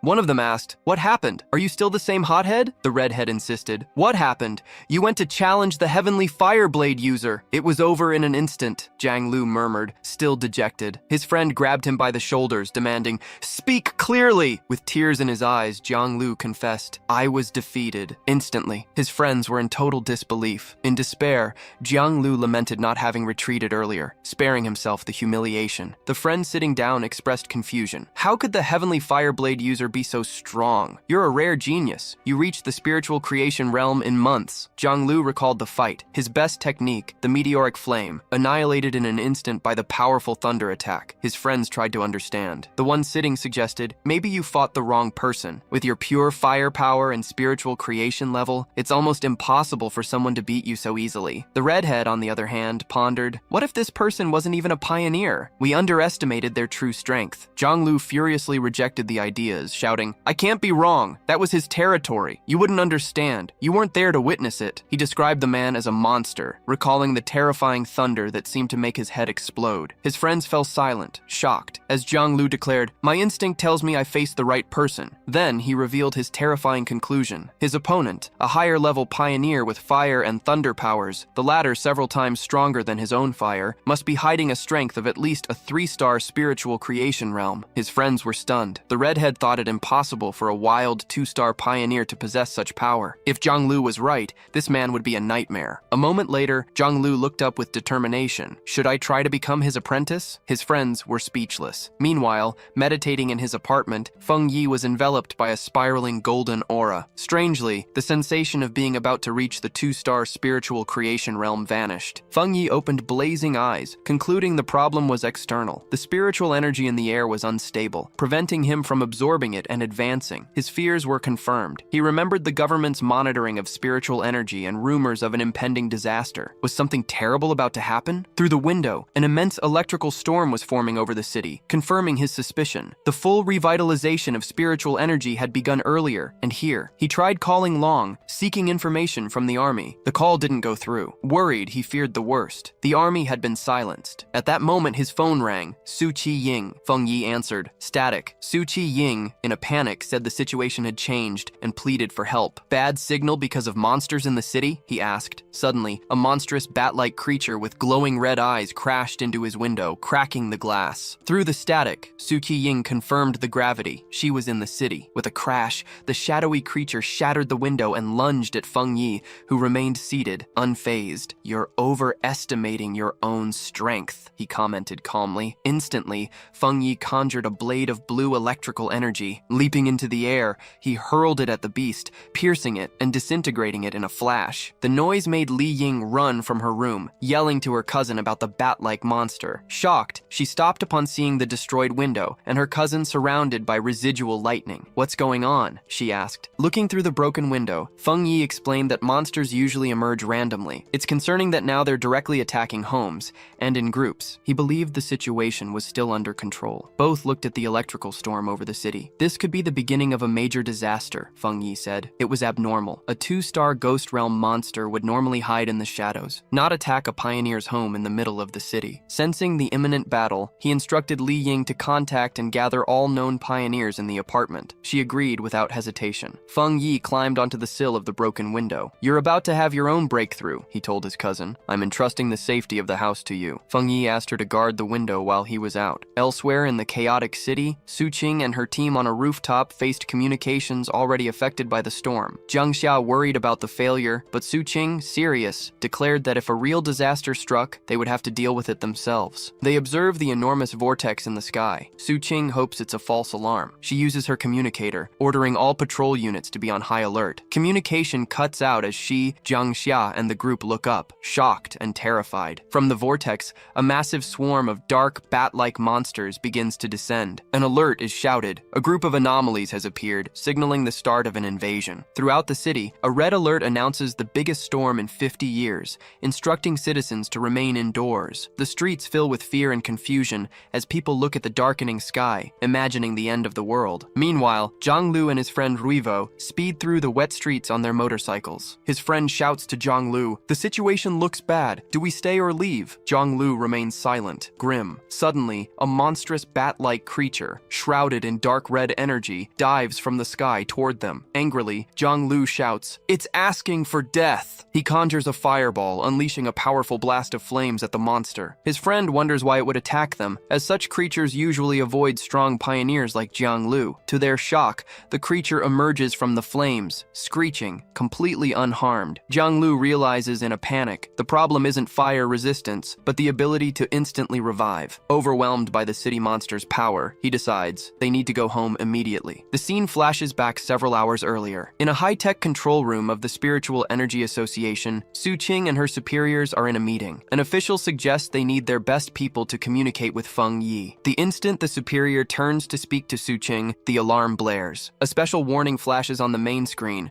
A level A anomaly will reach the city center in 24 hours, and many bat-like anomalies are already gathering in the suburbs. The association's superior questions the level A classification. Concerned, Su Qing declares they must send a team immediately, and that she will go herself. The scene returns to the present. The destroyer squad leader looks on in terror at a giant version of the bat monster descending upon him. Frantically, he yells into his communicator, correcting the report. The anomaly isn't level A, it's level S. The creature's dark, intense form grows, with glowing red eyes, watching as it prepares to destroy everything. The scene shifts to a silent military district, its futuristic corridors empty outside. Inside, however, a fierce battle rages. A massive swarm of glowing red bat-like anomalies attacks a military warship, which fires a powerful energy blast in defense. At the heart of the swarm, Jifeng fights intensely. Her body moves like a whirlwind, using purple energy whips to cut through waves of dark creatures. Jifeng pauses for an instant, observing the endless flow of monsters. She knows her unique ability shapes and strengthens her spiritual power, but the number of dark attribute bats keeps growing. It seems they're trying to stop her and her soldiers from accomplishing something important. At that moment, a blonde young man wreathed in yellow lightning lands beside her. He smiles, praising her power, and then explains the critical situation. Only a few officers are defending the military district. He asks for orders. Jifeng informs him that communications are blocked, preventing external contact. She presumes the same in other districts. Facing a black sky filled with the swarm, Jifeng makes a difficult decision. Two squads will defend the restricted zone at all costs. The rest will go with her to break through enemy lines and seek other forces. With orders given, she, the blonde lightning user, and her soldiers leap into battle. Jifeng had a horrifying realization as she saw the city covered by the blood-red swarm. The anomaly's target was never the military zone, but the entire city. Under the torrential rain, citizens ran for shelter. At a bus stop, the streamer Malala and a man waited. Instead of scared, she was excited. This strange rain, she said, was the perfect opportunity for a popular broadcast. With a determined smile, she declared that risks were necessary for incredible footage. Her enthusiasm soon turned to horror. A shadowy, bat-like creature leapt from the darkness and devoured the man. Malala screamed as chaos filled the air, and the massive swarm descended upon the street. Malala ran for her life, hearing terrified screams. A creature caught up to her and attacked. She screamed, believing it was her end, until a brilliant blue blade sliced through the air, killing the monster and saving her. A figure wreathed in blue lightning landed gracefully behind her. The savior was Su Qing, accompanied by two hooded members of his team. He extended a hand to the terrified Malala, assuring her that his companions would take her home safely. As the two members helped Malala, one of them warned Su Qing that the number of level 6 anomalies was growing and evolving. With a furious glare, Su Qing stated that if they knew the creatures evolved by devouring humans, they had to act fast and get all civilians to a safe location. He then ordered the team to meet him later at that same point, the area with the highest number of anomalies. His companions agreed and departed with Malala, leaving Su Qing alone to confront the growing blood-red swarm over the city. Feng Yi leaped onto a rooftop, facing a massive bat-like anomaly covered in eyes. Observing the endless swarm below, he was surprised. The entire group had already evolved their power, approaching the realm of the 3 stellar ghost acts. In response to the threat, he summoned a flaming sword of golden fire. With a powerful strike, he unleashed a massive wave of flames that cut through the swarm, instantly incinerating many creatures. However, his eye glowed red, and he realized the fight was not over. This anomaly was different. The bat swarm seemed immortal, constantly regenerating and multiplying, impossible to destroy with a simple attack. Swarms of these shadowy creatures appeared in all popular areas of the city. Numerous identical disaster points emerged, covering the city in dark mist. Locating the association would take too long. Feng Yi concluded he needed to deal with the swarms one by one with a new strategy. Feng Yi raised his hand, activating his ultimate technique, Limitless Dark World. A colossal vortex of dark green energy erupted from his body, declaring the anomalies fodder for his spirit flower. As the vortex absorbed the swarm, Feng Yi thought of his allies, Li Yi, Su Qing, and the other pioneers in his home. He needed to act fast. He believed that with his cousin's ability and the pioneers' protection, his home would be safe for now. However, if the disaster worsened, the nightmare would materialize, making survival almost impossible. 10 minutes later, Su Qing was fighting on a rooftop, surrounded by an endless swarm of bat-like anomalies. She gritted her teeth, frustrated. No matter how many she destroyed, they kept appearing. Her spiritual power was recovering slowly, and she feared running out of energy. She thought of her companions, hoping they were safe escorting the civilian. A terrified cry for help made her look up at the sky. High above, a dense sphere of red anomalies was gathering, forming a terrifying creature. The danger was escalating. She leaped from the side of a building. If the anomalies continued to strengthen, they would soon reach the realm of spiritual creation. With the team spread out saving civilians, they didn't have enough power for the new threat, especially now that the creatures were attacking buildings. She fired powerful bursts of blue energy, trying to contain the advance. The absurd number of creatures overwhelmed her,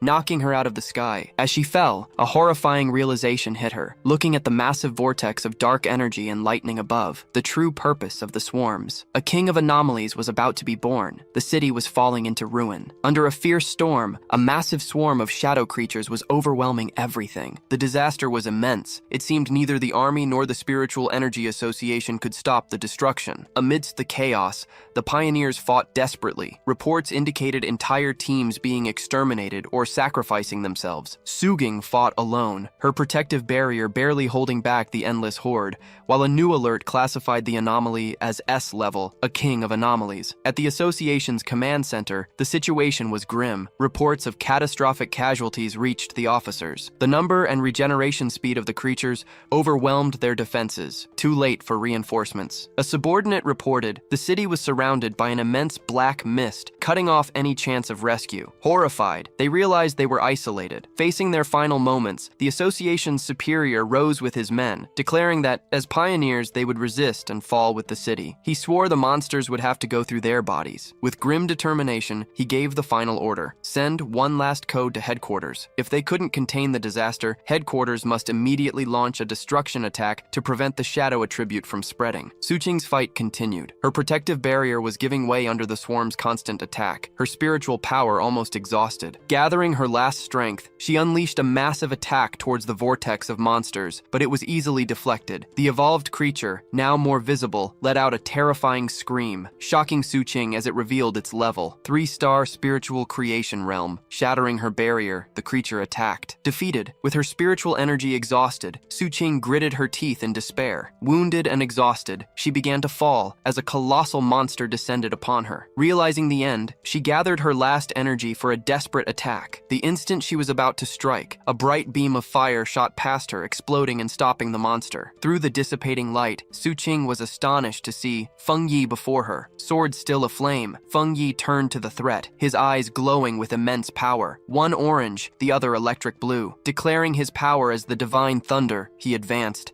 channeling fire and lightning into his blade. He faced the creature head-on. With a single devastating strike, he cut the colossal monster in half. The two halves exploded in a sequence of flames, lighting up the city's dark sky. After the battle, Feng Yi and Su Qing landed on a rain-soaked road. He apologized for the delay, explaining the identical swarms of monsters everywhere. Still weak, Su Qing warned him, "Be careful, they can regenerate." As she spoke, the scattered remains of the monster began to reform in the sky. Feng Yi merely looked up. "I already know." Facing the regenerating swarm, he reassured Su Qing, "Don't worry, I always finish what I start." Gathering immense purple energy of shadow attributes in his hand, he unleashed his dark and limited world, a powerful vortex to absorb the enemy. The incredible display renewed Su Qing's hope. She had forgotten something important. The city still had an unparalleled pioneer like Feng Yi. The massive purple vortex spread across the street, sucking in the swarm of creatures. With a single command, Feng Yi made the vortex shrink, compressing the countless creatures into a stable sphere of pure dark energy. He turned to Su King and asked if she was all right. She thanked him for saving her, assuring him she would be fine with her medicine. Noticing her injuries, Feng Yi's expression turned serious. He placed his hand on her shoulder, and a wave of blue lightning immediately enveloped her, making her cry out in surprise. He explained he had purified the dark attribute from her body and instructed her to bandage the wound. Su King was impressed by the powerful lightning.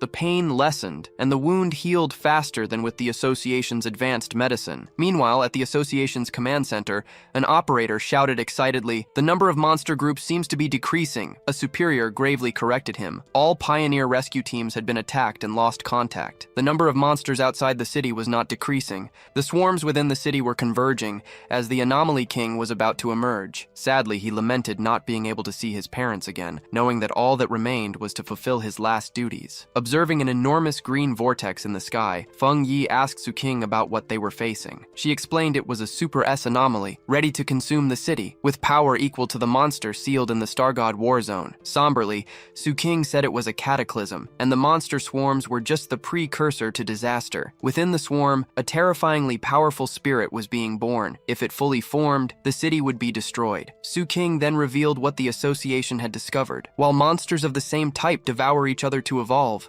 dark attribute anomalies are different. A fully evolved Anomaly King possessed the power to force all others of its kind to obey it. She turned to Feng Yi, worried. Though his power was incredible, Su King pointed out that he still hadn't reached the legendary Jingu realm. She reminded him that the nation's strongest pioneer had been bedridden after sealing a similar disaster. Pleading, she asked that they not lose another genius, urging him to flee, break through the blockade, and warn the military to abandon the city. Feng Yi interrupted her desperate plea with a light tap on her head, jokingly asking if she had forgotten everything from school. His expression hardened. He declared that the city was his home, and he would pay any price to protect it. Su King was speechless. Without another word, he leaped onto a tall rooftop, stopping before the immense green vortex from which the Anomaly King was emerging, surrounded by a golden aura. He observed seriously that the city seemed to be a sacrifice for the king's birth, and activated his golden sun power. He turned to Su King, who had followed him, and asked for her wrist device, explaining he needed it to detect anomalies and contact the association. She handed it over, with the device in one hand and her flaming sword in the other. Feng Yi declared he needed to ascend and destroy the creature before it fully formed. He braced himself as the monstrous king of anomalies continued emerging from the swirling vortex above the city. At the command center, tension snapped when an operator shouted, "The signal of a lost pioneer had reconnected." It was Captain Su. Shocked, the operators watched her tracker move at incredible speed, flying straight into the storm's center, the most dangerous area. They yelled for her to return, knowing that entering alone was suicide. An officer grabbed a communicator, desperately trying to contact her, ordering her to stop immediately and await reinforcements from headquarters and the army. On the rooftop, Feng Yi held Su King's device, which crackled with static. Understanding how to use it, he spoke into the communicator. "Can you hear me?" Shocked, the officer demanded to know who he was and where Su King was. Feng Yi ignored the questions, taking command. He needed everyone in the center to cooperate, as he would destroy the King of Anomalies at the storm's core. As Feng Yi flew toward the immense vortex, he continued his orders, telling the now speechless officer that if they didn't want the city destroyed, they needed to cooperate. Feng Yi demanded total cooperation and the use of all communication and information equipment. After a shocked silence, the furious officer ordered everyone to cease what they were doing and immediately connect to the unknown pioneer. The officer commanded his teams to use radars and satellites for intel, designating an operator as the contact. The operator immediately reported that satellite imagery showed a massive number of anomalies surrounding the king, swirling like a typhoon. He suggested the northern route as an entry point,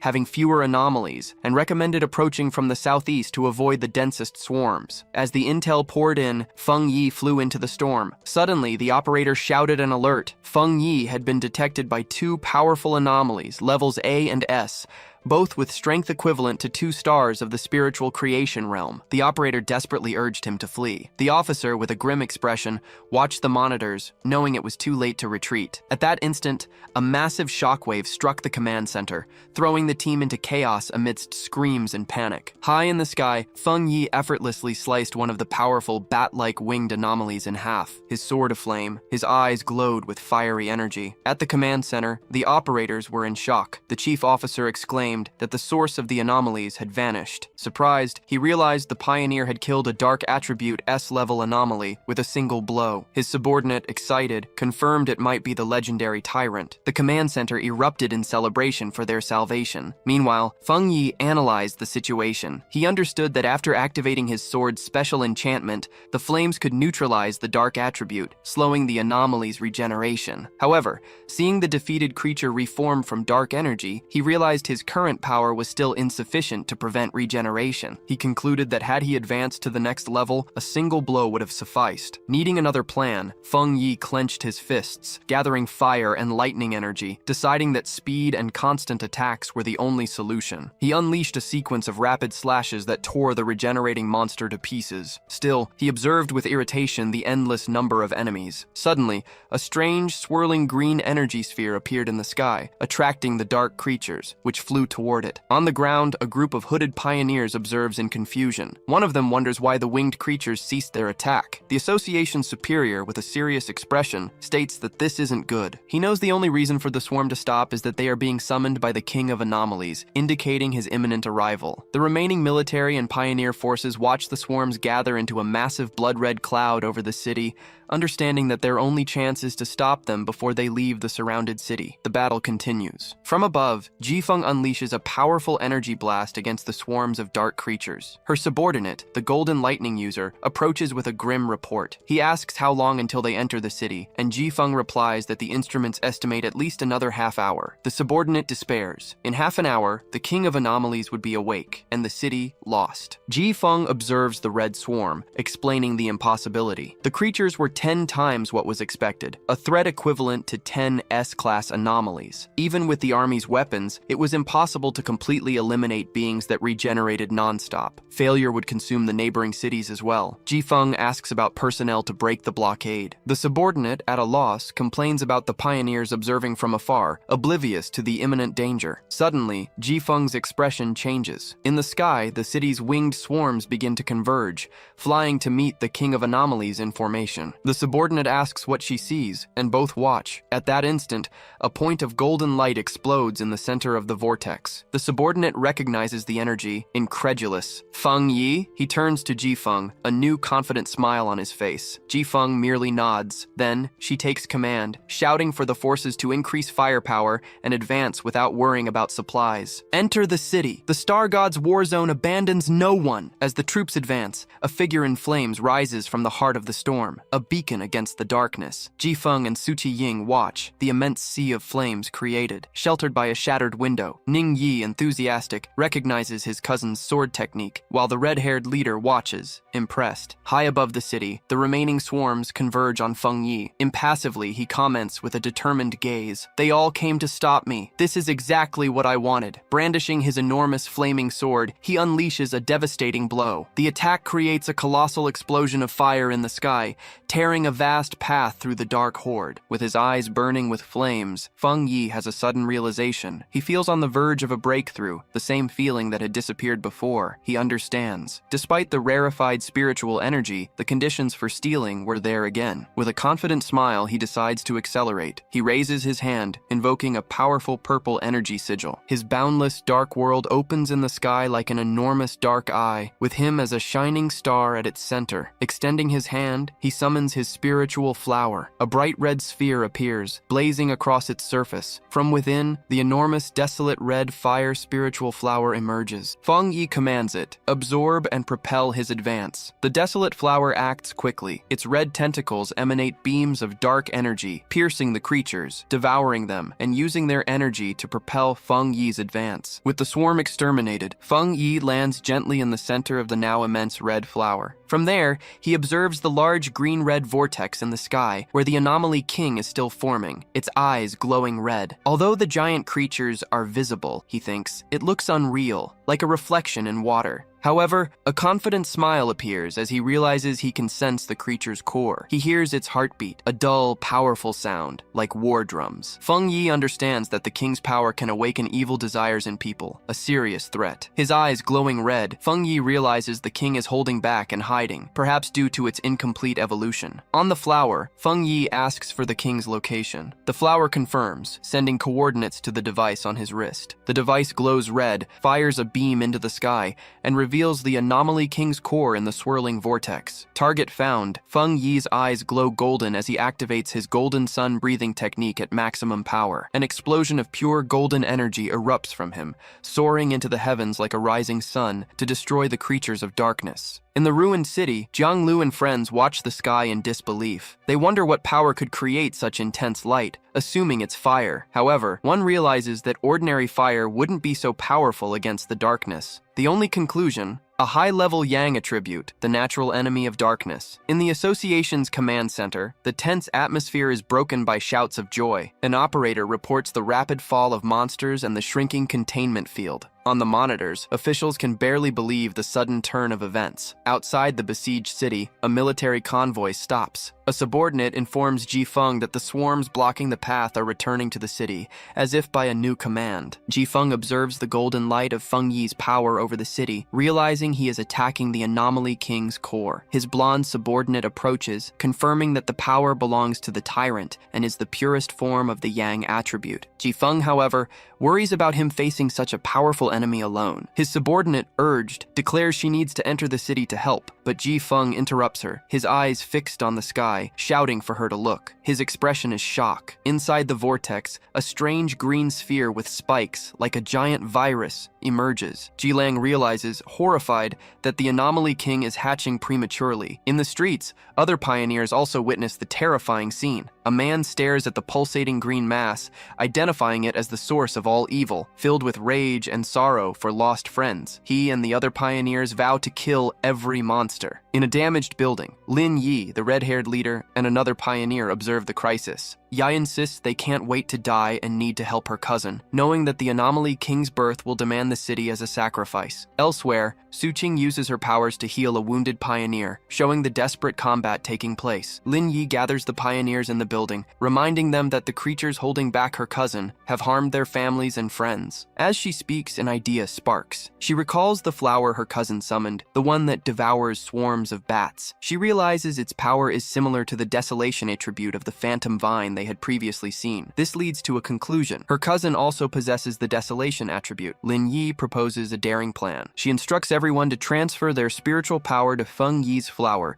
strengthening it for the final battle. The pioneers agree and raise their hands, sending their combined energy heavenward. From the ground, the association's superior, noticing the blue energy flows, initially thinks it's a direct attack but soon comprehends. They're feeding Feng Yi's plant. Inspired, the superior declares support, unleashing a wave of blue energy into the sky. Across the city, the remaining pioneers focus their wills, sending their spiritual power, creating an immense wave of energy to aid the fight. While aiding a wounded pioneer, Su Qing feels the sudden shift in power. She sees Feng Yi's spiritual flower glow with the pioneers' combined energy. Understanding it to be the last stand, she gathers her remaining power and sends it, joining the others. The flower, overflowing with power, unleashes a final, powerful blow against the anomaly king's core. The monster lets out a scream of pain as it struck, and Feng Yi delivers a swift, decisive cut that pierces through it. After the immense battle, Feng Yi floats in the air, wiping blood from his face. His communicator alerts him. Swarms of bats outside the city are advancing towards him. They are tens of thousands of monsters, B, A, and S level, an unending wave of red and black. Unmoved, Feng Yi stares at the anomaly king's pulsating green cocoon. No matter how many servants you send, I will destroy them all. He taunts, "Are you hiding out of fear?" Provoked, the anomaly king finally emerges. A monstrous, dark, and greenish claw tears through the cocoon, revealing its full form. With his hand covered in golden flames, Feng Yi watches, grimly, his true enemy reveal itself. The Anomaly King, now complete, is a terrifying beast with a single, menacing green eye. It lets out a horrendous scream, ready for the decisive battle. It spins in the sky, creating a terrifying vortex of dark green energy and shadows, with a glowing orb of power at its center. Its immense power makes the entire city tremble. The ground cracks in a violent earthquake, shaking streets and sending the remaining pioneers running in despair, aware that the king can destroy them with its mere presence. Outside the city, Zhao Lan and her subordinate watch, grimly, placing all their hopes on Feng Yi. In the ruins, Su Qing also looks to the sky, worry and hope mixed on her face, silently praying for victory. From atop a safe building, Ning Yi clenches her fists, fierce and determined, sharing the same desperate wish. Surrounded by an intense golden light, Feng Yi faces the monster, identifying it as the King of Shadow Anomalies, the cause of the city's suffering. With his spiritual flower burning with fiery energy, Feng Yi declares that he grew up and loves this city, making clear the reason for his fight. In response, the Anomaly King lets out a furious and deafening roar. With a final determined look in his flaming red eyes, Feng Yi delivers his ultimate message: "For the sake of my home, you must die." The two colossal forces collide in a massive explosion of red, green, and golden lights. A colossal confrontation between Feng Yi and the Anomaly King culminates in a dazzling explosion that illuminates the sky. When the light dissipates, Feng Yi floats in a strange dark void before the monster's single gigantic green eye. The creature stares at him, mocking in its mind who dares challenge it, a mere being from a star's spiritual creation realm. Before Feng Yi can react, the Anomaly King opens its enormous dark maw, creating a powerful vortex. Feng Yi senses the danger, but is unable to resist the force that pulls him in. As he's pulled in, Feng Yi realizes the Anomaly King's uniqueness. Even after an all-out attack, it still possesses the strength to devour him whole. He plummets into the monster's grotesque interior. Inside, a cavern of pink flesh and viscous purple liquids. Feng Yi knows that the liquid, besides being corrosive, carries immense dark attribute energy. An ordinary pioneer would be dissolved instantly. Feng Yi is puzzled by the failure of such an evolved creature, swallowing him alive. With a determined look, he sees the fatal error, questioning if the monster isn't afraid of an attack coming from within, its weakest point. To test his theory, Feng Yi gathers fire in his hand and punches the fleshy floor. The beast's inner walls burn and crackle. He notes that although the corrosive liquid weakens his powers, it still causes considerable damage. Deciding that as long as his attacks work, he can handle this, Feng Yi summons his Desolation Fire Spirit Flower. To his surprise, the King of Anomalies didn't just swallow him, it also pulled his Spirit Flower in. This is his luck, as the flower is supercharged, absorbing dark energy from the bat swarms and the spiritual power of the city's pioneers. However, as he holds the bright red flower, Feng Yi notices its hesitation. He asks what's wrong, wondering if it doesn't like the King of Anomalies' dark attribute. To his surprise, the Desolation Flower, which normally feeds on dark energy, is repelled by the king's unique power. Feng Yi hadn't expected this, as his plan was to drain the monster from within. Realizing the need to change strategy,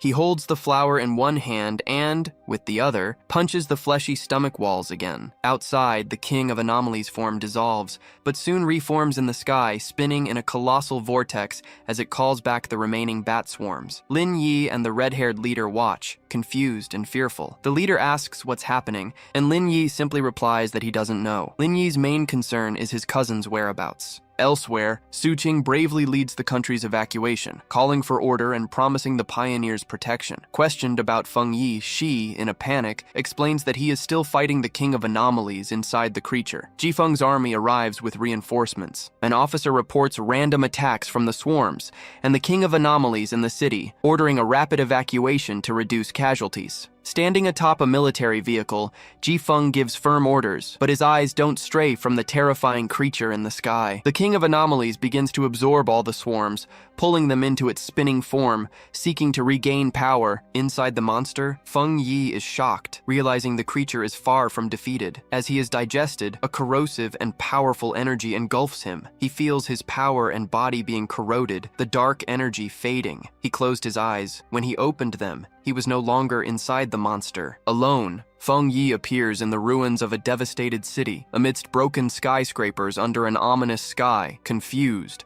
A huge, red-eyed, dark beast glows and emerges from the darkness behind him. The beast charges with a powerful punch against Feng Yi. He focuses his senses, noticing with concern the disappearance of his spiritual power as another giant fist descends towards him. Feng Yi leaps with agility, narrowly dodging as the impact shatters the ground. Landing amidst rubble, he notices something crucial. Even without spiritual power, his body still pulses with strength. His training warns him it's an illusion from the King of Anomalies, trying to make him relive the past before he became a pioneer. The beast tries to crush him with a stomp, but Feng Yi leaps again, dodging. As he lands, he reaches a critical conclusion. The King of Anomalies doesn't have the power to truly eliminate his strength. Feng Yi understands that his abilities won't disappear, he just needs to break the mental block. He deduces that every illusion hides a flaw, a weak point that the King of Anomalies will unwittingly reveal. As he plans, the beast traps him in its enormous hand with blinding speed. The monster brings its furious face close and echoes, "Once here, the human can never leave." Trapped in the creature's hand, Feng Yi's situation seems hopeless, but a confident smile appears on his lips. He found the key to break the illusion. The false form of the King of Anomalies with a monstrous grin merges with him. The creature then opens its jaws, declaring the inevitable end of Feng Yi and humanity, aiming to break his spirit. It projects a horrendous vision, Ji Feng, Su Qing, and the others, lying lifeless, reinforcing the idea that humans are mere food for its evolution. Feigning defeat, Feng Yi falls silent for an instant. He lifts his gaze with a small, defiant smile and calmly asks, "Is that truly what you believe?" At that moment, Feng Yi unleashes his true power. His body explodes in intense golden light. He declares, "You are nothing but a puppet. You don't understand the truth of your own existence." Golden forms of countless people emerge around him as Feng Yi reveals he was reborn with the sole purpose of protecting his home and everyone he loves. The golden light envelops the shadowy beast,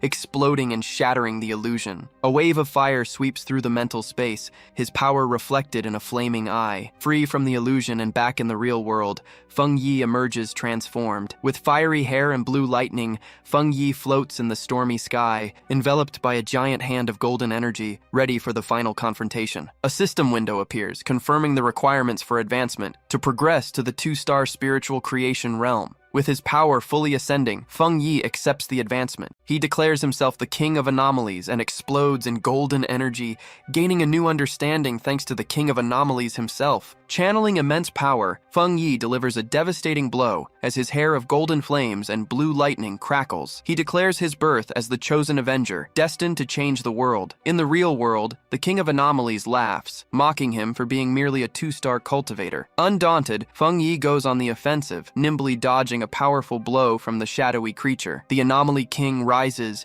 its shadowy form dominating the sky, declaring he won't escape and will be its meal. But the monster's expression shifts to confusion, not understanding what's happening. Feng Yi, in contrast, displays a confident smile, aware his plan is working. Suddenly, blue thunder energy explodes from within the Anomaly King. The monster writhes in pain, screaming with hatred at the stinking human, not understanding this strange body. With power at its peak, Feng Yi prepares his final blow, declaring he will seal the monster. He invokes the 9-dragon celestial fire to purge all evil. 9 enormous fire dragons emerge, converging on the Anomaly King's core. The creature screams, realizing the power is superior to that of a 1-star cultivator. The attack culminates in a colossal explosion of light that illuminates the city sky. On the ground, the pioneers watch in awe as Feng Yi eliminates the anomaly. The Anomaly King lets out a final cry of pain, its essence destroyed by Feng Yi's power. The last vestige of its power, a vortex of purple energy, completely dissipates in the sky, revealing a clear blue day. Back in his normal form, Feng Yi, still holding his flaming sword, watches the swirling purple energy condense into a sphere. He gazes at it with a calm, serious expression, his eyes glowing red. He then creates his boundless dark world,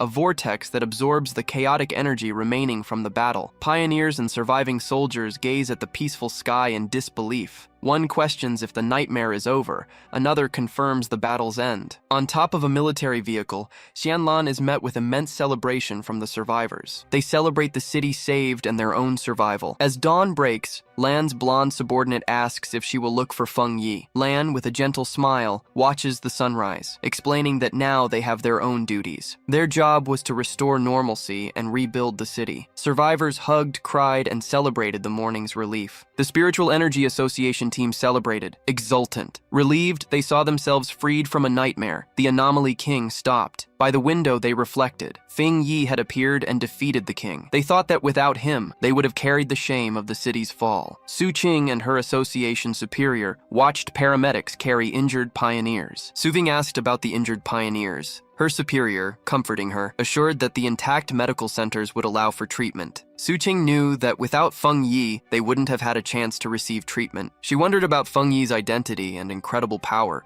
who always accomplished the impossible. Her superior nodded. What everyone had seen was undeniable. Feng Yi had reached the 2-star spiritual creation realm. Headquarters, he was sure, would act, and someone would try to contact him first. Su Qing reflected on Feng Yi's evolution. Before, she'd thought she could compete. Now, he'd completely surpassed her. A top-tier prodigy across the entire Xia nation, she concluded. The superior recalled the golden light and fire dragons that sealed the anomaly. An event witnessed by all, one that would spark widespread discussion and demand swift action. Confused, Su Qing asked what he meant. The superior suggested a new title for Feng Yi, the Sealer, a fitting name. After the great battle, Lin Yi and the red-haired leader rushed through the ruined streets. In a panic, Yi called out for her cousin, while the red-haired leader tried to calm her. Suddenly, Yi spotted something in the distance. With relief and tears in her eyes, she joyfully called out his name. She found Feng Yi, calm amidst the debris, holding his sword. Feng Yi asked why they were looking for him. Yi ran up to him, asking if he was okay. She said that after the fight, she knew he would need them. Feng Yi, exhausted, remained silent. Finally, he said he was fine and praised her effort. Then, he wrapped his arms around his cousin and the red-haired leader, leaning on them for support. Inside, he recalled the brutal fight, admitting he'd expended all the energy from his recent breakthrough on that final attack. He felt a little embarrassed by their concern. Suddenly, Yi realized something, exclaiming in shock. He progressed to the 2-star spiritual creation realm? Feng Yi's rapid advancement and incredible talent astonished her. The red-haired leader's jaw also dropped. The big guy had progressed again. Meanwhile, news of the battle spread. Online forums buzzed about the man who saved the city, the pioneer now known as the Sealer, the mysterious individual who had defeated the King of Anomalies with a single blow, something the Association and the army failed to do, was being called a god by the people. It was speculated that he was part of a hidden organization or a secret weapon of the nation of Xia. Zhang Lu's red-haired friend pointed at the computer screen,